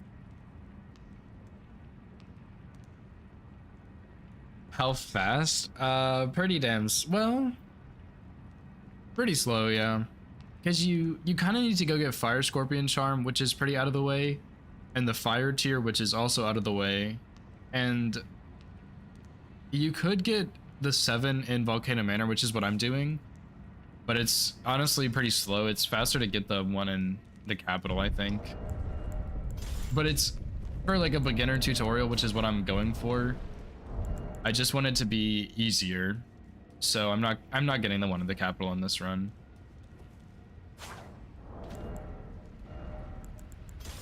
But I still think even then Incants would be fairly slow.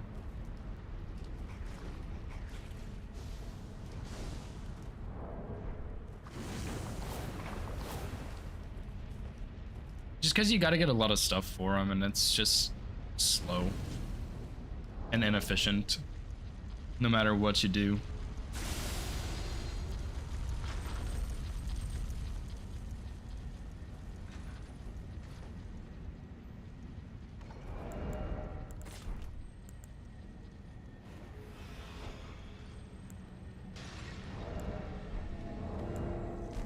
Dude, my X key is still so turbo fucked.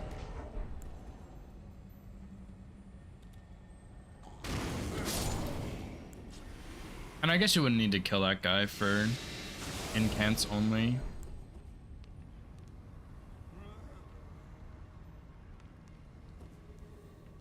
That's another reason I'm a little worried about DS3 is I'm worried my X key being broken is gonna mess me up somewhere. And I still need to practice some stuff, but I mean, it's coming along nicely, at least. All right, thanks for the good luck, Gura. Good luck fixing your sleep schedule.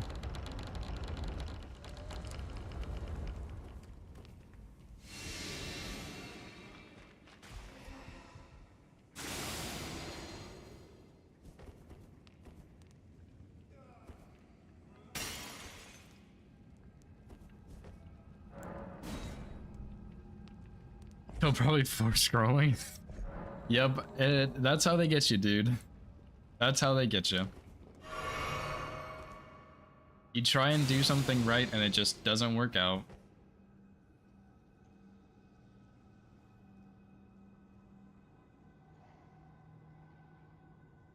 I'm visiting home soon, and usually when I visit home, I have to have a decent sleep schedule. And I'm kind of sick right now, so those two factors will probably help me fix mine, theoretically.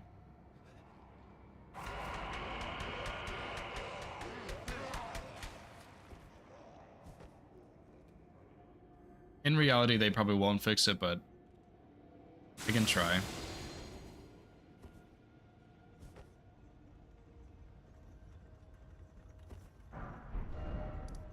Okay, finally. Somber 7 acquired, dude. Holy shit.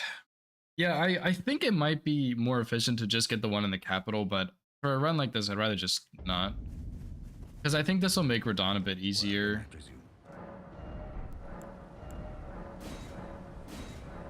And it's an extra 50k you get, I guess, so why not?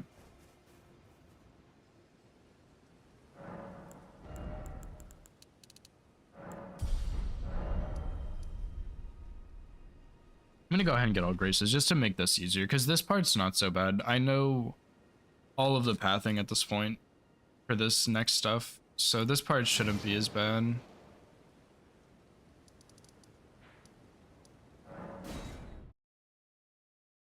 Just gonna run through the boss kills and make sure they look fine. really the only one that's probably going to be rough at all is Malekith.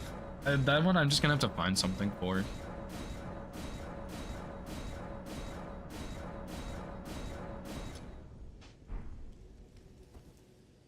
And I guess I should probably look into getting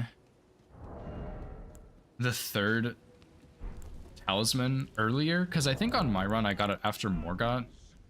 But for this, you would probably want to get it before Golden Godfrey. Or even DTS, really. I'll look at DTS with and without it and see what it looks like.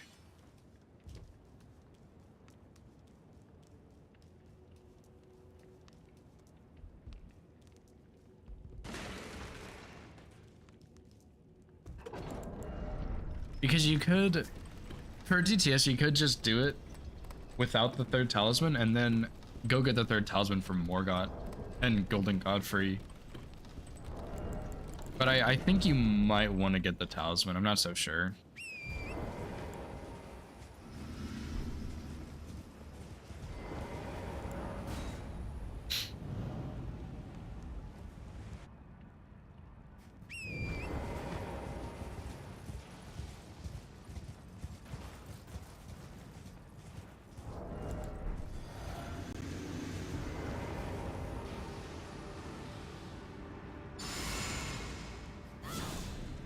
I still need to get that other seal also.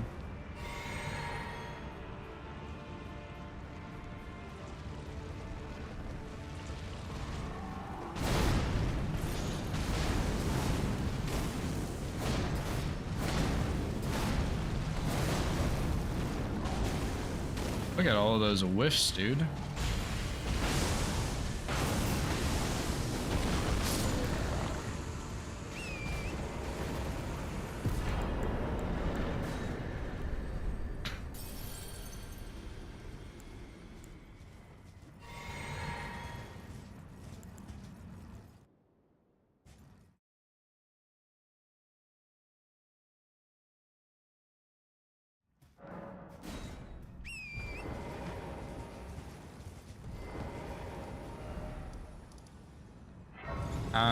Okay, Golem next, I said, but it doesn't really matter. I just like doing Golem because he's a bit scarier. And on this run, honestly, you might just want to go ahead and get no skill just for sections like this where you have to have the Beast Torch out. I also want to see this damage without Red Feather because setting up Red Feather for Blue Dancer Golem is really sad.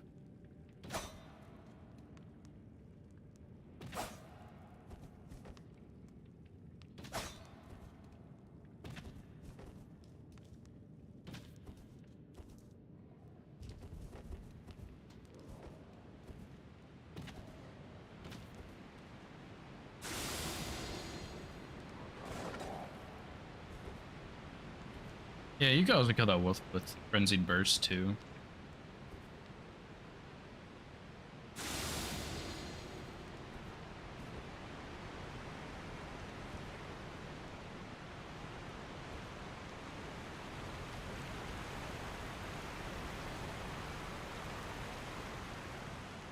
I need to count the bats in this cave also that you would need to kill if you did want to kill them. Because I mean, I just know that there's going to be some people who see me jumping in front of that bat and are thinking, hell no, dude, I'm not doing that. And it's completely safe, but I understand it's kind of scary, so...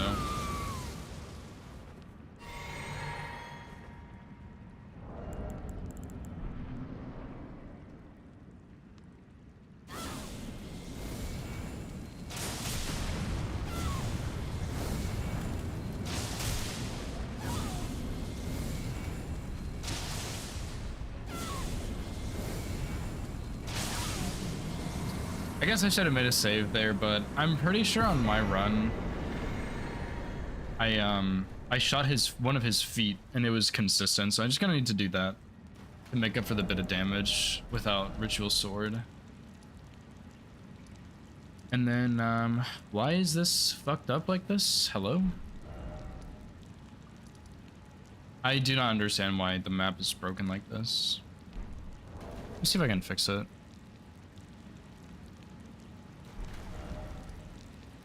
Okay, I guess it's just ruined.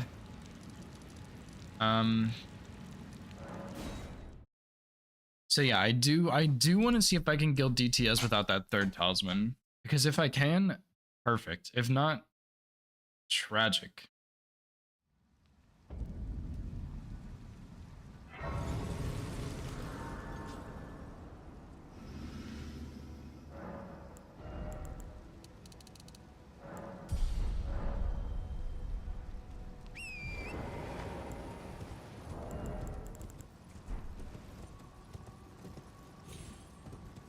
And I really, really need to get that other seal, man.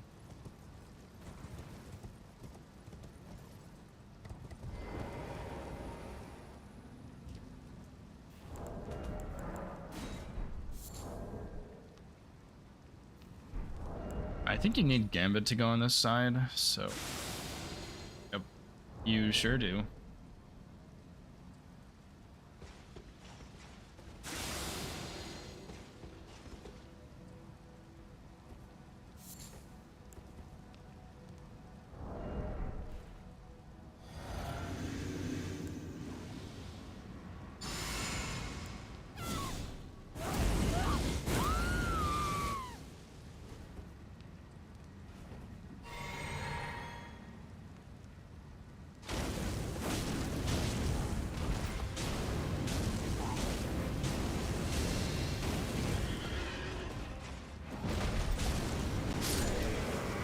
Yeah, that should be really free.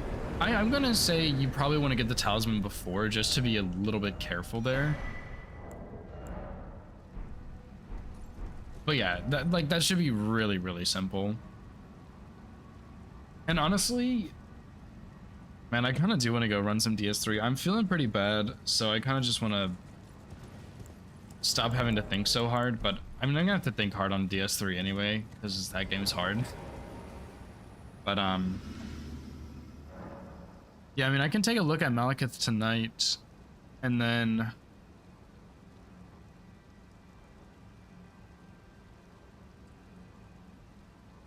that should be the only thing that's rough, because Radagon is just catch flame into pest threads on Elden Beast. Lu is you have to learn phase 1, which you have to learn anyway for Golden Godfrey, and you catch flame, and then phase 2 there's a catch flame strat I found, which is probably pretty popular. You can just script him. And then Morgott, you use Shackle, Fire Giant as pest threads. Godskin Duo should be pretty simple catch flame. And then who does that leave? Gideon's Frenzy Burst, he's really easy.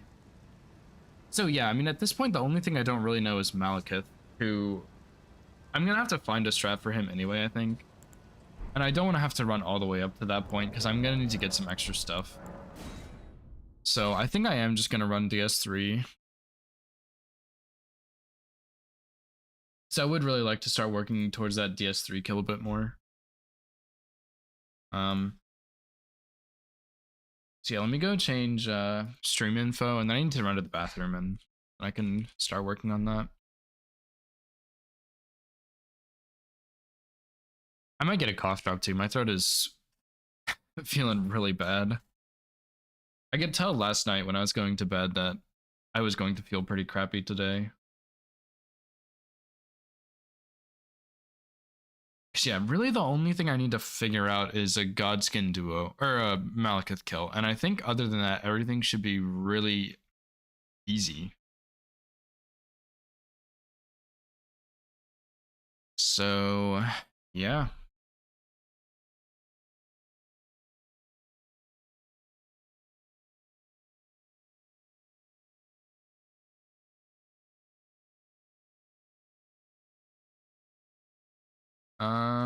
All right. Yeah, I'm gonna run an ad real quick. I'm gonna run to the bathroom, and then I will be back, and we will do some DS3 stuff. I will be right back. If an ad is even gonna run, we'll see.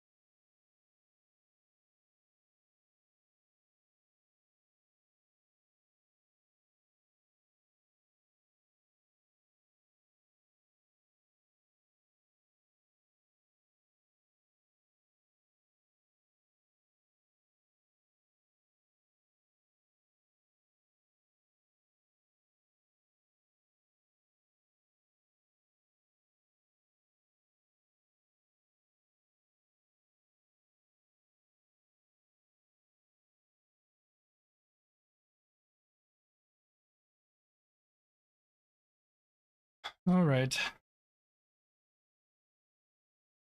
Time for some DS3.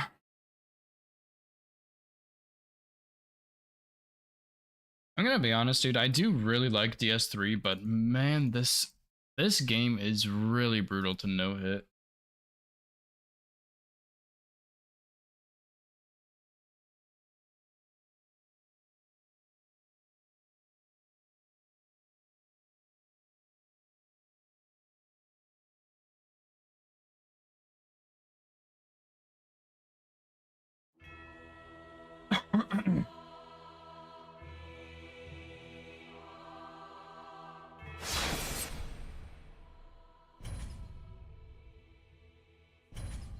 I'm gonna do a bit of practice first, but we'll do a full run.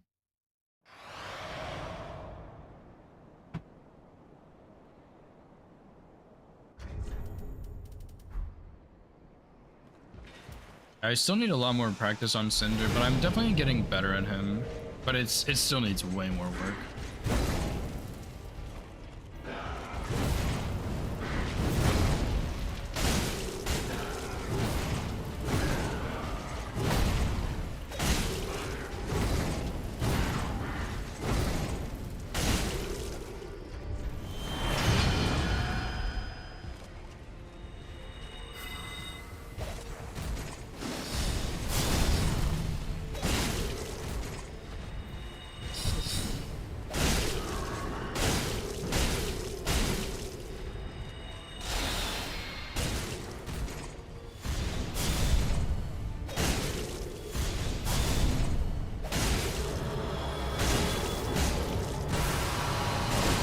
Oh boy, I almost walked in front of that.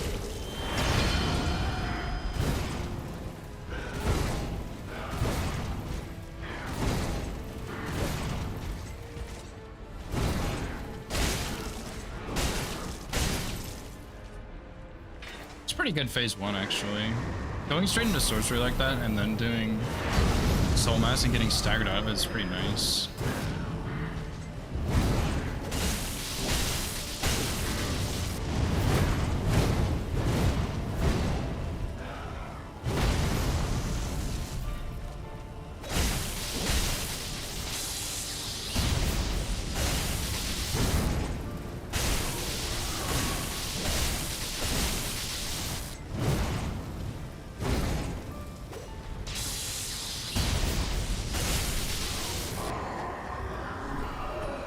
Nice, dude. That's a pretty clean Cinder, man. I'm still not no-hitting him quite as much as I want to be for Trilogy, but I'm no-hitting him more often, which is really, really promising to see. Usually I'm no-hitting him first try and then I'll mess him up a couple times. But yeah, he's getting there, dude, for sure.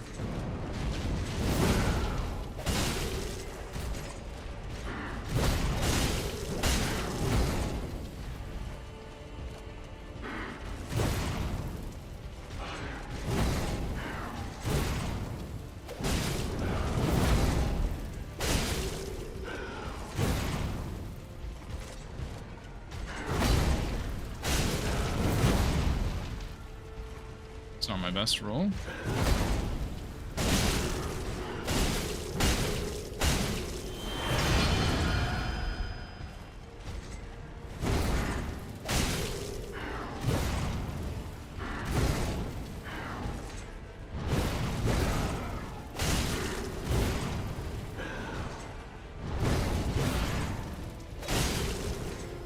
Oh boy, that was really bad.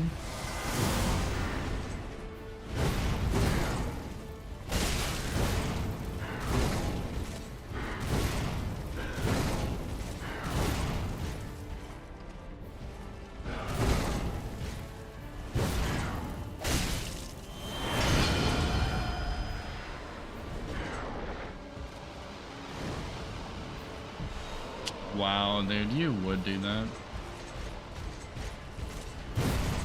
I should have rolled that, bro.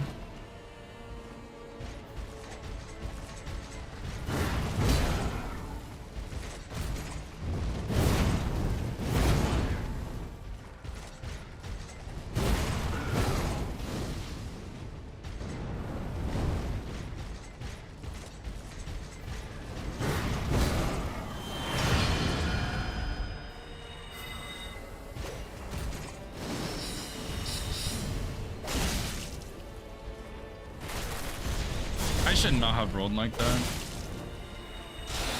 That was really dumb of me, dude.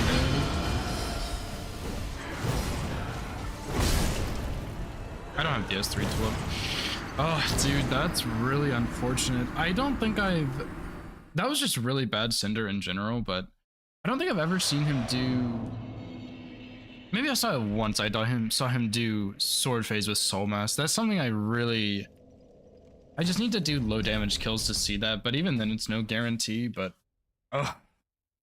Yeah, because I rolled backwards on that, and then I think I had to roll that Soul Mask. Maybe I could have sprinted to the side. But yeah, I mean... Sword Phase was fine, and then I got Spear Phase, and I didn't really have many punishes there that he gave me. And then Curve Sword Phase into a very, very short magic phase. Unfortunate, but happens.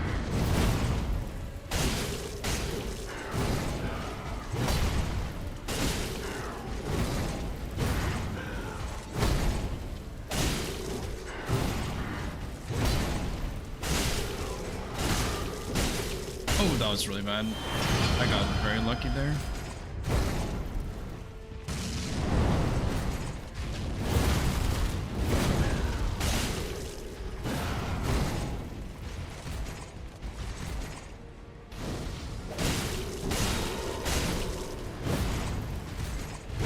I kind of want to learn how to punish this phase, but it'll take a lot of practice and learning, which I'm already having to do a lot of that on this run. Okay, I did punish you. You can switch now.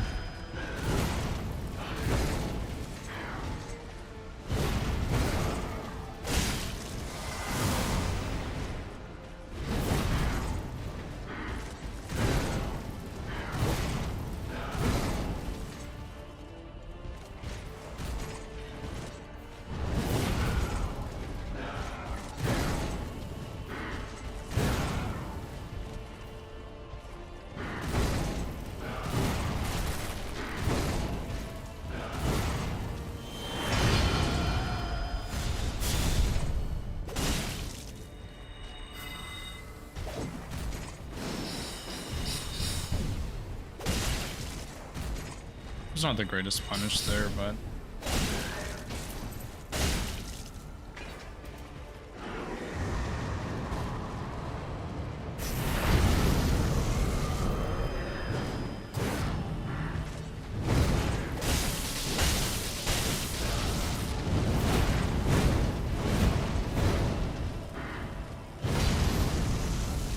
I need to be careful and not go in too early there.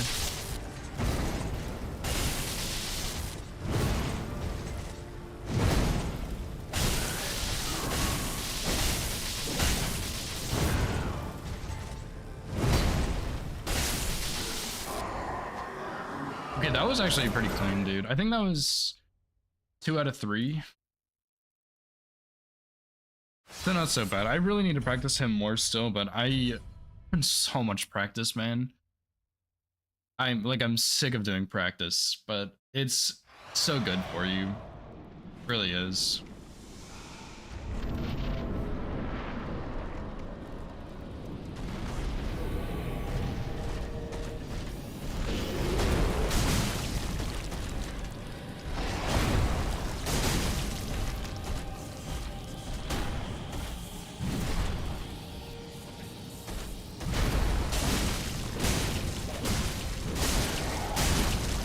I was gonna transition a bit earlier there.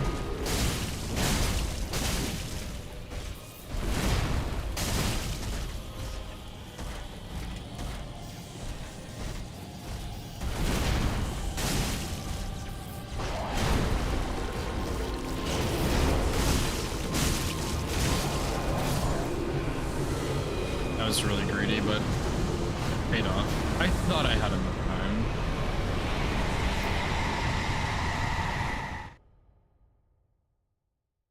Yeah, that was really pretty greedy, but worked out. I'll do DSA one more time, and then I'll do Dancer probably twice. I'll do Pontiff and Yorm once, and Watchers once. And Wolnir once or twice, just to know what I need to do.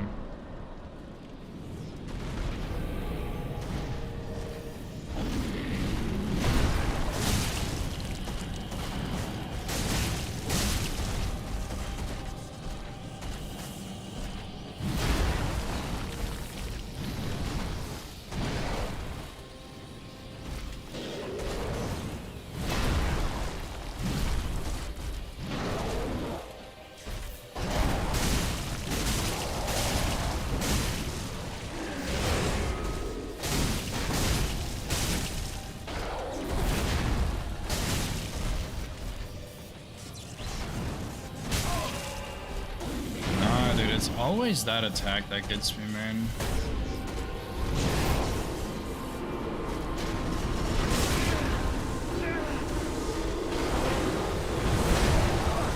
Yeah, I fucked this up so bad, dude. Man, it's always that attack, and I don't even know how it's hitting me, because there, I mean, I guess I should have just fucking walked out of it, but the problem is if I'm too close, the second one hits me. So I'm having trouble knowing where that distance is, that golden distance, you could say, of where to be on that one.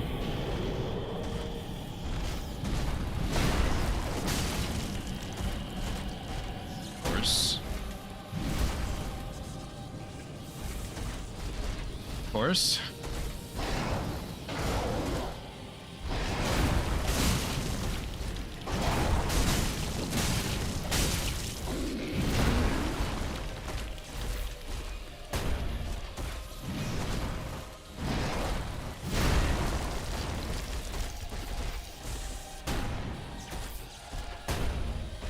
Nah, dude, you're crazy.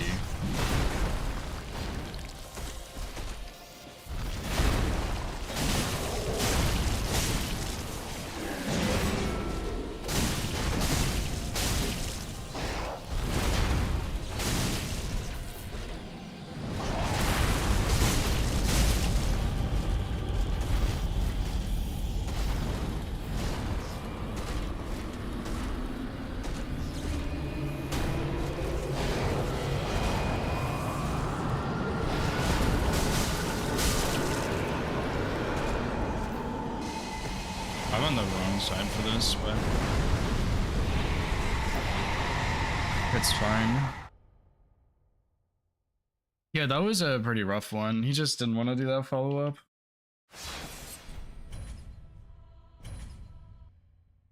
Or any follow-up, really. Because I hit his shield 2 times in a row, and he just didn't care.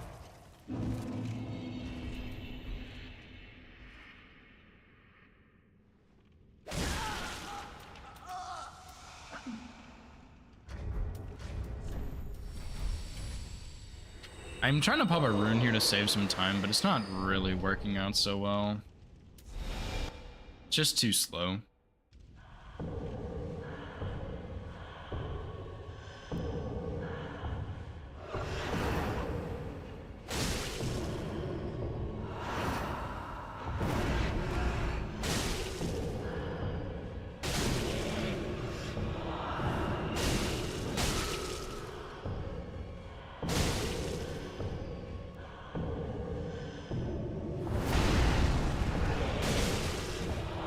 Oh, that was really greedy of me.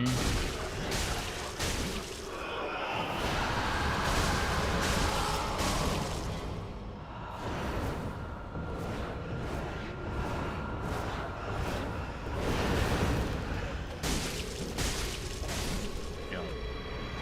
Dancer's usually over so quick, but I feel good enough about her, I would say.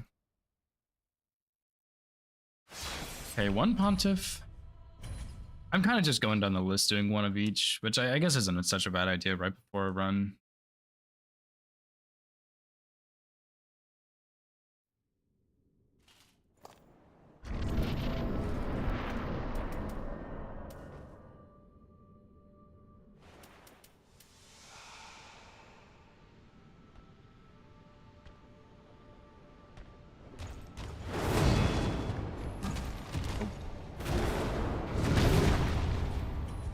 Yeah, but see, that's my biggest problem with Pontiff is just whiffing the parries. I think I tend to do that first one a bit early. Although I have trouble telling if it's early or late, but I think it was a bit. I don't know.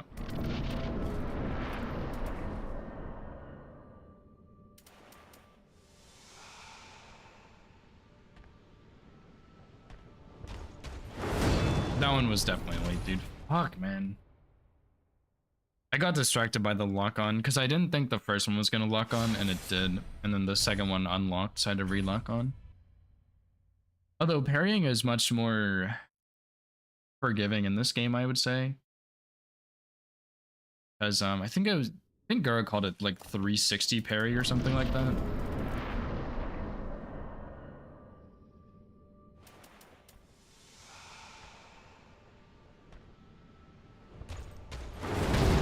There we go.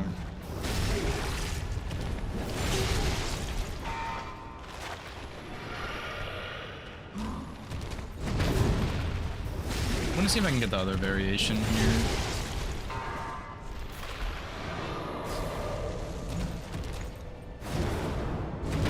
Yep, here we go.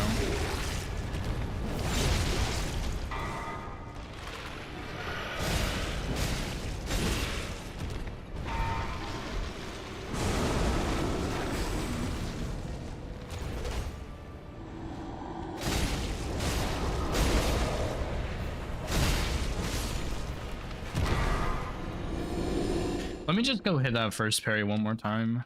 I just want to make sure I don't miss that. I was doing it a bit late, I believe.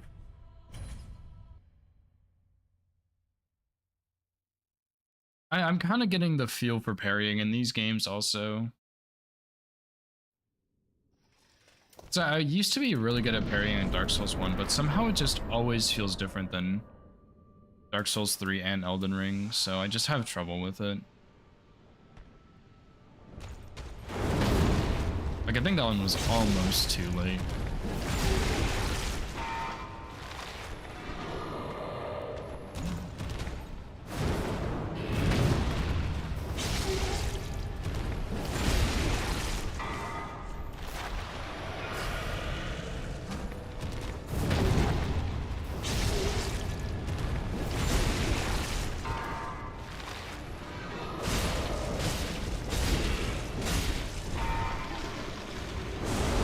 I guess I actually have a lot of time there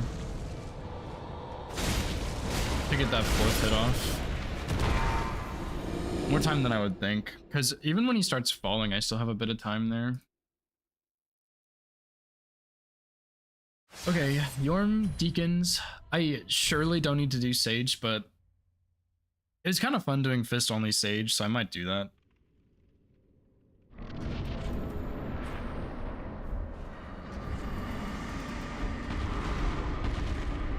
Vulnerable Watchers. Probably what I'm gonna do. I don't have a Gundyr save, but surely I don't need to do Gundyr, dude.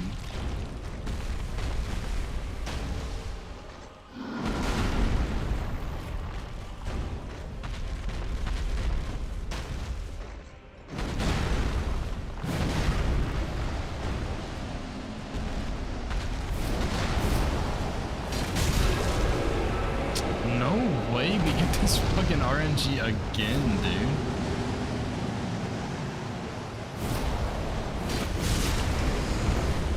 And that also wasn't a headshot, by the way. I don't know how I'm missing that timing so badly.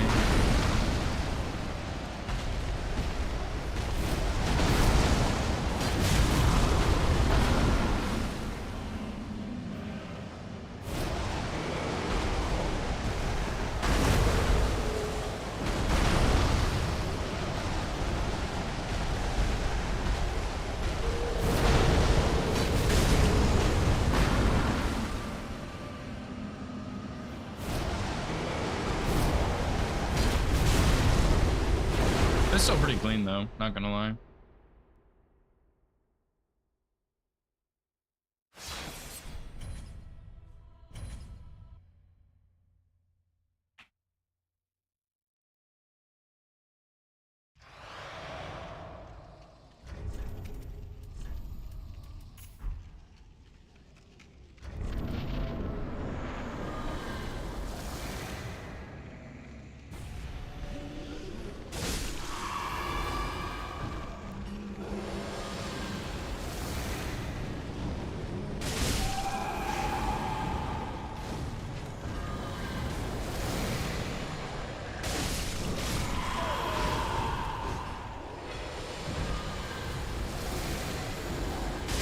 See, this is fucked now.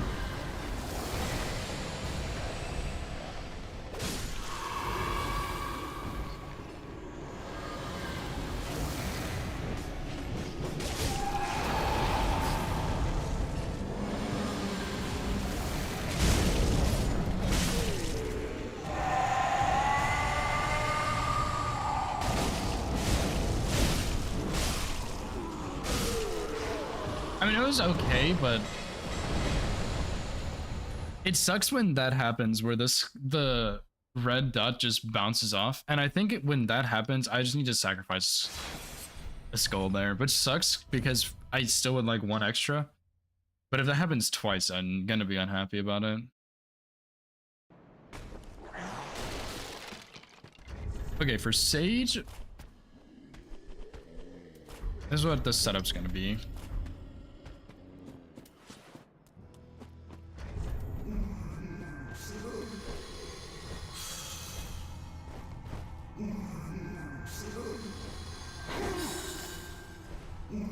Come on, bro.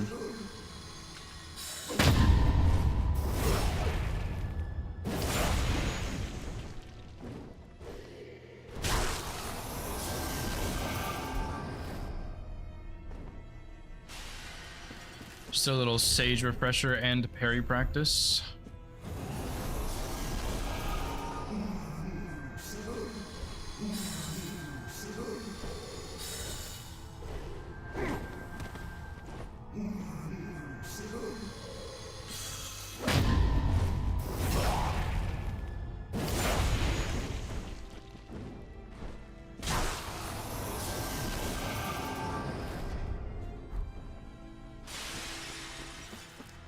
Pretty sure he spawns here on this one.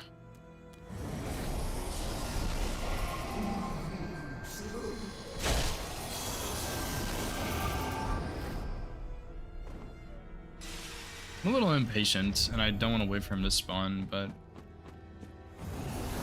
for him to do this sword, just taking too long.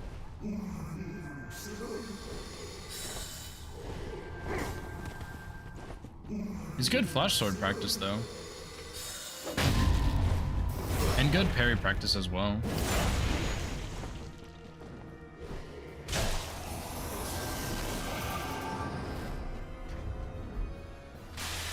So yeah, we're in phase 2 now. You should spawn here, I believe.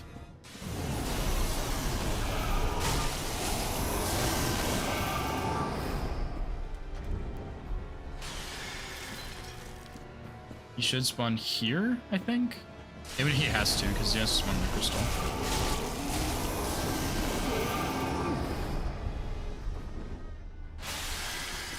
Should spawn here.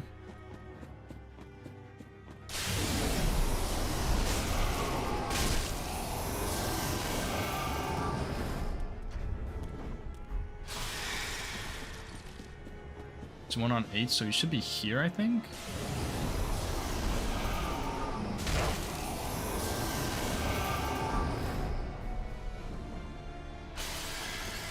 He should be here, I believe.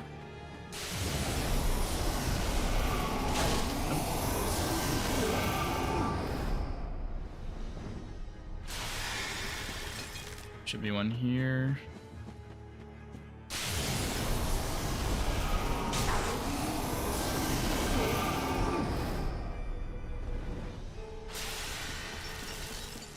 Should be here.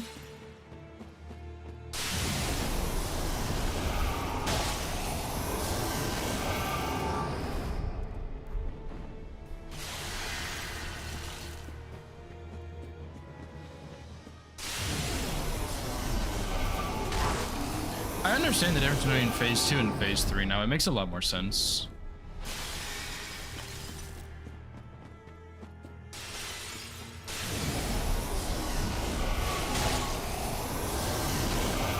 Phase 3 basically just has more crystal locations to confuse you.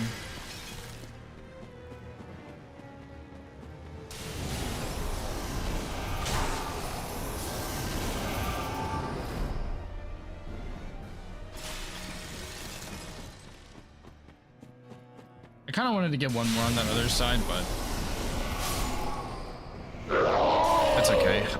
I really like Crystal Sage, man. He's really cool with the spawn locations. Knowing the locations is very, very cool.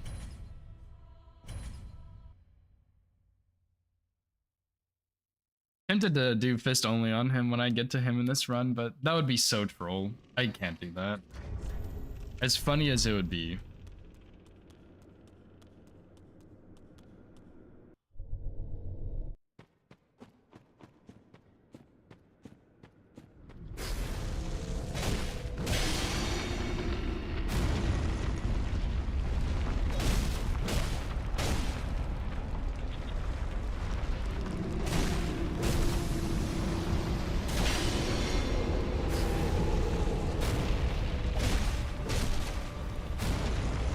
Yeah, see, it gets stuck on his fucking fingers right there, dude.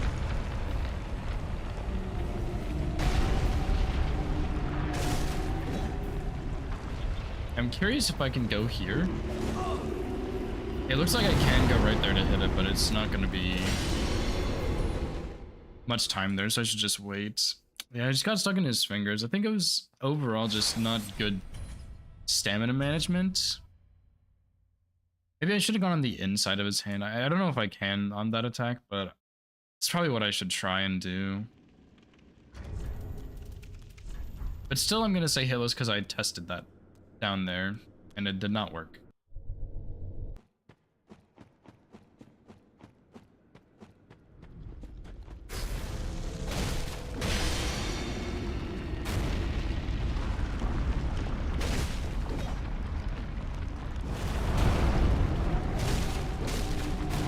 I think one of those was a hand hit.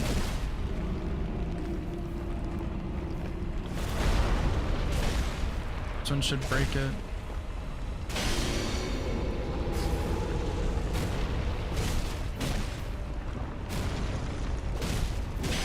There we go.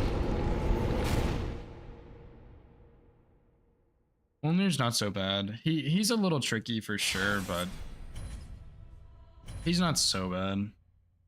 It's more just being good about stamina management and stuff than anything else. I'll do one more and see if we get a different RNG, but kind of doubt it. Although I feel like those are the two less common RNGs that I see, so.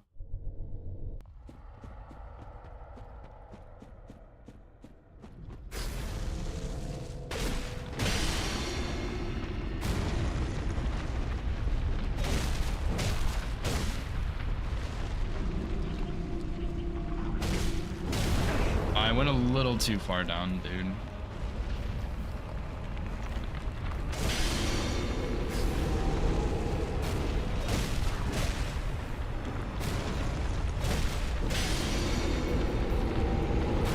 Yeah, as soon as I went a little too far, I kind of thought it was too far, but yeah, I was just slightly.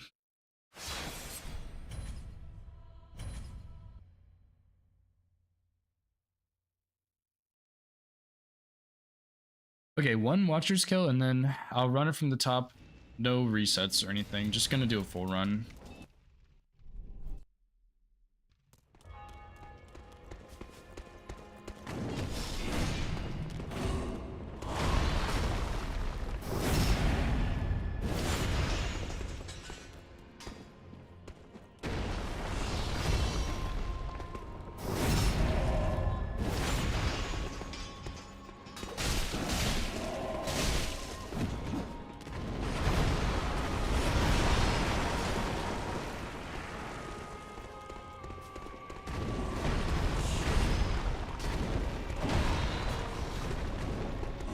This is not really what you want to have happen, but this is fine.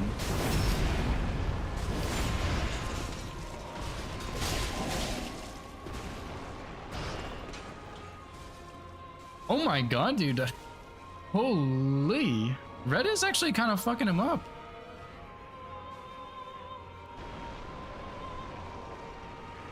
Oh my god. Come on, Red, pull through.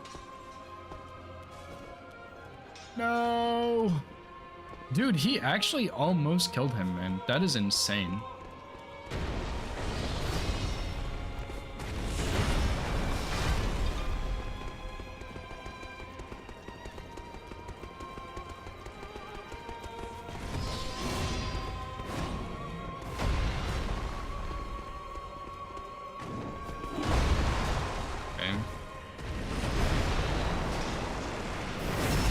Pretty sure Red just kills him here. Dude, Red actually almost solo killed him.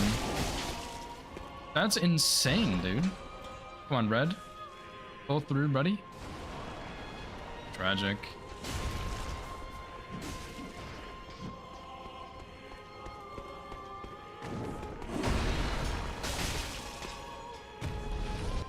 Red actually almost solo killed him.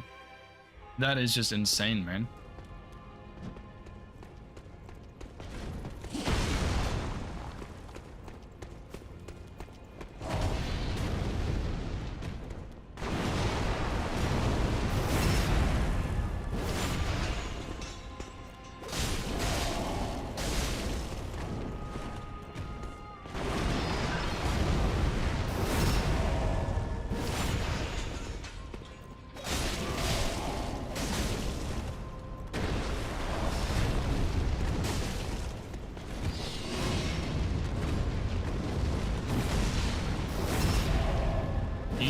dude.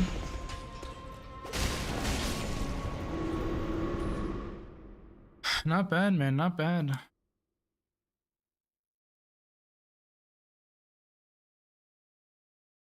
All right, well, yeah, let's just do a full run from the top. I'm not gonna reset if unless I get hit to like Vort or something. But yeah, I think anything Yes, indeed. earlier than Vort and Vort, I will probably reset to. Anything later though is fair game to just keep going. Be a shame if I got hit to Watchers immediately or something.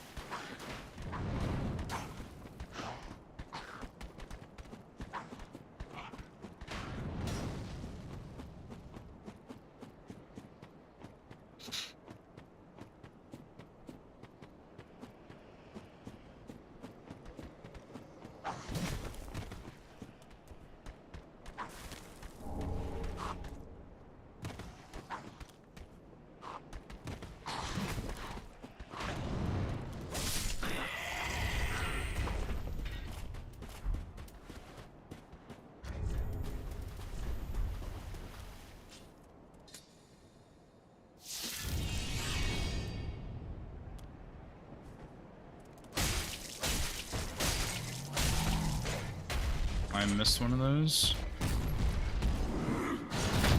Oh well. I'll just get an extra R1 in at some point.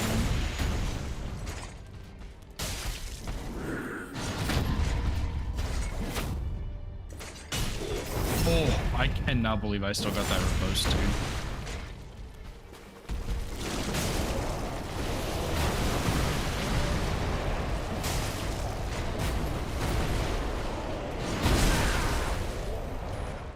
Nice roll, dude. Nice roll. My first charged R2, I tried to queue up before I could actually queue it up. And then I had a really shit roll, obviously, but yeah, I tried to queue it up before I could, so it kind of delayed the last one. And I could have waited for a bit more stamina, but I didn't. And then that attack is just a little more delayed than I thought. I think you can outspace that one pretty easily on the sides, but I never really done that. I kind of just always dodged it, so.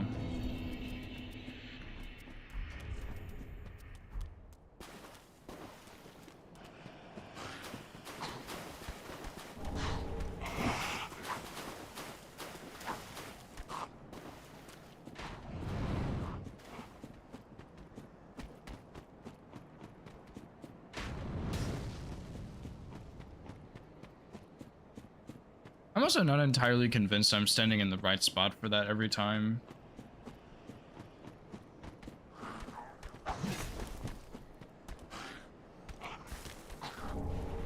For that blue Estus pickup.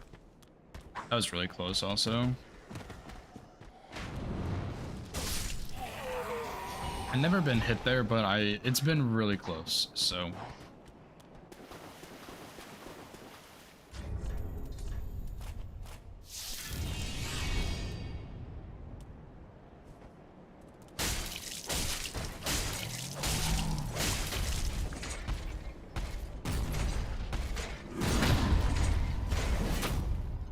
I usually don't go for that, but oh, why not, dude? Same for that one, actually.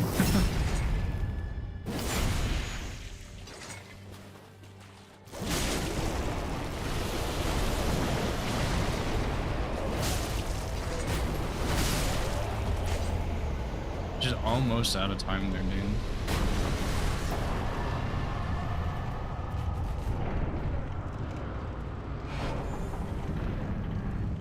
I think if he had jumped there, I would have gotten hit. I don't think I would have had time to get my endurance back to survive.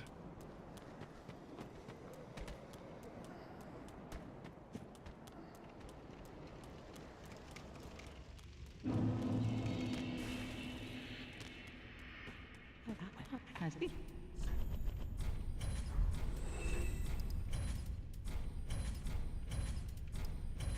Ashen one.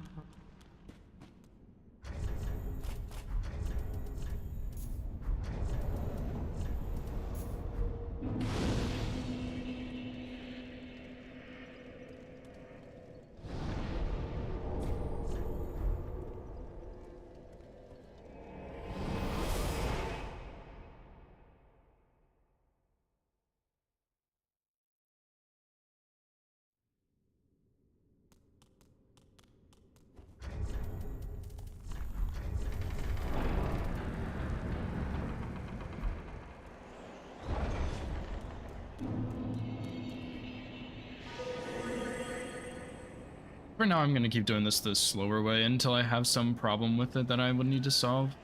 But for now, I've been liking the way I'm doing this. Although I think I fucked up because that guy saw me right there. Which he usually doesn't. I'm not sure if it actually messes with anything, but... like, I gotta imagine it does.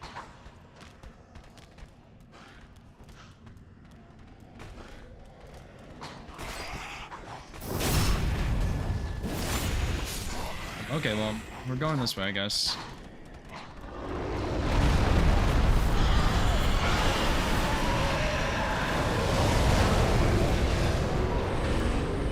Actually, insane fucking frames there on the dagger quick step. Would have been hit if it weren't for those.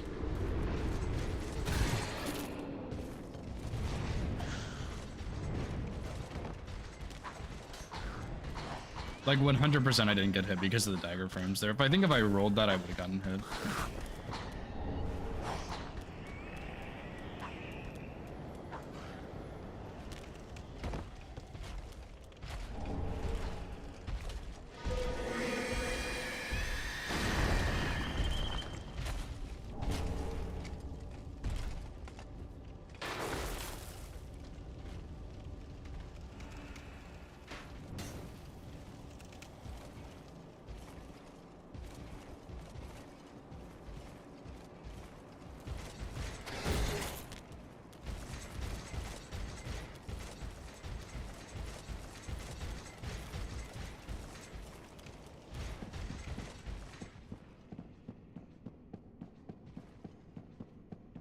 You better have.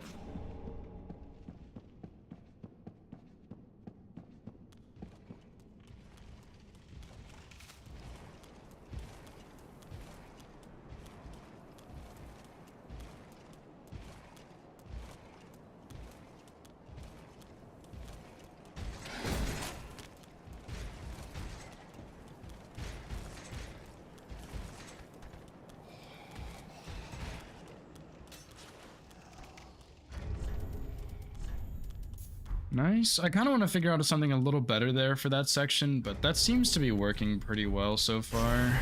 So I think I'll just leave it for now.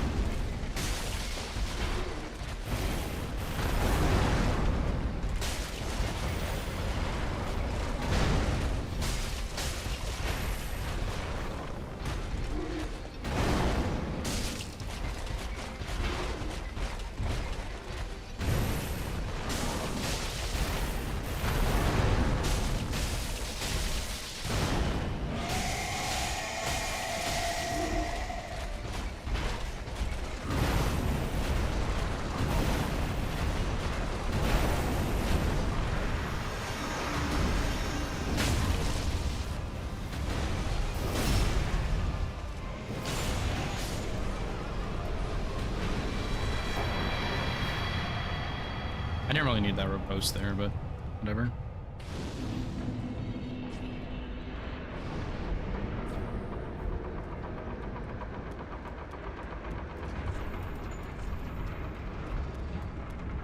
Yeah, I wish I had a couple of pine bundles or something. Like if I had one pine bundle, I'd be much happier, but I don't know where I can get one for free that's not like out of the way. I'm just not gonna worry about it.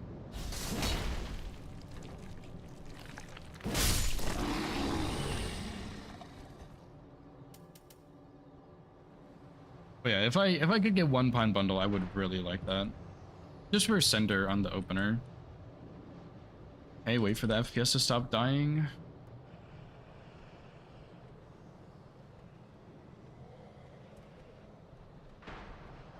I had to pull up my task manager real quick just to see what's going on.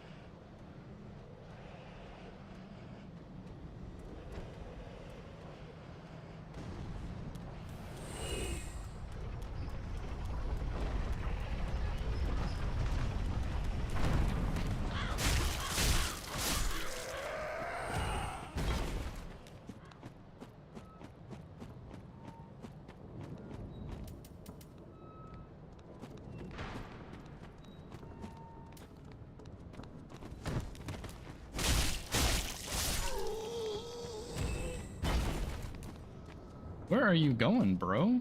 What? Excuse me? Bro is scared of my power.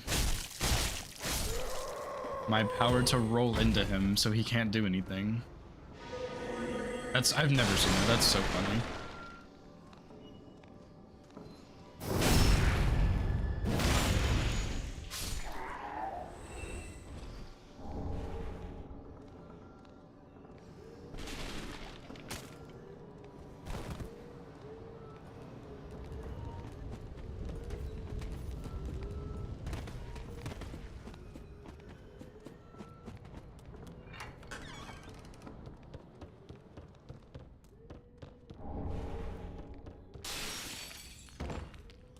I didn't actually think about this, but I hope that indicator on my controller isn't actually covering anything. Like the shield icon or something. I'm sure if it is a little bit, it's probably not a big deal.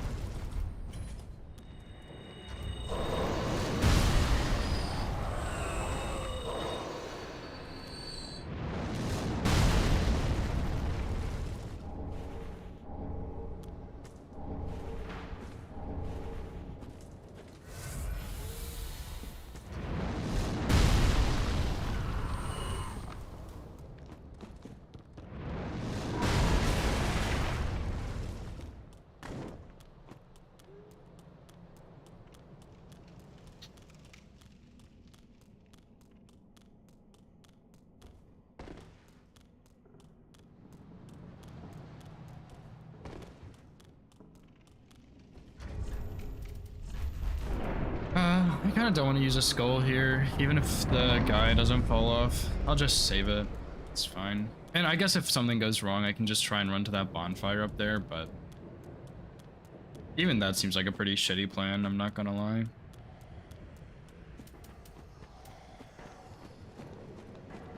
Yeah, of course we have a dog stuck here.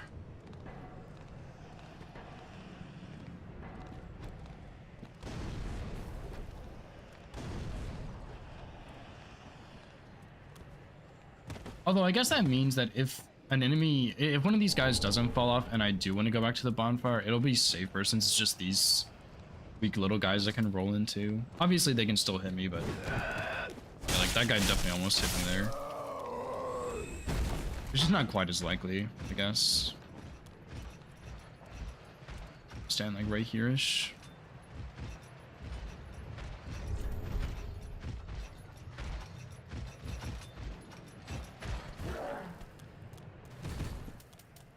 As long as one of them falls off, it's fine. I was a little worried neither would fall off there. They would somehow push into each other and not fall.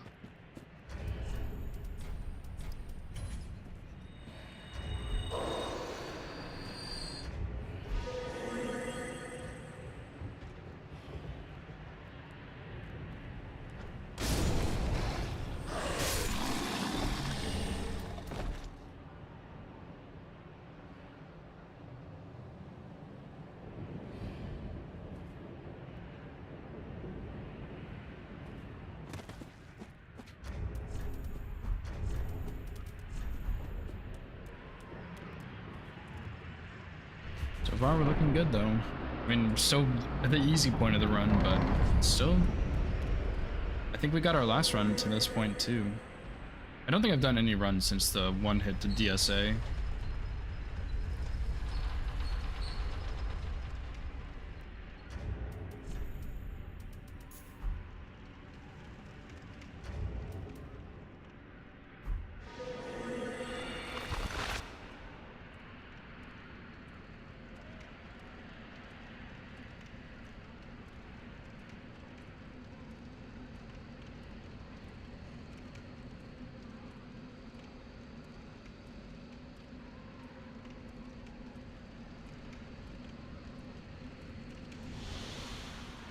I've been catching up on my DS3 lore recently, and apparently there's only 5 Outrider Knights, which is probably pretty obvious. I just never really thought about it before, but 2 of them are bosses. One is Dancer and one is Fort.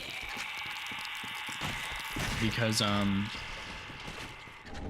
think Pontiff put them in place or something, so that nobody could get into the castle or something like that. I don't remember exactly, but it's kind of interesting.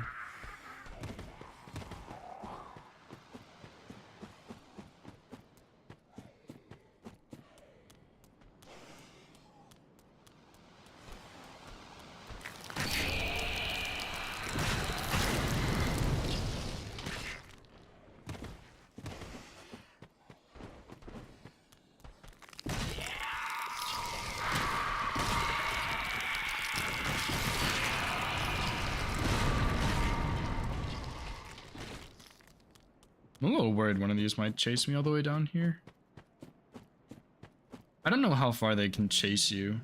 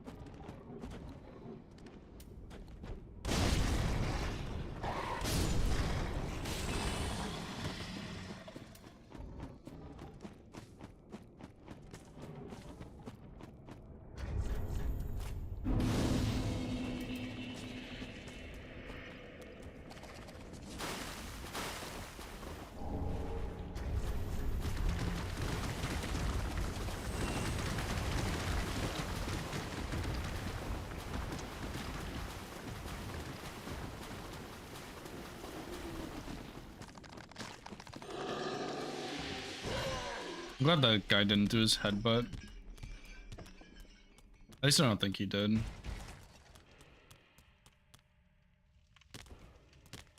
I'm always so scared of him doing it, but I've never actually... Well, I might have seen him do it once, but that was it.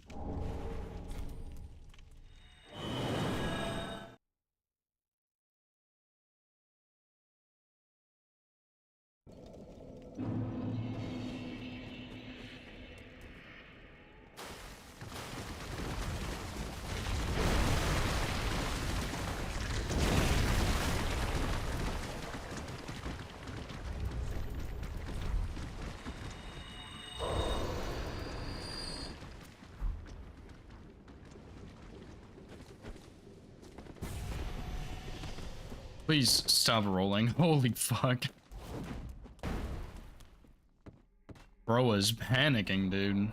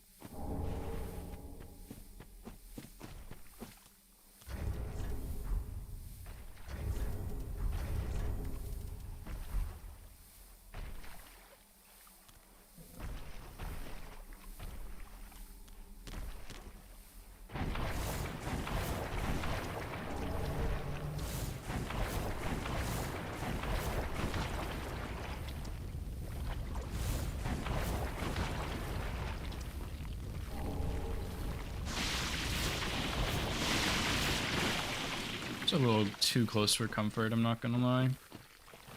That spit was a little close.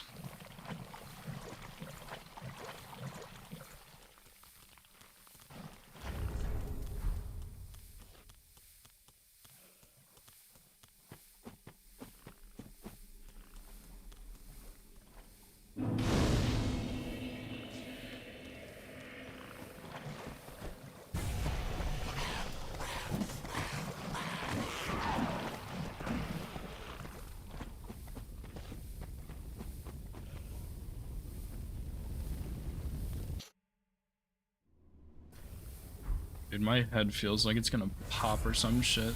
It is horrible.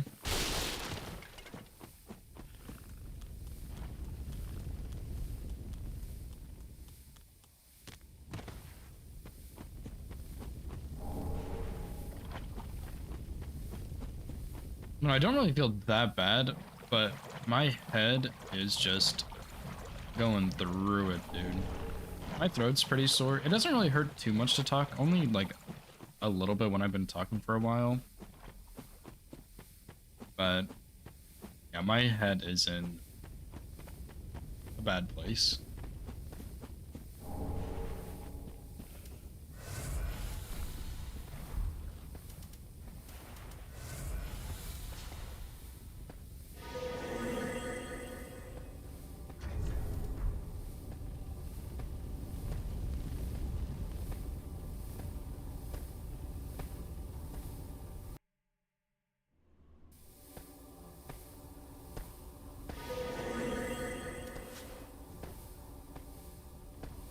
Super COVID. I hope you are wrong for my sake.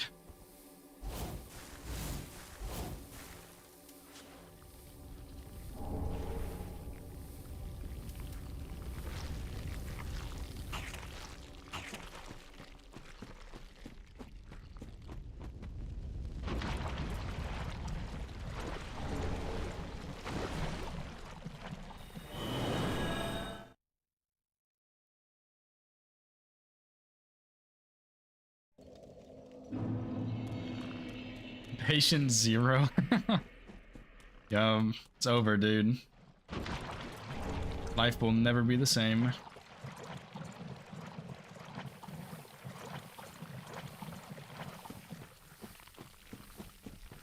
How does a new disease even happen? How would I even be patient zero for a new disease? I don't even leave my house very much. Like, how would that even happen?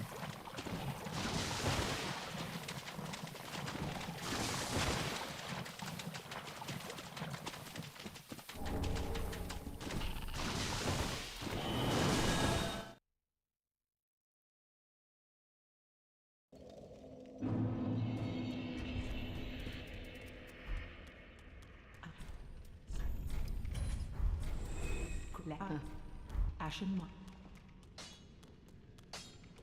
No, you like.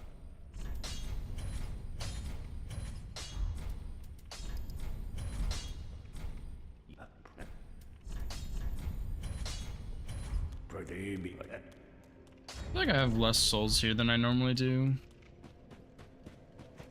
Welcome to the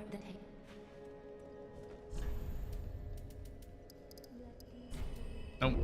Just is very cheap to level up in this game.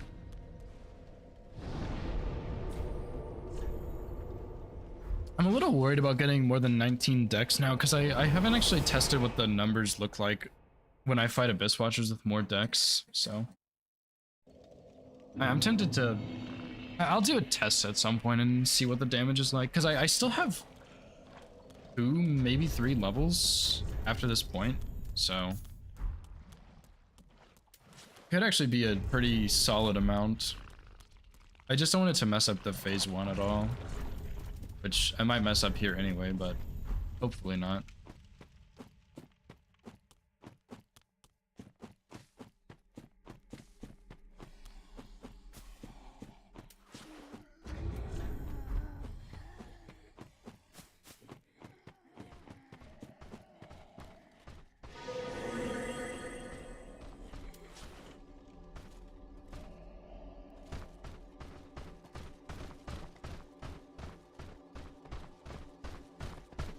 Not really the right one, but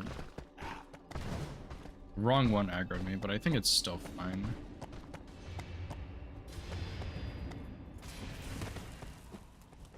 Except for this guy, I think is still chasing me. Oh, just kidding. He's not. Perfect.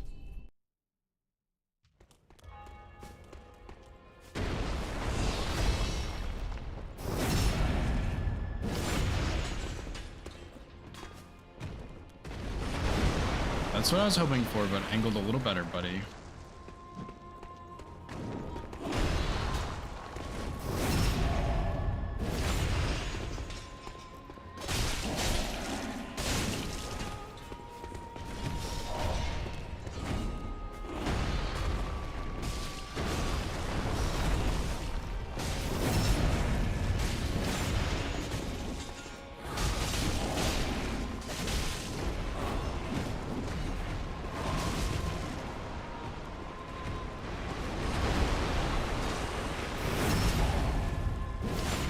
I'm gonna greet it. I think it's fine. Yeah.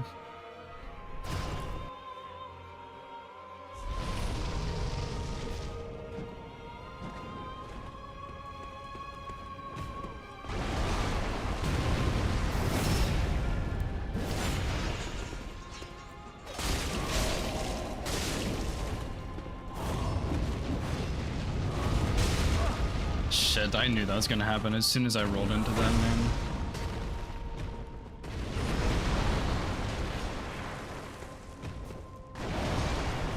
I think on that one, I just shouldn't roll through, but it feels so good when you get that roll, but I know I rolled a little early there.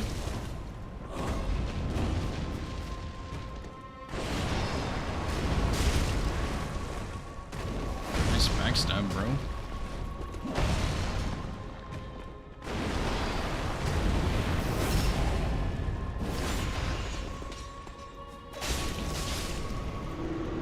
Yeah, really unfortunate, but I said I would only reset before Vorts, so I'm gonna keep going. Yeah, I really shouldn't have gotten hit there, but I just had a really bad roll, that's all. Hopefully I can still get PB1 at least, but we'll see. It's not a huge time loss or anything. It's not like doing Elden Ring setup and getting hit, which is nice.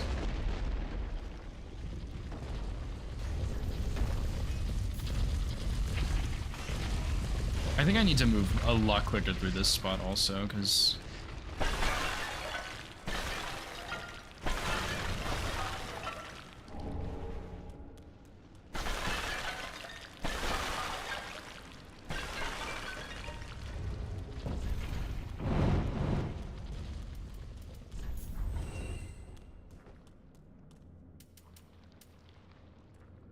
I don't know, sometimes those skeleton...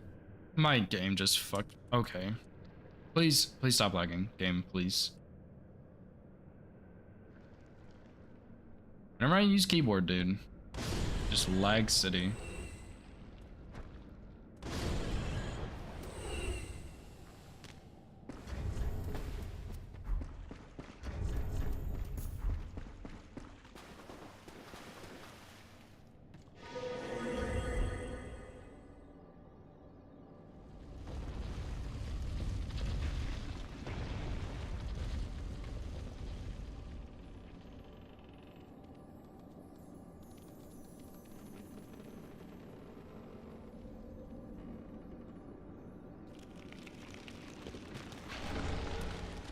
It's a bit slow to grab that. Oh boy.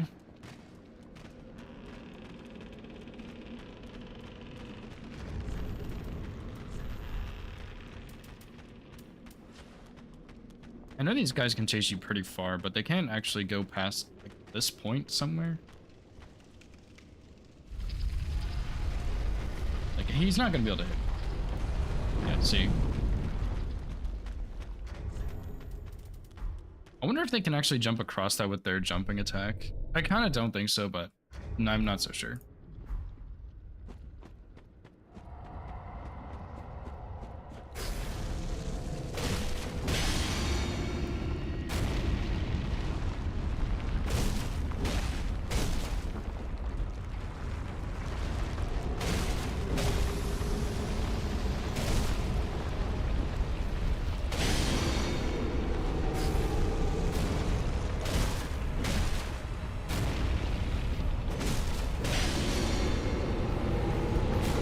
not exactly what I wanted to see there, but I'll take it.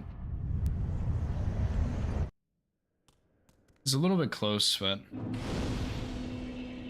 still got him.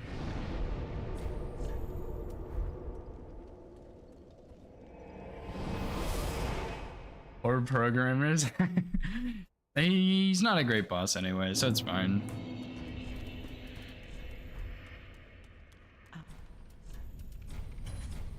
I don't actually know. Maybe people do like him. I just don't really like him that much. He's kind of just whatever to me.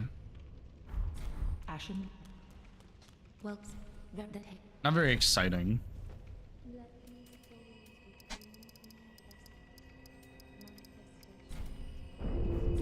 farewell, Ashen.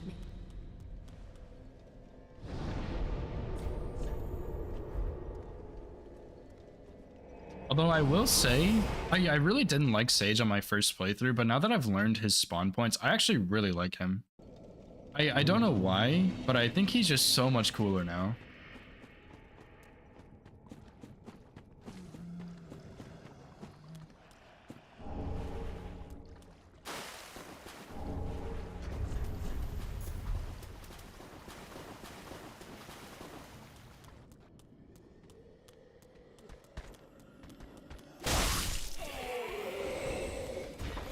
My favorite boss, dude?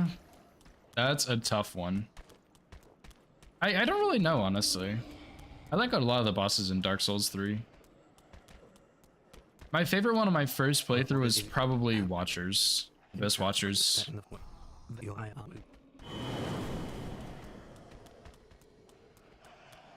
I don't know, even like princes are pretty cool. They're tricky though, for sure, for hitless, if you're not cheesing them.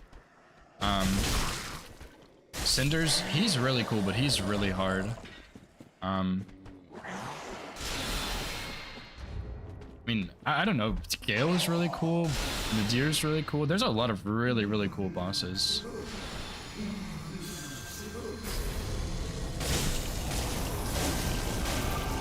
I completely forgot I was supposed to use Fire Bundle there.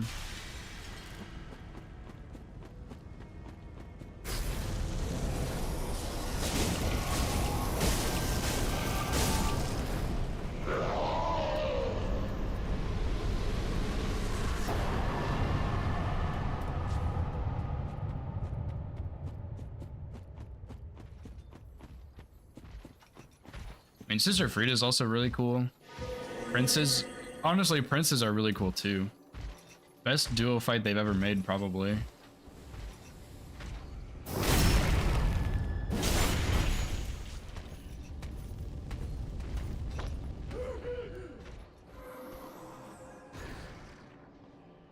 So yeah, first playthrough, my favorite was Watchers. My favorite now is honestly probably for now, my favorite is probably Sage, because I really like the spawn locations, knowing them. It's just so much fun. But that'll definitely change at some point. Yeah, Frida's also, she's a really, really good boss. I really like Frida.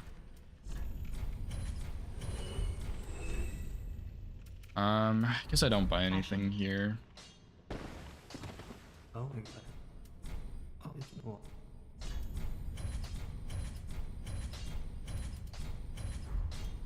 You're sure? How did?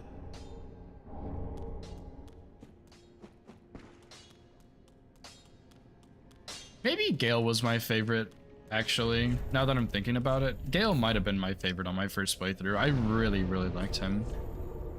It was just such an epic fight.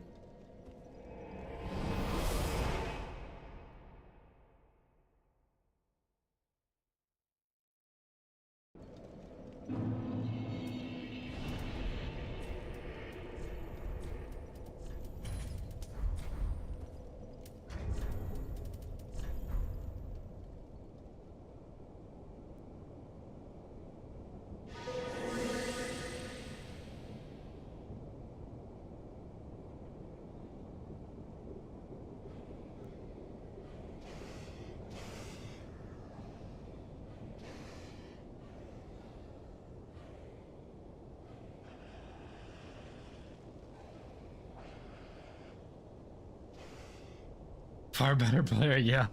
Oh yeah, dude. Some bosses will do that to you. I would definitely say that Gale is one of them.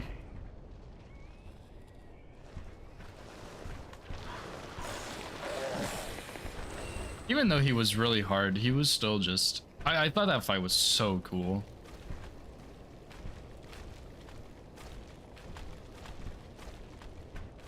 And even though I liked the ending to the Elden Ring DLC, I thought Radahn was pretty cool. I think Gale is a way better way to end it off. Or Frida even.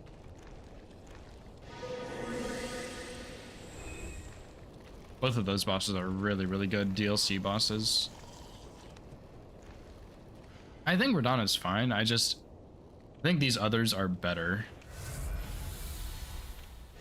I think that's the difference between them.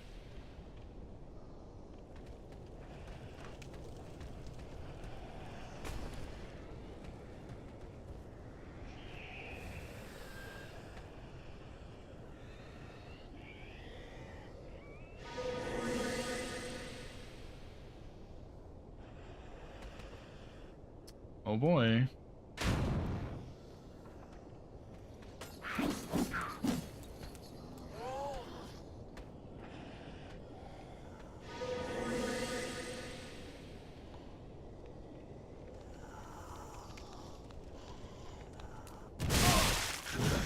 What? How did he see me, dude? No way. You've got to be kidding me, man. Should I have gone on the other side there, I guess? I really didn't think he was gonna see me. Cause yeah, I'm not gonna have enough HP for this fight.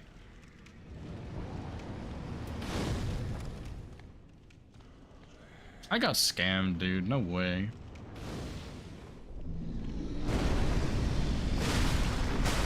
I didn't forget to recast, did I?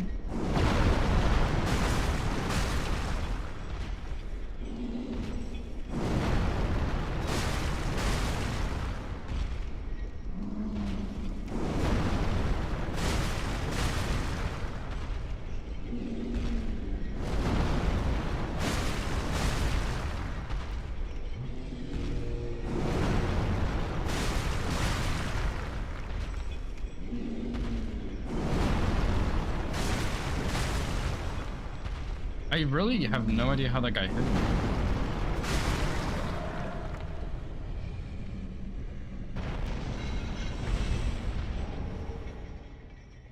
I'm gonna kill this guy and look at it.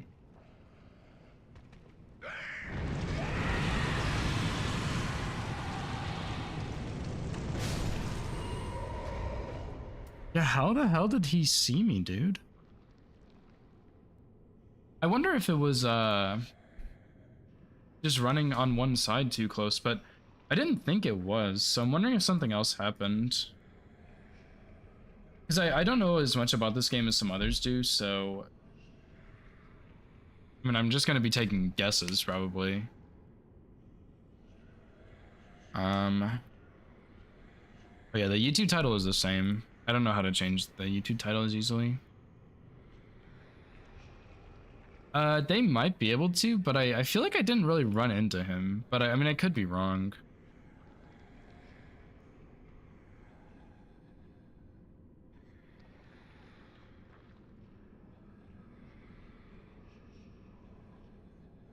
I just feel like I've run into these guys before and it doesn't really do anything.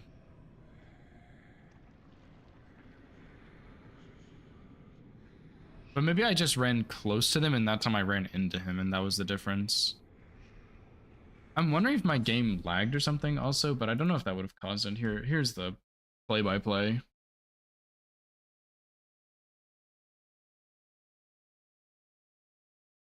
Yeah, my game lagged real bad right there. Which is strange because my DS3 really shouldn't be that laggy. Elden Ring is one thing when it lags, this is another, you know? So I'm still going. Still have hidden body. Wow, dude. That's crazy.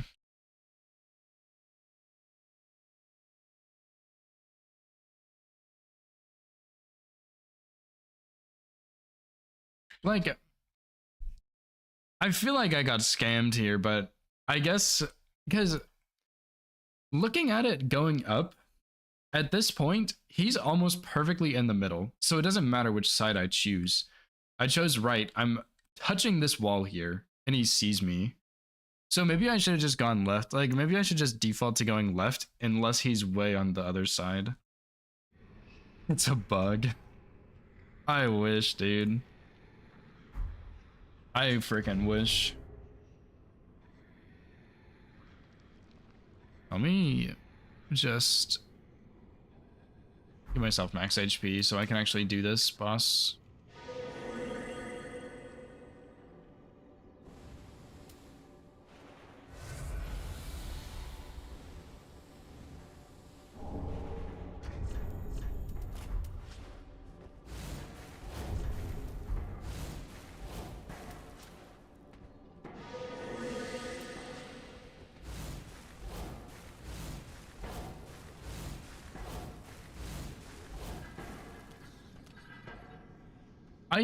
I think that guy is not seeing me. I think he's hearing me in the mud. I think that's why. Because he keeps turning around, but I think he's just hearing my footsteps.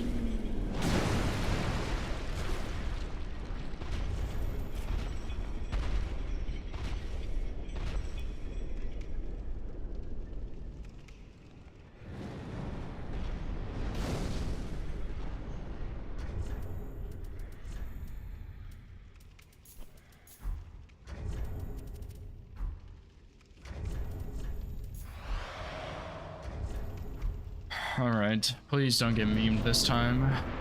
I guess if I do, it's not the biggest deal, but...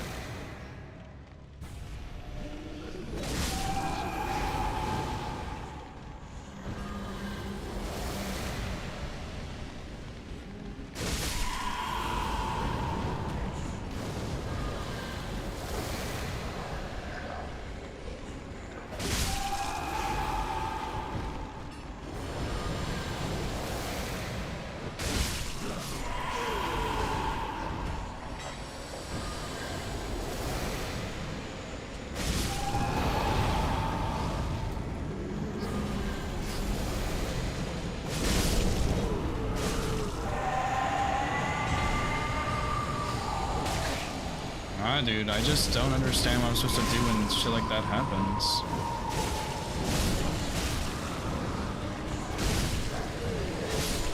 Like, this boss is so fucking trash. Okay, I want to go back and watch this fight, because what the fuck happened? I just did Deacons and it was fine. And now I come here and I do it and it's just the worst thing you can imagine. I just don't understand what I'm doing wrong. I feel like this strat is just RNG almost, because it's not like I'm just throwing all of the skulls on one side and hoping for the best. I'm alternating sides so they don't get clumped up like that.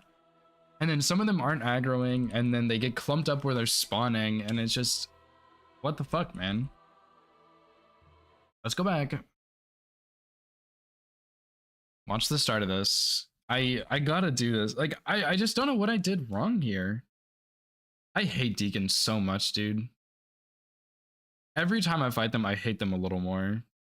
So yeah, I throw this skull here, which I think is fine. I do this, and this fireball, that was aimed at me. That was not aimed at the skull. That was aimed at me, I think. And then I throw this one. I kill this guy.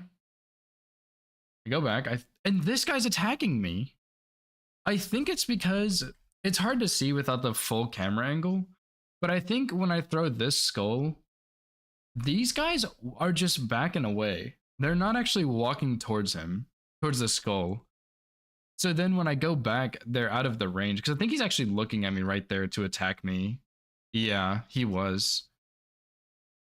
And I throw another skull over here. Oh, this guy. This is number 3, I believe. Throw a skull. Kill this one. This is 4. So there's one more.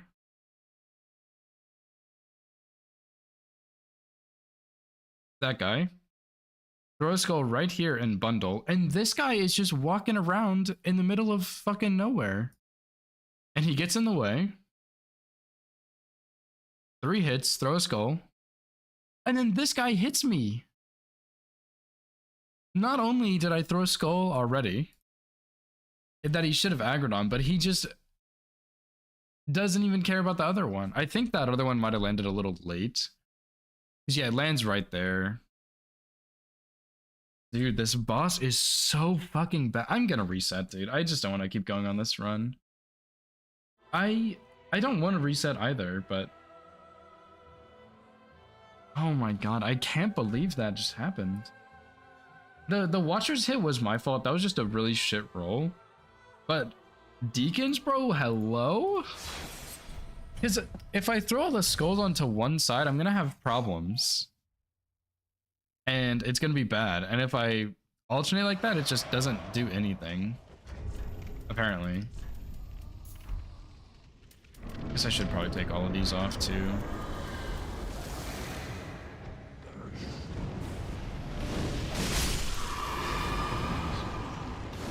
Yeah, see, what are you doing, bro? Get over here.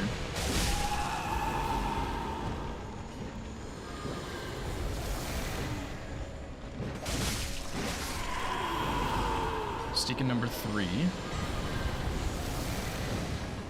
Deacon number 4.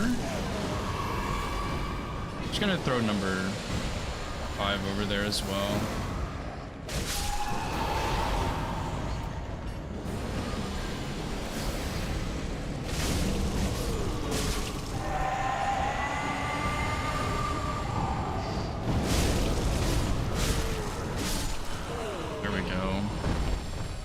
I guess I throw the last couple there.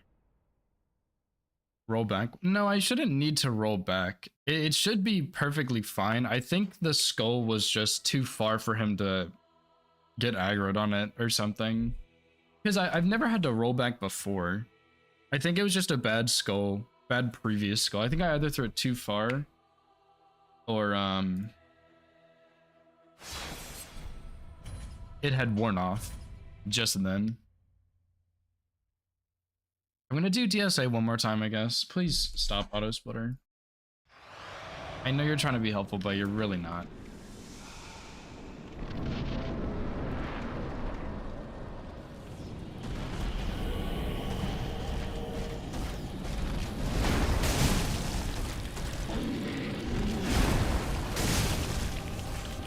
No way, dude.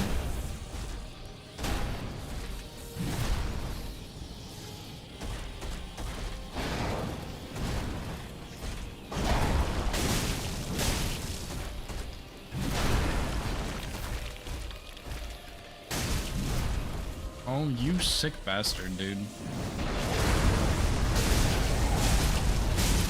I should just transition him earlier, I guess. I just wanted more endurance.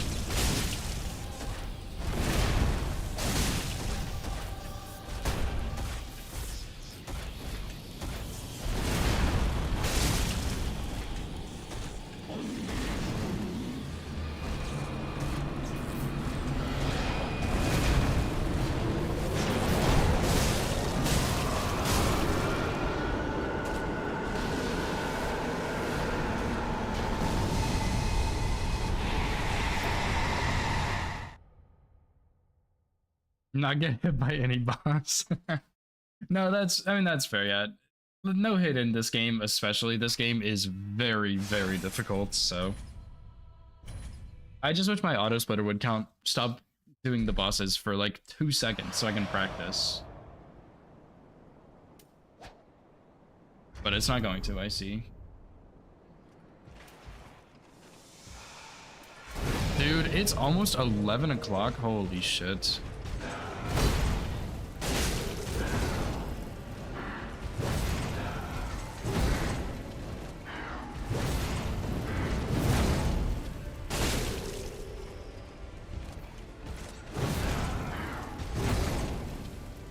Probably should not have rolled in on that.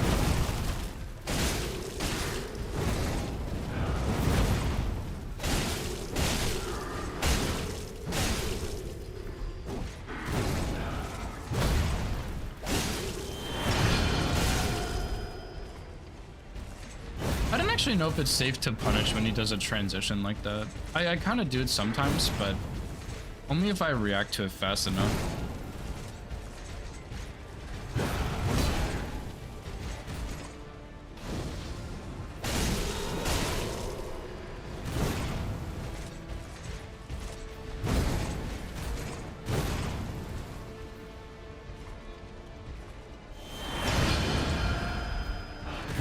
Well, this isn't much better than curved sword phase, so.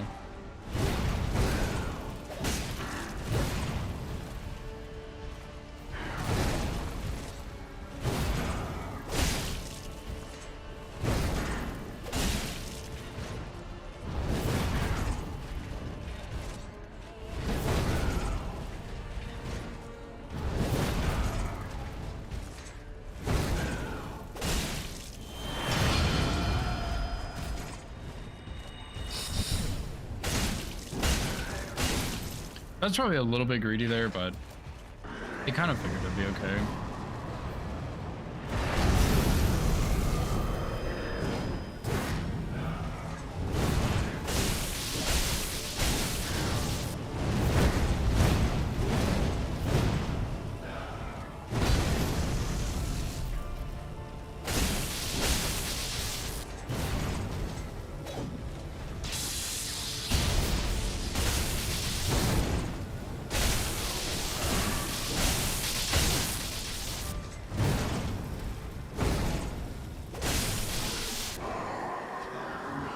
I would say simple, but this boss is so complicated and tricky. Okay, I didn't realize how late it was, so I'll do one more watchers and see how they go. I think I'm comfy on them. I just had a really slightly early roll there. Like maybe I just shouldn't roll that attack in phase 2, and I should just wait for the follow-up, because I think the follow-up on that one is the front flip, but I'm not actually so sure. I'll do him fist only phase 2.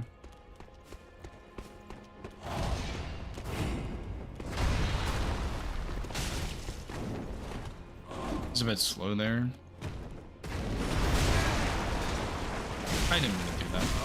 Fuck. Bit slow on that, and I don't know what it looks like with an R1, so maybe I should have just tested it, but then the L1 just... I didn't mean to do an L1.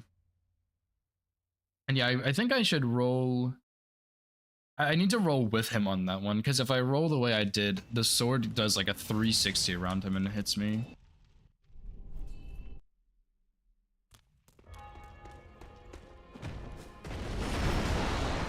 I'm too slow. I'm just kidding.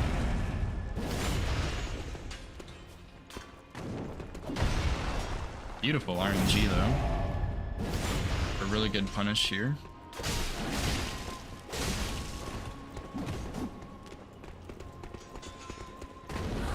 Yeah, it always just sounds like this guy is walking towards me a lot sooner than he is.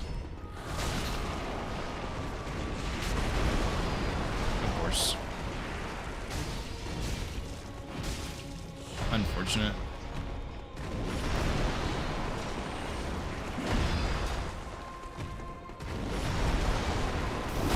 That was really stupid of me to go for.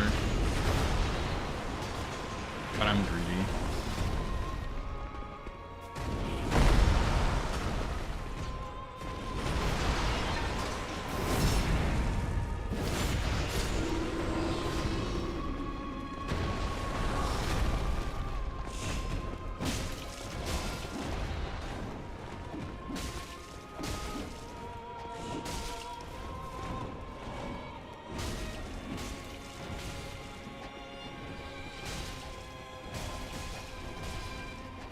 Come on, Red.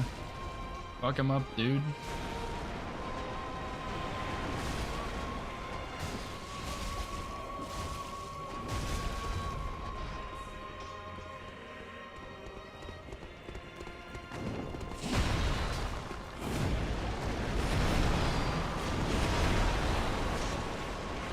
Yeah, this is what happens when I get really shit RNG like this and I just have to wait and kite them around the arena for an hour. Although that was actually really dangerous right there.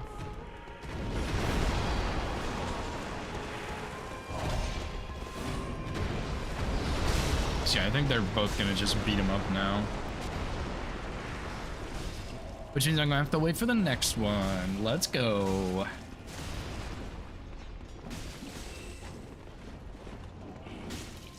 Unless red actually kills him. Which I think he... Oh, let's go. Bug him up, dude. Okay, that's fine.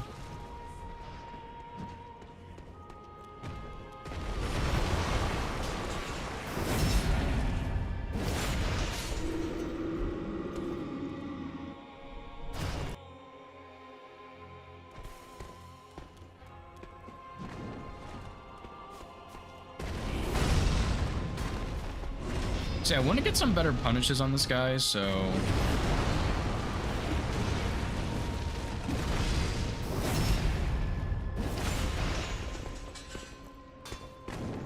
Oh, that took a lot longer than I thought it would. I walked in a little early there.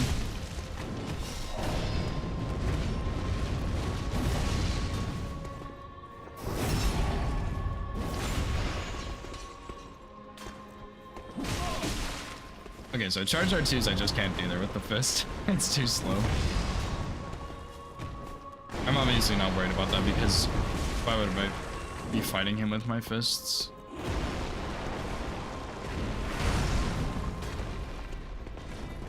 Yeah, I think in phase 2 there's just less punishes because of the explosions.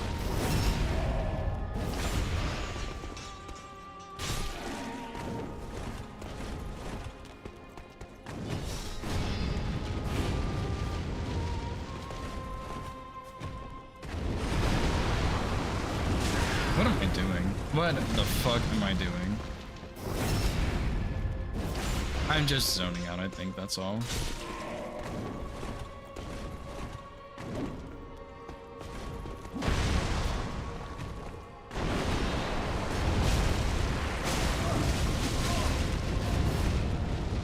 Actually, just got destroyed right there. Oh man, I used to have such a clean watchers. And now this is like actually just going horribly. Missing all these backstabs, walking into his attacks.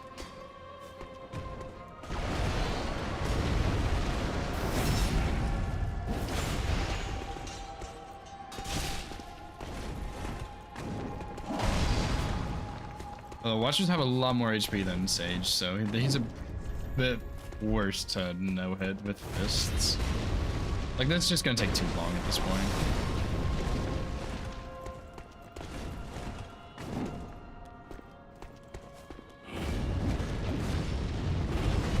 Because yeah, see, if I don't roll into that in phase 2, he just does the follow-up, which I can just wait for the follow-up. Which is probably what I should be doing anyway in phase 2. Phase 1, I can roll through it if I roll properly, but... I think I'm missing that backstab because I'm just going for it too early.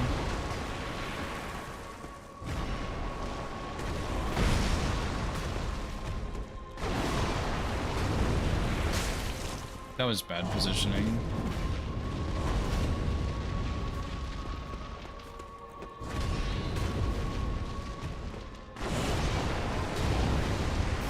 Yeah, I need to get better at baiting out these combos because this is not really so optimal.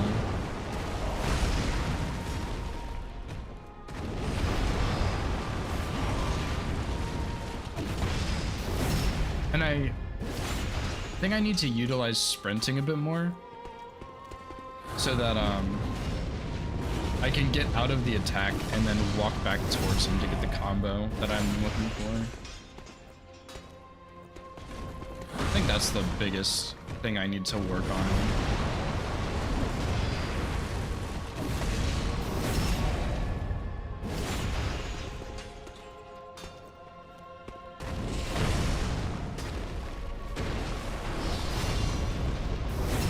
Getting better at getting this one though. I used to miss that one pretty frequently.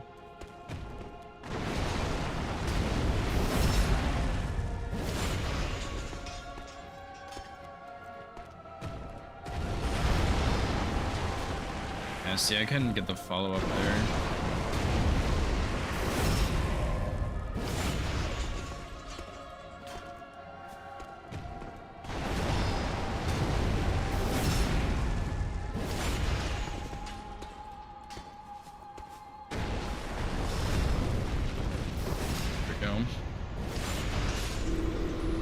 Yeah, so not the best fight ever, but I mean, I maybe I just need to sit down and practice watchers a little bit. I usually don't lose runs to them, and I only got hit there because I had a slightly early roll, but maybe I just need to practice them a bit more, make sure I'm not going to mess them up on a run or something, which is exactly what I did. For the record, I messed them up. Yeah, I mean, it was a pretty good practice day overall. I don't know if I'm going to go back to Rusted Anchor at some point. It's possible. I also do not know if my raid is going off. I have no idea. So let me open my Twitch manager real quick. Yeah, I mean, I don't know. I might do Rusted Anchor tomorrow. We'll see. I'm gonna look at Malekith tonight, and I'll probably end up doing that tutorial tomorrow. And then probably some DS3 runs or Rusted Anchor after, depending on how I'm feeling. I really hope I'm feeling better tomorrow too, because I feel pretty bad today, which sucks. So yeah, hopefully I feel better tomorrow. But I mean, overall, it's still a pretty good practice day, I would say. I'm feeling decent enough about this run. Just need to do a bit more practice to feel more confident. But yeah, thank you guys for hanging out. I had a pretty good day. Still feel kind of shitty, but I hope I feel better tomorrow. And yeah, wish Kelp on good luck on her run, because she's almost on pace, which is really good. So yeah, thank you guys for hanging out. I'll be back tomorrow. Have a good day. See ya.